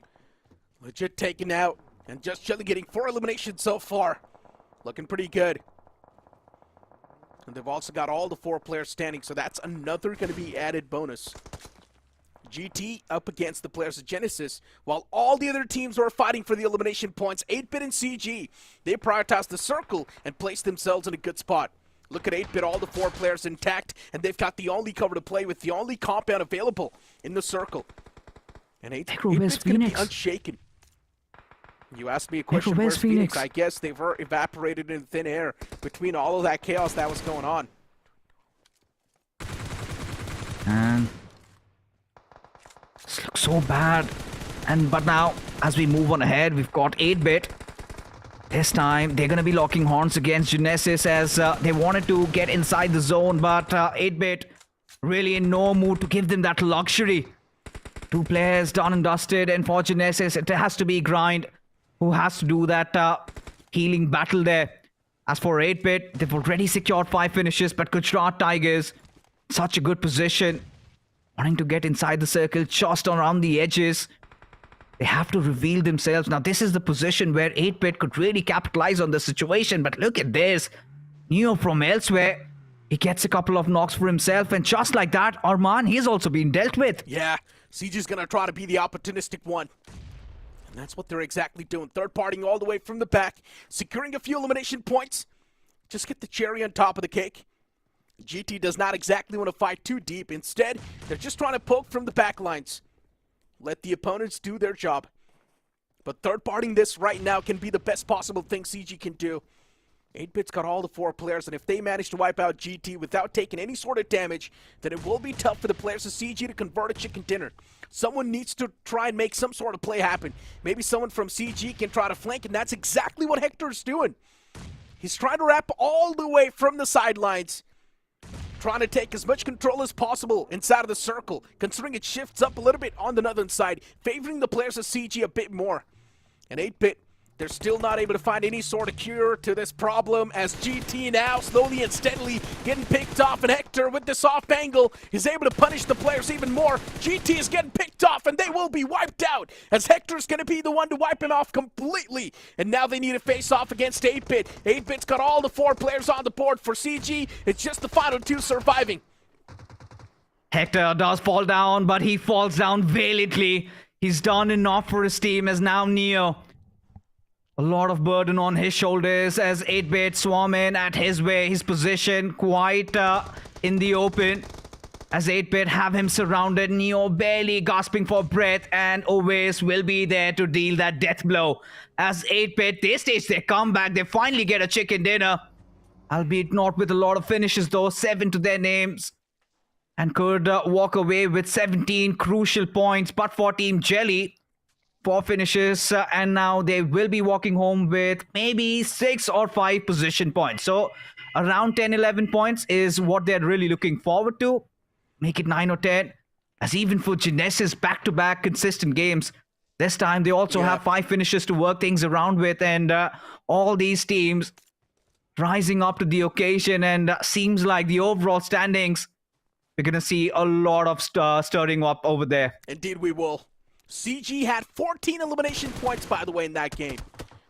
It was incredible. A big game from CG. They were picking every single fight they could, and they were able to secure a lot of elimination points as well. Third-party Iku Soul, third-party Team Empire, they were able to thrive in that chaos. But still, the chicken dinner goes to 8-Bit. They're deserving ones. What a comeback it's been so far in the week 4, especially when the sword was right on top of their necks. 8-Bit, they perform. And this is what the big minds can really have. Maybe not a lot of firepower, but the big minds can thrive in pressure.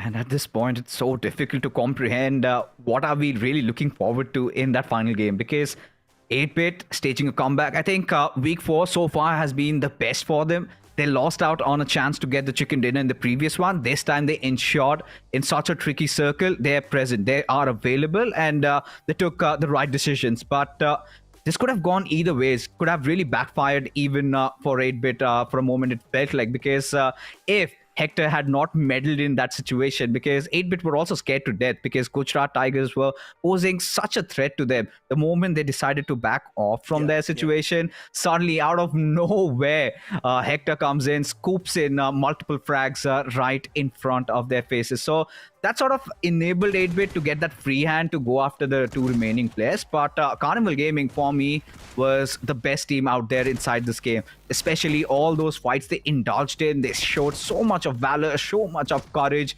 and that has paid off. Like, they were around that 194, 195 points, but getting around 20 plus points in this one, I'm pretty sure they have gone past 200, 10 or even 50. And we also saw an almost a 1v4 from Beast. But Yeah. unfortunately, that final man, Pucar, saved the day for his team. But let's be honest, Vasista Esports, they made a lot of mistakes while they were approaching on that staircase. They whiffed a lot of shots as well doing so. Nothing taken away from that. Only if those shots were connected, Beast would not have stand a chance to clutch that out in the first place. But a lot of the shots were whiffed, and that's why Vasista Esports were almost on the verge of getting 1v4'd. And imagine if they would have been 1v4'd, that would have been even worse for their mental. Did they lose their cool there in that situation? Because Beast was holding on to a very tucked up compound. It was very small, Utilities, right? man, simple. All they had to do was throw a couple of grenades, throw a couple of mollies, and that would have pretty much flushed him out. And them failing to do so, question marks again on Vasista Esports. They really were riding on that momentum trade. Yes, you are all amped up, adrenaline coursing through your veins, but seems like Vasista Esports have to take a page from Hector's book, as he is going to be the MVP. And boy, oh boy, Hector stepped up big time this time, especially that fight against Aiku Soul and Team Empires combined. The way they inflicted those blows one after the other. Hector was such a key element in all those fights. The only reason why Pucar got the best companion is because he recovered his team from that wipeout, or at almost an wipeout. He saved the day for his team. That's why he's got the best companion over there. He revived 3 of his teammates in that scenario. Then you've also got Omega being the finisher, considering he was the one who got the final blow against the enemy. But in general, Hector definitely being the IGL, still doing so good for his team, getting the most amount of elimination. And as I mentioned, CG had 14 eliminations at the end of that game. And considering they did not even place themselves on the second spot in the previous game, but they still placed themselves on the second spot in this match ranking. Yeah, both these teams did not fare off really well in the previous game and have redeemed themselves. But one team that has been quite consistent is Genesis. Games after games, they are collecting so many points for themselves, but misery continues for K9 yet again. Previous game just for this time won, and it's not acceptable. For Versatile also, I think nothing much to really sweat around. They're just having a gala time. But for Wind God, things are starting to look a little windy, a little shaky, because this is one of those games they literally dropped the ball without having any answers to Aiku Soul and their relentless aggression. Wind Gods, I'm starting to feel a little shaky about them. This has happened to them in the past. Infinity is aware of that. They missed out from 6 points. And they're so close to that 200 points marker. At this point, it's so difficult to say if they can really make the cut with so many teams on the chase. Wind God, they need a big one. They need a chicken dinner. They've still got one more game to go, right? And that's also going to be the classic grounds of Erangel, so maybe they can make the comeback happen. Considering we started things off for this group specifically on the off map, so maybe that's why Wind God Esports wasn't able to get the wind in their sails. But in the upcoming game of Erangel, maybe they can get the classic map down. But once again, speaking of the teams like K9 Esports, Metal Esports, exactly I want to speak of Metal Esports over here. Getting taken down by the players of Vasista Esports in such a manner, I genuinely did not see this coming. I thought Metal Esports, at least if you try and compare them to Vasista Esports, they're much better. But no, instead, Vasista Esports, when they flipped the switch and when they went aggressive against Metal Esports was completely shaken.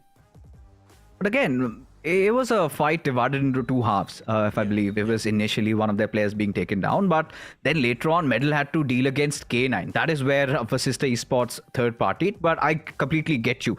This is the point where Medal Esports need to understand that so many teams have already staged their comeback and they're starting to blow a lot of steam away. So they have to recover. Still 1 game to go. But before that, folks, we're going to be tuning in for a short little break. We'll be right back. You don't go anywhere. So we're just gonna do our thing. Ain't never do the broken thing. We're gonna bring you down. If you think you'll stop us somehow, just let us do our thing. This ain't never do the bell goes thing. Hey, किधर मिलता वो collector? तो तुम आई collector?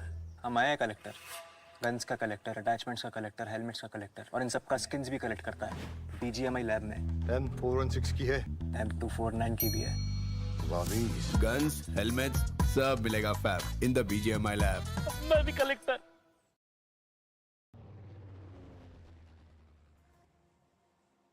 Steady jump to side. Think I know your kind. Yeah. Steady jump to side. Think I know your kind. Yeah. Steady jump to side. Think I know.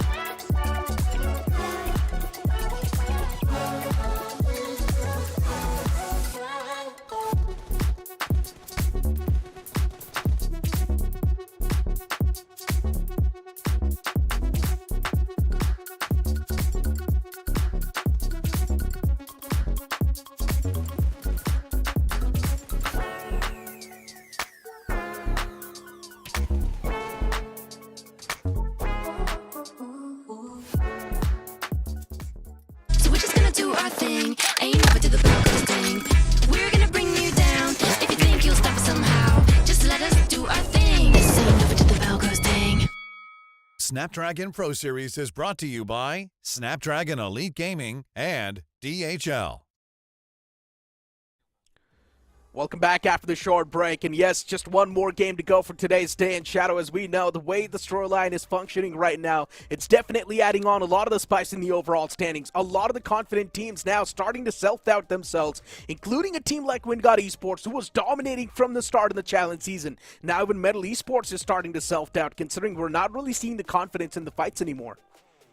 Yeah, yesterday also we saw that WinGod was shying away from all that fight, all that action. We also had an interview with Infinity and he was also talking about it. And Medal Esports, yes, the main problem with Medal, I believe, is it's only one player who is doing the majority of the heavy lifting, where else the remaining three players are struggling in those 4v4 fights. That could be the reason for Medal to not go for that aggressive approach. Yeah, and I mean, in general, focusing a little bit more on the mechanical aspect and on the 4-on-4 fight, especially if you try and take a look at the previous fight that happened against Vasista Esports. Metal Esports, in my opinion, had a clear-cut advantage, especially outside of the blue zone. Metal Esports should have taken that 4-on-4 fight, considering Vasista Esports in the first place wasn't really placed in that good of a spot. If Metal Esports would have reunited and went for that fight in a 4-on-4 manner, in a much more confident manner, in my opinion, Metal Esports could have been the one to come through victorious, because Vasista Esports, they were pretty exposed in the open fields and they were not placed that well.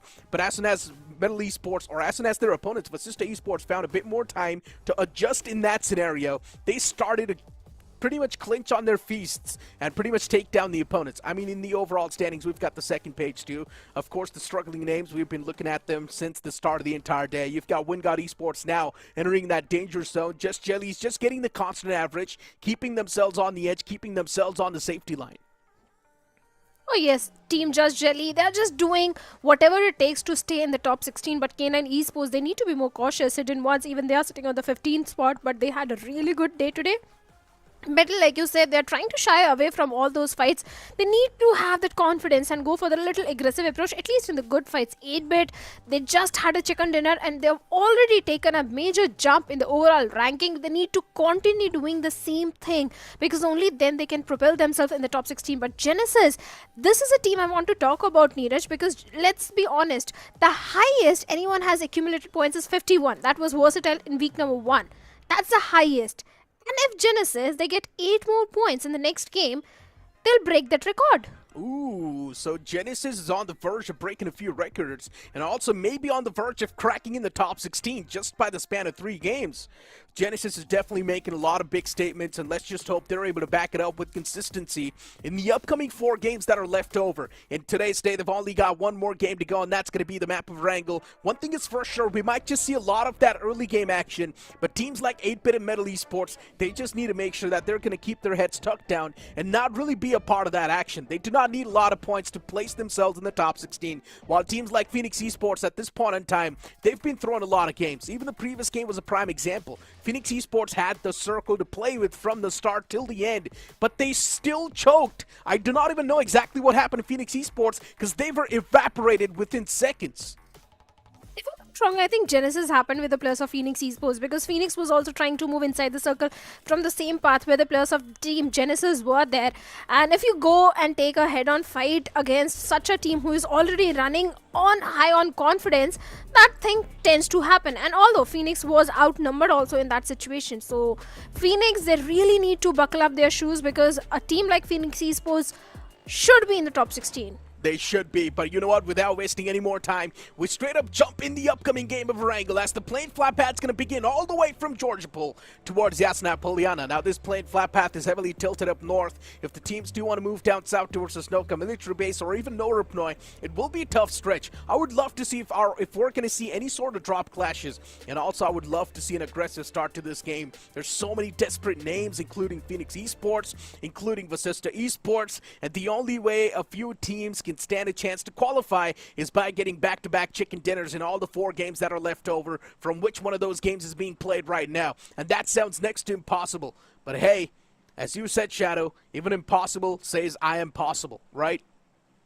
Yeah, of course, that is possible, but look at the amount of cluster towards the side of North Georgiapol. We have the players of Team Jelly in quite a segregated approach. Then we also have the players of RGC who just had a chicken dinner and they are also running high on confidence. And we also have Genesis, even 8-bit is also towards the side of Zarki. This is going to be such a chaotic fight if it tends to happen. Even Gujarat Tigers can also chime in. 8-bit is someone who likes to move all the way down south, right towards Fair Pier, but considering the plane flat path wasn't exactly favoring that spot, 8-bit decided to drop in towards Zarki. But as they were moving towards Zarki, they realized there's already someone over there. But look at this, Versatile and Vasista Esports. They once again lock horns. It's a big ego clash that's happening. And Samraj clearly mentioned in the interview as well, he's not even trying to deny the fact that he's targeting Vasista Esports, and we've seen that happen time and time in the games as well. In my opinion, the major hand of Vasista Esports not qualifying is VXT. Could be the reason, because VXT every single time either the head-on fight towards the drop location of Vasista or somewhere else during the rotation clash, VXT always tend to find the players of Team Vasista. Vasista in the previous weekend did win a good fight against the players of K9 Esports, but the main thing is, can they do it once again? Because VXT, hey, let's be honest, they've got nothing to lose, but Somraj finds a perfect knock onto the player Gamla Boy, a great opening for the players of VXT. As usual, VXT is supposed to dominate this fight on paper, because of course victory currently is coursing through their veins. VXT is doing pretty good on paper. Even in the overall standings, they've been dominating, and Samraj is going to be the one to break the ice first. Vasista Esports, a team that is way more than desperate, but I guess Vasista Esports themselves knows that at this point, there's no god that can save them from the brink of death. Raiden, though, still gets picked off from Picard. That's a great knock, considering Picard found that from such a far away space. Toy still alive, who can try and save the day for Raiden, but sounds a little bit tough. Considering Vasista Esports now, they're just rushing down the knocked out player. And they're going to try to hand out the death blow to Raiden. Without any problem, they will do so as well with these. Fierce is the one to put that nail in the coffin, and with that knock, the situation's taken down with 3v3. For VXT, they've got nothing to lose. Even if VXT gets taken down by just wiping out one player of Vasista Esports, they've done their job. They've pretty much spoiled the game for Vasista Esports. And I guess with this entire moment, we can finally put the cherry on top of the cake and say Vasista Esports is not qualifying for the grand finals. Oh, yes, they are not, because they are sitting on the 28th spot, and already Sanhok and Vikendi didn't go entirely in their favor. So when day number 1 and day number 2 didn't go in their favor, it was bound to happen. And even if Vasista, they do come on top in this particular fight, the chances of qualification are very, very slim for Vasista. And Toy being so close to the player, Rage God and Fierce is not looking really good. Toy needs to be a bit cautious. At the same time, Pukar is also providing all the backline support which his teammates need from that rooftop angle. But just look at the players of VXT. They're not overcommitting in this fight, and they're just waiting for the players of Vasista. They indeed aren't. I mean, both the teams playing it super patiently. The fact that even VXT is not making a lot of moves on the board just makes me think that VXT wants to win this fight pretty bad. And I guess, as I mentioned it, at the end of the day, it's also an ego clash, right? So yeah, Somraj would want to make sure that he's bagging this victory. There we go. Finally, the silence broken down, and Picard knifing Somraj to death. Oh, a little bit of the salt on top of the wounds, but considering Vasista Esports isn't even making it, so they're completely fine with that. Even Wingod Esports panning one of the players of legit esports. What's going on there? A few scrappy fights breaking out. It's not really a big action, though. Just a few individual players being picked off here and there. Even on the small screen, you can see Aiku Soul locking horns against 8-Bit. And I guess Aiku Soul, they really want to make sure that 8-Bit does not qualify here. I'm not sure what's going on. Aiku Soul is targeting 8-Bit.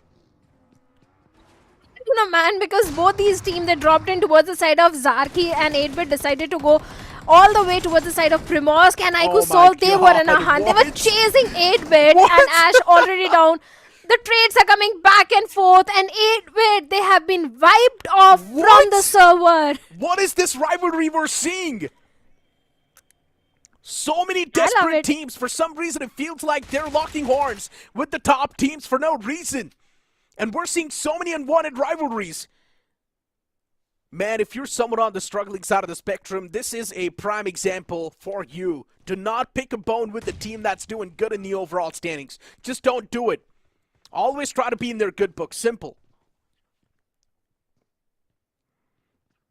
If you leave things for the 11th heart to be in the top 16, these things tend to happen. Every single time, in every single tournament, we witness such sort of scenarios. And Rage God on the other side, well, he has also been knocked out. Pukar was doing the majority of the heavy lifting in this particular fight, but seems like Vasista, once again, they are being dominated by the players of VXT. VXT left with only 2 players, and now Vasista with just only 1 player, Fierce, because 2 of the players are already knocked out, and there is no chance that Fierce can go for the rescue mission onto the fallen comrades. For some reason, it feels like 8-Bit is once again back on the same spot they started things off with. On the 18th spot. When can things stop getting worse for 8-Bit? Oh man, that too against Aiku Soul. Out of all the other teams, Aiku Soul is the one to lock horns against 8-Bit. Oh boy, I would love to see what happens on social media after this, but we've got Vasista Esports. Fear standing still. He's the only man standing for now for Vasista Esports, and at this point, even Vasista Esports, they're pretty much going to be playing with a clear mind. They do not care about the world. They're just here to fight against VXT, that's it. And Versatile, they're just here to wipe out Vasista Esports. Clear goals. They've got their goals set. You know, Neeraj, I think Aiku Soul is not yet done. Because look at the position. They are somewhere towards the outskirts of Pochinki, where we have VXT and Vasista going up against each other. So maybe Aiku Soul can also head over to Pochinki and pick a bone with the players of Team Versatile at this point. Or maybe CG, because if you go a little north, you will find the players of CG also trying to migrate inside the circle. There's so many possibilities. It's just the main question is Aiku Soul going for the hunt? Because if they are, there's so many fishes they can hunt for. They indeed can. I mean, 3 elimination points I can see right on my screen. But still, a fight like Pochinki seems too risky in my opinion. There we go. Fear's able to find the first knock. Also chips the second player pretty low. He needs to connect one more shot, but Toy, he denies Fierce. And with that shot of shotgun, he will also wipe out the existence of Vasista Esports. Not just in this game, also in the LAN finale that will be happening in the future. And there we go, Aiku Soul with the third party. All of that commotion, all of that sound has attracted a few more bees to the honey. And that will be in the name of Aiku Soul. Here to grab those remaining scrappy points. Aiku Soul, they never shy away from the fight, especially when they are in the top 5 and they are looking for those finish points. They're hungry for those finish points, and VXT could be the next victim. Even the players of Legit and Carnival Gaming, Wingod, they are also somewhere towards the outskirts of Pochinki. So Aiku Soul, I think they are in the prime spot if they want to get more finish points. But for now, Ronnie along with his teammates is literally searching for the remaining 2 players of VXT. But out in the open, even VX can also strike because Manya and the boys are not even aware where exactly S-Power and Troy are. Yeah, they don't know. VXT is not even moving an inch. They're going to let the opponents pass away just like that. And even the players of IQ Seoul did not exactly want to be a part of Pochinki, considering it is quite risky, and they do not know where the opponents are, so there's a big chance they can be 2-8 forward. Hold on, though. Legit Esports, they had a field trap set up outside of Pochinki. We're just waiting for someone to walk out of Pochinki, and this time it will be IQ Seoul who do so. Unfortunately, Manya falls down. He drops dead. He's still ticking away to his death. Manya can be saved only if IQ Seoul convert this fight, which on paper seems pretty possible. VXT as well from the back lines can definitely pull off a big surprise against IQ Seoul and third party and backstab them. And seems like that's what is on the verge of happening. Spursh is able to connect a few shots against Knuckle, but Knuckle instantly tucks back into cover. IQ Seoul, they've still got all the players surviving. And Manya needs to be rescued, but S-Power now from the back is taking shots against Ronnie. Ronnie instantly gets that cover fire from his teammate, so IQ Seoul's going to be safe for now, and even Ronnie can be rescued. And that's what seems like the game plan is for IQ Seoul. They toss out a smoke and instantly try to evacuate that area. Considering Manya was knocked out, getting Manya back up on his feet was the main primary job, and they do so perfectly. Man, the survival instincts on IQ Seoul, they're so good. Yeah, of course, they do realize that this was not a good position to pick a fight with the Plus of Legit Esports, and immediately they have repositioned themselves. Mana and Some are still very close to the Plus of Legit Esports, but seems like IQ Seoul will be looking forward to find a better spot for themselves. But wait a second, Some is still keeping a close eye onto the Plus of Legit Esports, and no, IQ Seoul, they have not backed away from that fight. They're just looking for a better position because the remaining two players, Knuckle and Ronnie, they are going for the flank angle towards the side of Legit Esports. As Some is still keeping the attention towards Legit, but they also need to be careful from the side of VXT, as Zeus is with that buggy is also trying to back off from this situation because Legit, even they need those points. And IQ Seoul, Ronnie finds a perfect knock onto one of the players. Even CG and Gujarat Tigers, they are also locking horns with each other. Choco can still flip the tables, but maybe now is going to be the answer. The table still left unturned. IQ Seoul constantly just hammering against the players of Team Legit. And now Spursh as well is getting challenged. He's getting pushed on by Ronnie. Ronnie's got an S12K pulled out of close and personal, and Spursh, I highly doubt he's going to be able to back away from this spot, and he will be eventually knocked out and finished. And just like that, Team Legit has been eliminated from the game too. IQ Seoul is here to just have fun and go with the flow. 7 finishes already, and they are not yet done. IQ Seoul, this is not the first time they are doing something like this. They always tend to do a situation, tend to go for the hunt when they feel comfortable in the overall ranking. But seems like VXT, even they are also keeping a close eye onto the Plus of IQ Seoul. Seems like VXT want to pick this outnumbered fight where Ronnie is surviving on a sliver of HP, but finally Toy takes him down, and Ronnie has been eliminated from the server, and IQ Seoul left with only 3 players where a perfect nade from the side of S-Power takes down Some. Incredible connection. And Some knocked out. IQ Seoul now down to just a 2-man squad. Firepower cut down to just 50%. Manya, the IGL himself, still seems a bit safe, but the 2 remaining players of Versatile are constantly pinning him down, constantly applying that pressure. Some can be recovered though. He can be revived, and that's what Knuckle is doing. Closes on up towards that shack. Revival comes through, but S-Power's looking to toss that nade in that shack as well. No, misplaces it. Unfortunately. But still S-Power slowly and steadily moving up. Is making that move, but Manya from the far fray finds a few connections onto S-Power. And Manya himself now needs to move back into cover because the players of VXT, they're moving quite quick. Even Toy's on that flank now in the back. And IQ Seoul needs to be updated on the position of VXT because both the players are on the complete opposite end. Yep, I knew this. Toy, the perfect flank came from his side, finds a knock on to Mane, and the revival is going to be a bit challenging because look at the position where S-Power is. If anyone from the side of Ico Soul goes for the rescue mission, I think S-Power is going to have a clear line of sight, but somehow Knuckle do manage to go all the way towards the fallen comrade, but Toy finds one more knock onto Some. That suppressor plays a massive role, and Some had no clue where the shots came in from. Some was still looking against S-Power, considering he had no clue that Toy's in the back. And that's why VXT, they're able to convert this 2-on-4. But Ico Soul can still make it a 2-on-2, considering the knocked out player still taken away. But eventually, S-Power denies the possibility. Now Knuckle trapped in a corner. He's completely getting choked to his death. 4 bullets in the shotgun, and what a jump shot that was. S-Power, he finishes things off in style against Ico Soul. A 2v4 executed to perfection. S-Power, this lad never fails to impress anyone, always going for those style points, but we'll come back to that. We also have a situation between CJ and Medal Esports, where Medal they have lost on to Servit, and Legit is directly slamming onto the compounds of Carnival Gaming along with his teammates Prince, and Prince with a grenade is trying to find some sort of connection as they're trying to breach into the compounds and look for revenge, but at the same time they need to be careful from all the foes who are trying to traverse from the nearby vicinity. And Medal Esports needs this fight desperately too. This fight is for the placement in the circle. This fight is for the elimination points. Both the teams super desperate, and CG slowly and steadily getting ripped apart. CG's previous game was incredible. That's why CG can afford to lose this game. It's completely okay. They're still pretty close to that qualification bracket. Still pretty close to nailing their spot down in the LAN finale. But Medal Esports needs every single piece of point they can get. And look at what just happened.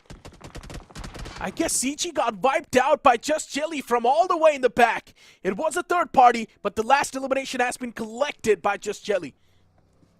It's not doing just Jelly, it's Vingod as well, because Vingod is also doing a fourth party, and they took down one of the players from the set of Medal Esports. I think Legit was eliminated. So many fights can brew up over there, but we also have got Gujarat Tigers right in the same compounds. We have VXT, and VXT, they are running high on confidence. 8 finishes already, and Gujarat Tigers, Gods has been knocked out, and Toy, this guy is doing so much today along with his S-Power.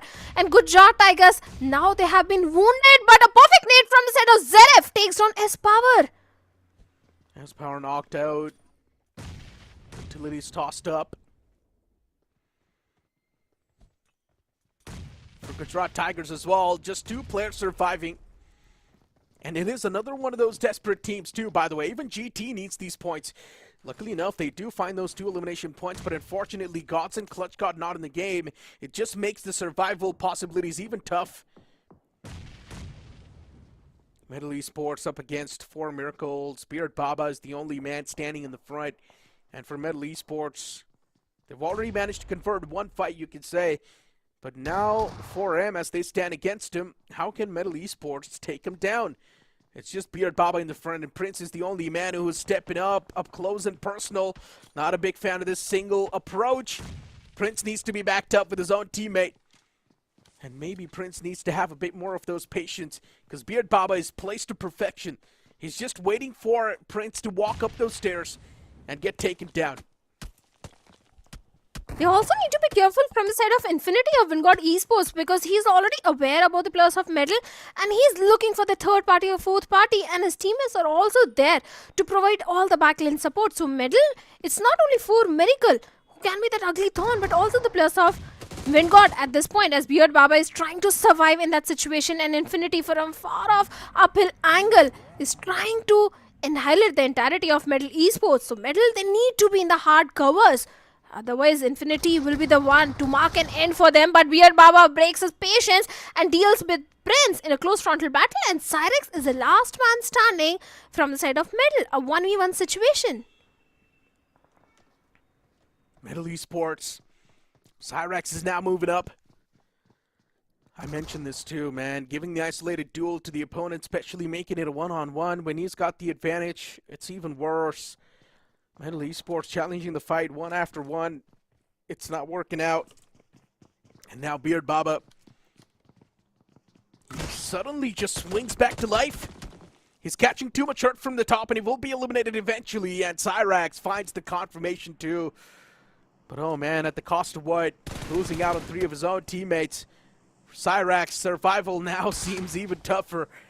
But considering he's got a decent spot inside of the circle, if he manages to hold down this spot, if he manages to hunker down this compound, maybe things can be better. But Cyrax, he also needs to replenish his utilities as well. He does not have any first aids nor utilities. Look at the amount of teams who are trying to migrate inside the circle. From the western part, we have Team Just Jelly, then Gujarat Tigers, Vingod. So many teams are there. And all of this, I think Team Empire and RGC, they've kept themselves away from all that commotion. This game is super important for Team Empire and for Phoenix Esports. And Phoenix, speaking about them, they are picking a fight with the players of Team Genesis towards the northern side. But they need to be careful from the approaching team of K9 because K9 can do a third party. But it's the stage 4 and there's only 9 teams alive. If any of these teams manage to survive till the late game with all the 4 players, there's a big chance they can be the one to come through victorious, and that's what K9 Esports is doing. Just try and keep your numbers intact till the end. And Phoenix Esports right now is falling prey against K9 Esports. Taking a fight against K9 at this point on time seems like a bad choice for Phoenix Esports. They've already been doing pretty bad in their 4-on-4 fights. Phoenix just needs to make sure that they're playing for the survival, that they're getting the rescue mission done on Venom. And that's what seems like the game plan is going to be. Phoenix Esports is there to get the revival on the fallen comrade, but K9 Esports, even they're getting a little bit too ahead of themselves. K9 Esports definitely do want to get the elimination points secured for themselves, but how can they? There's a few smokes blocking the vision, and K9 Esports does not have a proper confirmation. Of course, they're looking for that confirmation and they need to find a good spot for themselves. Even Phoenix Esports are also looking for that northern control of the circle. But Genesis, they are towards the eastern side. They also need to be careful from the approaching team of Team Empire. Even Gujarat Tigers, Zeref is also in the close proximity to the players of Genesis.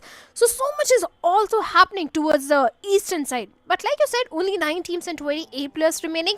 So I think everyone can find a good piece of real estate for themselves. Even the players of K9 can hold on to those ridges towards the northern side. But the fight between Phoenix and K9 is going to be super important because both of them are trying to be in the top 16. Yeah, so many teams over here are trying to be in the top 16, right?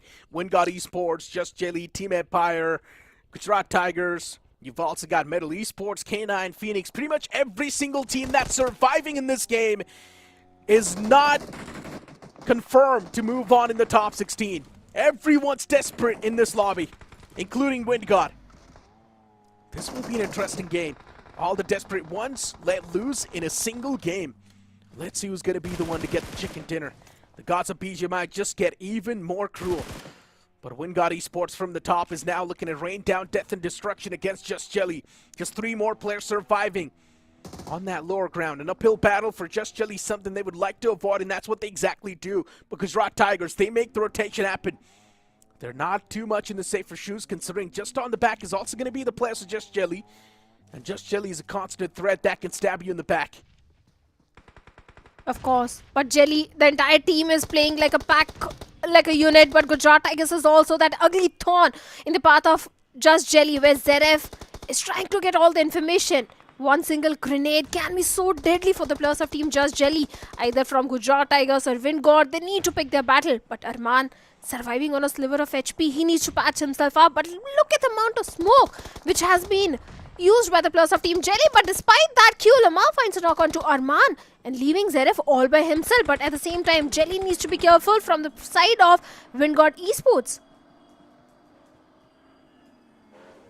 Arman, he's backing away from that spot. Considering he's knocked out, he wants to get the revival upon himself by Zeref, but Zeref is also someone who cannot really go for an extra bit of risk like this. Just Jelly closed on up. Zeref is the man up close and personal. 3 players against Zeref. He finds the first strike, but that's all he's going to find. Just Jelly in a decent spot inside of the circle as well with that Vipe. Just look at Cyrex of Metal right in the center. BGMI gods are definitely favoring Cyrus, and all he needs to do is just stay super silent and let all the other teams fight amongst themselves. Vanguard, they do have a certain height advantage onto the plus of team Just Jelly, and they're just waiting for Jelly and the boys to be out in the open, and that is when Vanguard might strike. But they also need to be careful from the side of RGC. But Phoenix and K9, like I said, are fighting amongst each other towards the northern side. And seems like one of the players from the side of K9 has been knocked out. Slug out in the blue. There is no chance of a revival or rescue mission coming for him. I'm not even sure what Slug was doing all the way in the back like that. But Omega is still trying to get things under control. Phoenix Esports, they lose out on the player. Slug gets confirmed by the play zone. It's a big question mark what was Slug doing all the way in the back there, but fine, I guess as long as K9 Esports, they're able to convert this fight, everything's going to be good in the hood. Backlines are clear. The only possible threat's going to be Phoenix Esports. If they manage to thread the needle, if they manage to wipe out Phoenix Esports right here, right now, things can be better. And Beast knows exactly where Altu is. He knows that general direction. Now finally spots out Altu. Goes for that spam. Not the confirmation that Beast was looking for, but maybe this Molotov can put the icing on top of the cake the man's looking for, and that will do the job. Beast takes down the last player before he gets knocked out. That well-placed Molotov's going to do the deed. As Team Empire now, the backlines don't seem too secured. Genesis' Shiro is doing a lot of hurt. As eventually Empire will wipe out Genesis from this game too. Well, certainly Genesis, they have also been wiped out with just 2 finishes. Vanguard Infinity, he's also picking a fight with the plus of team RGC. They do have the numbers advantage, but just look at the circle. It is favoring the last player of Medal so much.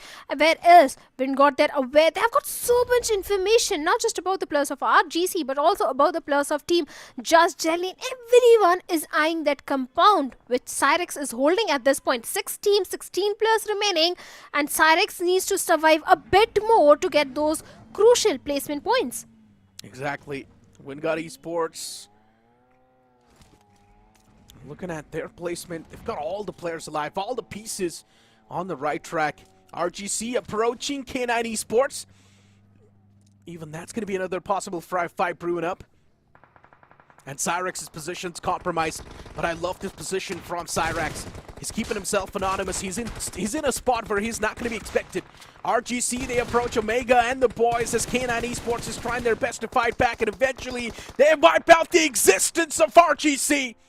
And that's going to be a few more points added to the tally for K9 Esports. They will survive for a bit longer. K9 Esports, they desperately needed those points too, and this seems like a big game for K9 Esports. The game that they were searching for, the game that they were looking for. Now Cyrex can be the one to put the big spanner in the works for Metal Esports. Understand this, Vanguard Esports, if they are going to be someone who take down Cyrex just needs to make sure that he's at least taking down one player of Vanguard to put the spanner. Just look at the position There of we K9. go. He did it. Yeah, Cyrex definitely is going to rain on the parade of Vanguard Esports. Already he has picked one of the players from the set of Vanguard and looking for more connection. But just look at K9, how beautiful they have the entire control of the circle. This is their game to lose if they play all their cards right. But the entire team of Jelly is keeping themselves away from all that commotion. But even they also need to make a move. And seems like K9 is just prepared for all sort of situation just in case if Jelly and the boys goes for a flank angle or anything. I think K9 is prepared for that. But Cyrex, he needs to be very careful because out in the open, it's not only Jelly, Vanguard, K9, everyone, anyone can spot him out. I love the reposition of Cyrex. Considering his first position, his first cover was blown up, he knew that repositioning is going to be the best possible friend that he can have. And Cyrex now also has a bit of that smoke to back him up with that spot. Utilities tossed in from Vanguard before they try and move in. Even K9 Esports is doing the same thing. And K9 Esports is able to shut down LeBron. Vanguard Esports at this point, this is going to be the race to the finishing line as they get caught in between. And eventually get wiped out completely from K9 Esports. K9 Esports, this seemed like a big game loading. Cyrex can be the one to put the big spanner in the works for Just Jelly and wipe him out right here, right now, and take at least a few points home before he gets taken down himself. Kilo Mao's just in the front. He's constantly patching himself up. Ninze is on the other side of that compound wall as he gets blown to smithereens. Cyrax can see that one elimination point lingering in front of him. K9 Esports, they want to press upon the charge even more and take down Keo. The flashbang was super close, but Keo eventually dodges that. He's taken down to barely any HP, and Cyrax is now going to be the final man surviving as he gets snuffed out in that bush. And K9 Esports, a nuclear performance, especially when they were on the cusp of being eliminated, or not exactly eliminated, out of the top 16. This was super important for K9 to get a victory for themselves on day number 2. And like you said, after this victory, their slot in top 16 is there. All they need is just few more average points tomorrow and K9 can easily make it to the challenge finals. This victory is definitely going to help the players of K9 to get that confidence back. But even the players of Medal, Neeraj, they also survived for a very long time because Medal was on the verge of elimination. And these placement points which Cyrax has earned is definitely going to help the players of Medal as well. So what's going to happen is that K9 Esports is going to move up in the overall rankings. They're going to take a massive leap considering it was a nuclear performance. And K9 Esports was almost on the verge of being kicked out of that top 16. So this game is going to give them a lot of confidence as well. Medal Esports is going to take over K9 Esports' spot, which will be 16th spot. So now Medal Esports, once again, they breach back in the top 16. But this is how the action really kicked off in that previous game. Versatile versus Vasista Esports. And Vasista Esports, once again, just getting picked off by the players of Versatile. In the end, it was Toy and S-Power to survive. But kudos to VXT, S-Power and Troy to go up against the players of Team IQ Soul and win that outnumbered fight. Because especially Troy, he was fantastic in that particular fight, going for those flank angles and finding the perfect connection onto two of the players of IQ Soul. In the end also landing that final blow onto one of the players of IQ Soul. VXT always feeling that confidence, but Medal, they were on the curse, or they were on the verge of elimination when they went against the players of Carnival Gaming. But Cyrax, he did survive for a very long time. Indeed did. I mean, just look at the way the final few situation unfolded too, right? I generally thought that Cyrax can be the one to put the big spanner in the works for Just Jelly, but that was not even needed. But if Cyrax wanted, he could have collected that +1 point and get taken down. I mean, every single point helps at this point. Medal Esports is that desperate. Even if they can get 1 point more squeezed out from a game, they should take the odds. But hey, it's completely fine. Cyrax did his job. Being the only survivor till the final few moments, imagine if the entirety of Medal Esports was alive. Or imagine even if 3 players from Medal Esports were alive. They could have been the one to snatch the game away.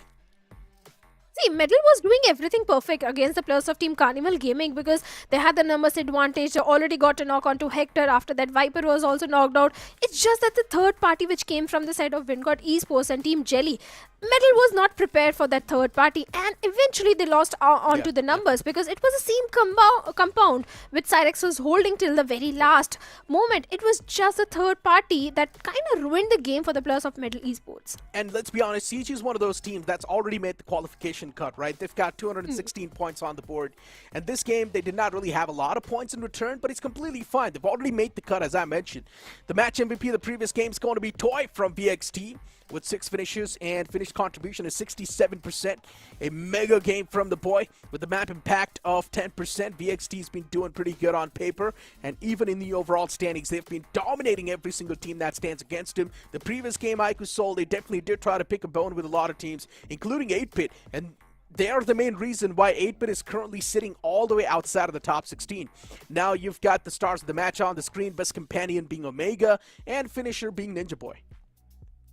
Well, certainly Ninja Boy is the finisher with 6 finishes and 4 assists. So K9, this victory is definitely going to help them. And stars of the match, Toy was bound to be there because the way he played today, especially against the players of Assista and against the players of Team IQ Soul as well, it was bound to happen. Indeed. Let's move on and have a look at the match rankings, right? Because that's going to clear the fog a bit more. Looking at the match rankings, look, I mean, the way K9 Esports has placed themselves, getting 24 points on the board. As I mentioned, it was a nuclear performance from K9 Esports, especially when they were super desperate, and they got that too. Medal Esports 11 points, Wingod Esports getting 10 points, VXT 9 points. Everyone's looking pretty good, especially in the top 5 of that previous game. And as I mentioned, when we saw the top 9 teams alive in that game, every single team that was alive in the final few moments was desperate. So that was the good thing. At least we did not see that vacuum come through. Of course, Genesis also with 3 points and Ico Soul 7 total points. Soul was going for the hunt and they were just looking for those finish points. They were not looking for the placement point. But Phoenix Esports, they needed those placement points. They needed those finish points. But only 3 points to their name. This is definitely going to hurt the players of Phoenix Esports. Because let's be honest, day number 2, they're still not inside the top 16. Day number 3, I don't know how they're going to make it. I mean, look, at this point in time, there's too many teams on that danger zone, and considering there's only 3 more games to go individually for teams and 6 games in total for this challenge season to be completely done with, and then after the challenge season, as we know, from 31st, the LAN finale will be starting. A lot of the questions, they're starting to arise. Can this team make it? Can that team make it? Can they move on to the finishing line? These questions, they just keep on racking up on top of each other to the point where at this point, I'm just starting to self-doubt myself as well. I mean, I went for the prediction of 185 points being the cutoff, but if the same thing keeps on happening, if the no names, they keep on going super aggressive and get eliminated off the rip, that means we're not going to see that vacuum come through. But hey, something that's going to be great for the viewers, and that's going to be claim your seats now. Scan the QR code on the screen and claim your tickets for the Noida Indoor Stadium. The LAN finale of the Snapdragon Pro Series Season 6 will be starting from 31st January till the 2nd February. So do it right now. Make sure you're going to be the first one, because trust me when I say this, the seats are being claimed pretty quickly. Well, certainly you have to witness all the action which is going to unfold at the LAN, and you have to be there. So grab your seats as soon as possible. Me and Neeraj, we can't wait for the LAN finals, because the rivalry which is brewing up on the online stage, I wonder how it is going to turn out in the LAN, because there you have to face your foes, you have to face your friends right in front of you, and that can be quite intimidating, because in the online stage you can have that rivalry, but when you're physically present at the venue, building a rivalry and dealing with that sort of a situation is extremely difficult. It indeed is difficult. I mean, looking at the amount of teams, as I mentioned, that are currently in the danger zone, that just makes things even more interesting. Especially, we did see another rivalry unfold on the screen today. Hero Extreme Godlike versus Revan X-Park, and that was quite an interesting rivalry too. Off the rip in the first game itself, we got so much spice to the end. Till the end, we were entertained. So yeah, one thing is for sure, we're seeing a lot of these new rivalries brew up. Even 8-Bit and Ico Soul, for some reason, I'm not exactly sure why that fight happened in the first place, but Ico Soul is the reason why 8-Bit is not in the top 16 right now. They wiped out 8-Bit instantly as soon as the game started, so these two guys are definitely going to have the words. Ico Soul and 8-Bit, they just happened to cross paths with each other, because both of them were going for the rotation, and it was just a rotational clash. And the moment Ico Soul saw that there is some foe right in front of them, and you know, Ico Soul, what they do in that sort of a situation, they go for the hunt, they go for the chase, and that is exactly what they did with the players of Team 8-Bit. 8-Bit was just going to the side of Primos, nothing else they were doing. Hey, the overall rankings finally after all the games are on the screen, and especially looking at Hero Extreme Godlike at the top with 292 points. I'm pretty sure tomorrow Hero Extreme Godlike will try to cross that 300 points marker. VXT 261. It's all looking good in the hood for the top 5. No one's even going to be shaking them. Hell, even top 8. No one's going to be moving these teams. As I mentioned, every single team that has crossed on that 200 points marker, they're going to be in the safer shoes. The real struggles are going to begin on the latter half of the board, because that's where everything will be flipped apart, or there's a big chance it can be flipped apart. GT on the 11th spot. I was a bit concerned for GT, I'm not going to lie, considering the games were not going too great. But GT on the 11th spot, now they've found themselves in that safer shoes. Oh, they are definitely safe. Even the players of Team Just Jelly, they have crossed that 200 mark, sitting on the 12th spot. Even Wingod, they have got 205 points. It's just that Revenant, X-Park, K9 and Middle Esports, these 3 teams are still, I'll say, are in the danger area, because one bad game and they can be out of top 16. But K9 says they're feeling so confident in those 4v4 fights, their chances of staying in the top 16 are quite high. Even the players of Hidden Ones, they are also having a gala time, because even they have propelled themselves in the leaderboard. For now, they are in the danger area, 17 spot. One good game and Hidden Ones can be in the top 16. I mean, Hidden Ones could definitely be in the top 16, man. Looking at the points difference is really making me anxious. Imagine what's going to be happening in the players' heads. 8-Bit was on the 18th spot at the start of the day, if I'm not wrong, and now they're pushed down to 19th. And understand this, tomorrow 3 more games will be played. Phoenix Esports, the only way they can stand a chance to qualify is by getting 2 chicken dinners back to back.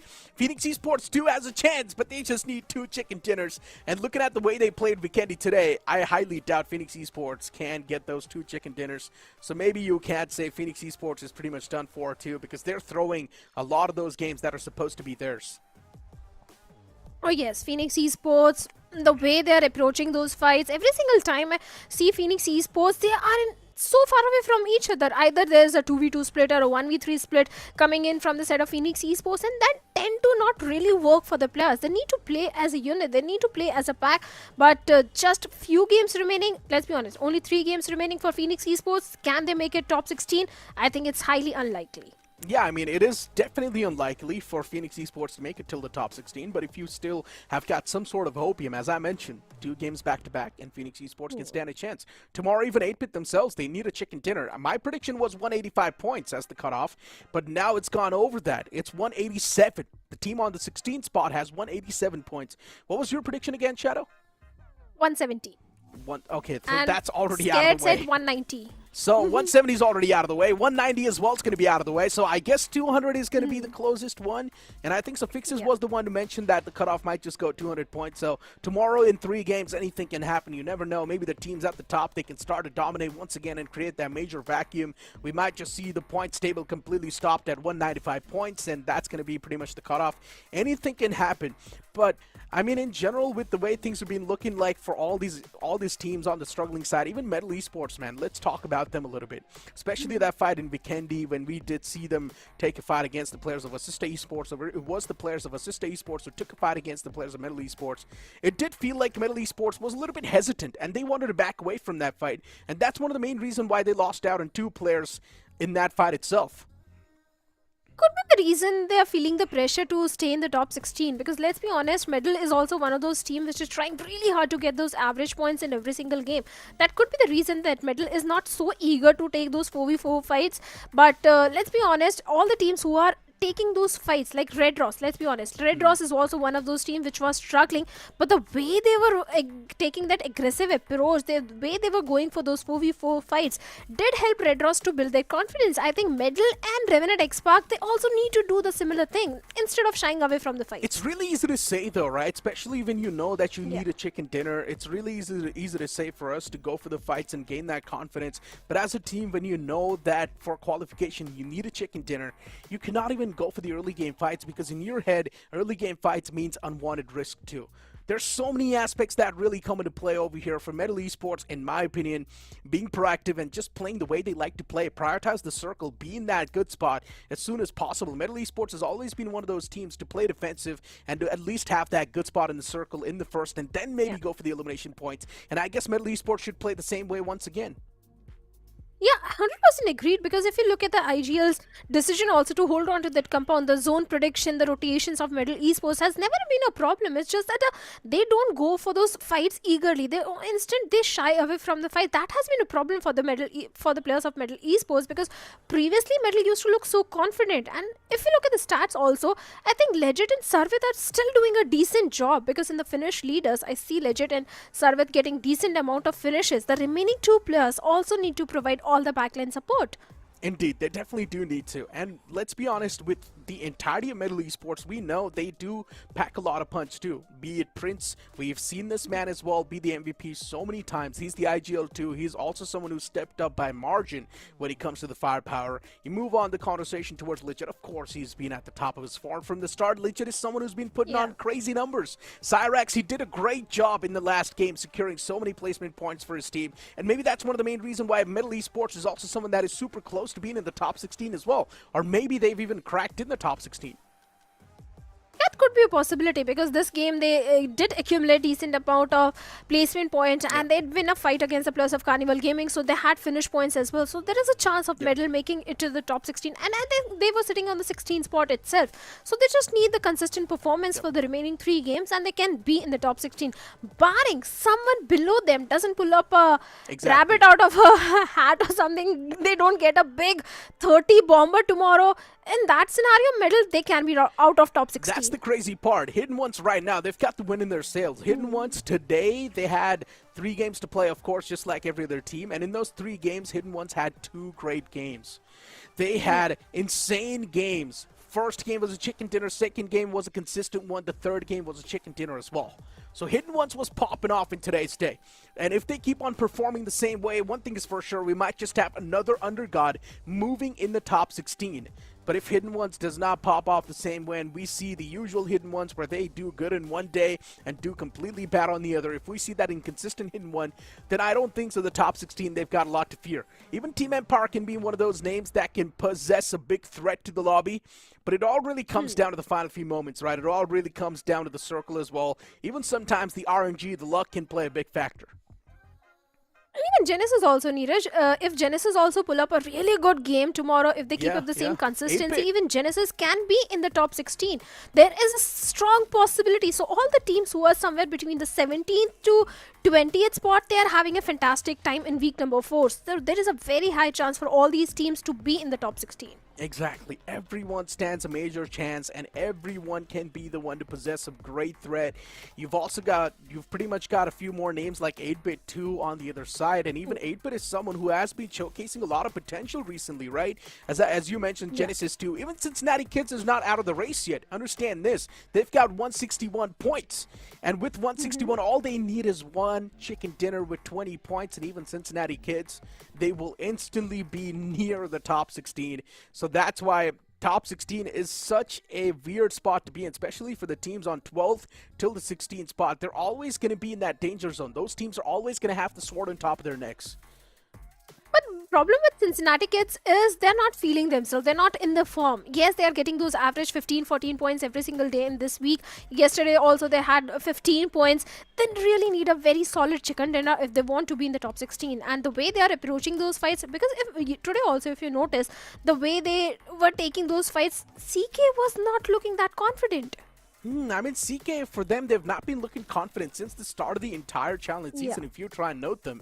CK, especially in the first 2 weeks, CK were choking a lot. Then you move on towards the final few weeks as well. Yeah, in week number 3, you saw CK, a little bit of that glimmer of hope. Maybe that CK can possess a big threat to the lobby. Maybe they can pull off a comeback. So there were a lot of those speculations around CK. Even Myth, in week 3, they pulled off a major comeback. But now look at Myth. Just nowhere to be seen. Week 4, Myth is completely unavailable. We just don't see Myth in the lobby anymore. Phoenix Esports too. Yesterday's day, they pulled off a chicken dinner. Today's day, Phoenix Esports, they're throwing chicken dinners. Inconsistency is something all the bottom teams need to reconsider. They need to be super consistent. Like you said, Myth officials yesterday had only 9 points to their name, and they need more than that if they want to be in the top 16, because all the hard work which they did in week number 3 seems like it will go waste if they don't pull up their socks and stage a comeback on the last day of week number 4. It's a high time for Myth and 8-Bit, Cincinnati. They need to start performing, even for the plus of Revenant X-Park, because let's be honest, Revenant, if they don't stage a comeback, if they don't get a victory for themselves, they'll be out of top 16 either by Hidden Ones or someone else. Yeah, indeed they will be. I mean, Hidden Ones, let's be honest, as I mentioned, for them, their track record's always been this way. One day they do super good, the other day they completely drop the ball. So for Hidden Ones as well, it's really tough to say if they can qualify or not. Anything can happen, as I mentioned. Maybe when CK or Myth can pull off a major comeback. Maybe when Phoenix Esports can get a big chicken dinner and be back in the race. But with that being said, ladies and gentlemen, the day 2 of the week 4 comes to an end of the challenge season. Tomorrow will be the last day, but tomorrow will be for tomorrow. For now, we'll take an exit. That's going to be it from me, Necro, and Shadow. We'll see you guys tomorrow itself.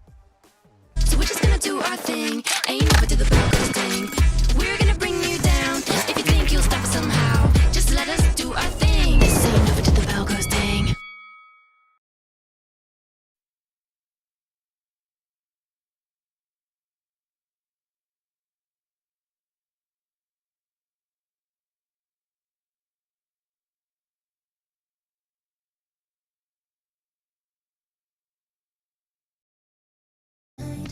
I'm about to break another code now.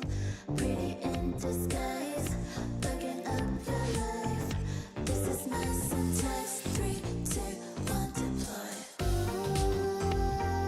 XOX cut through code. Run it again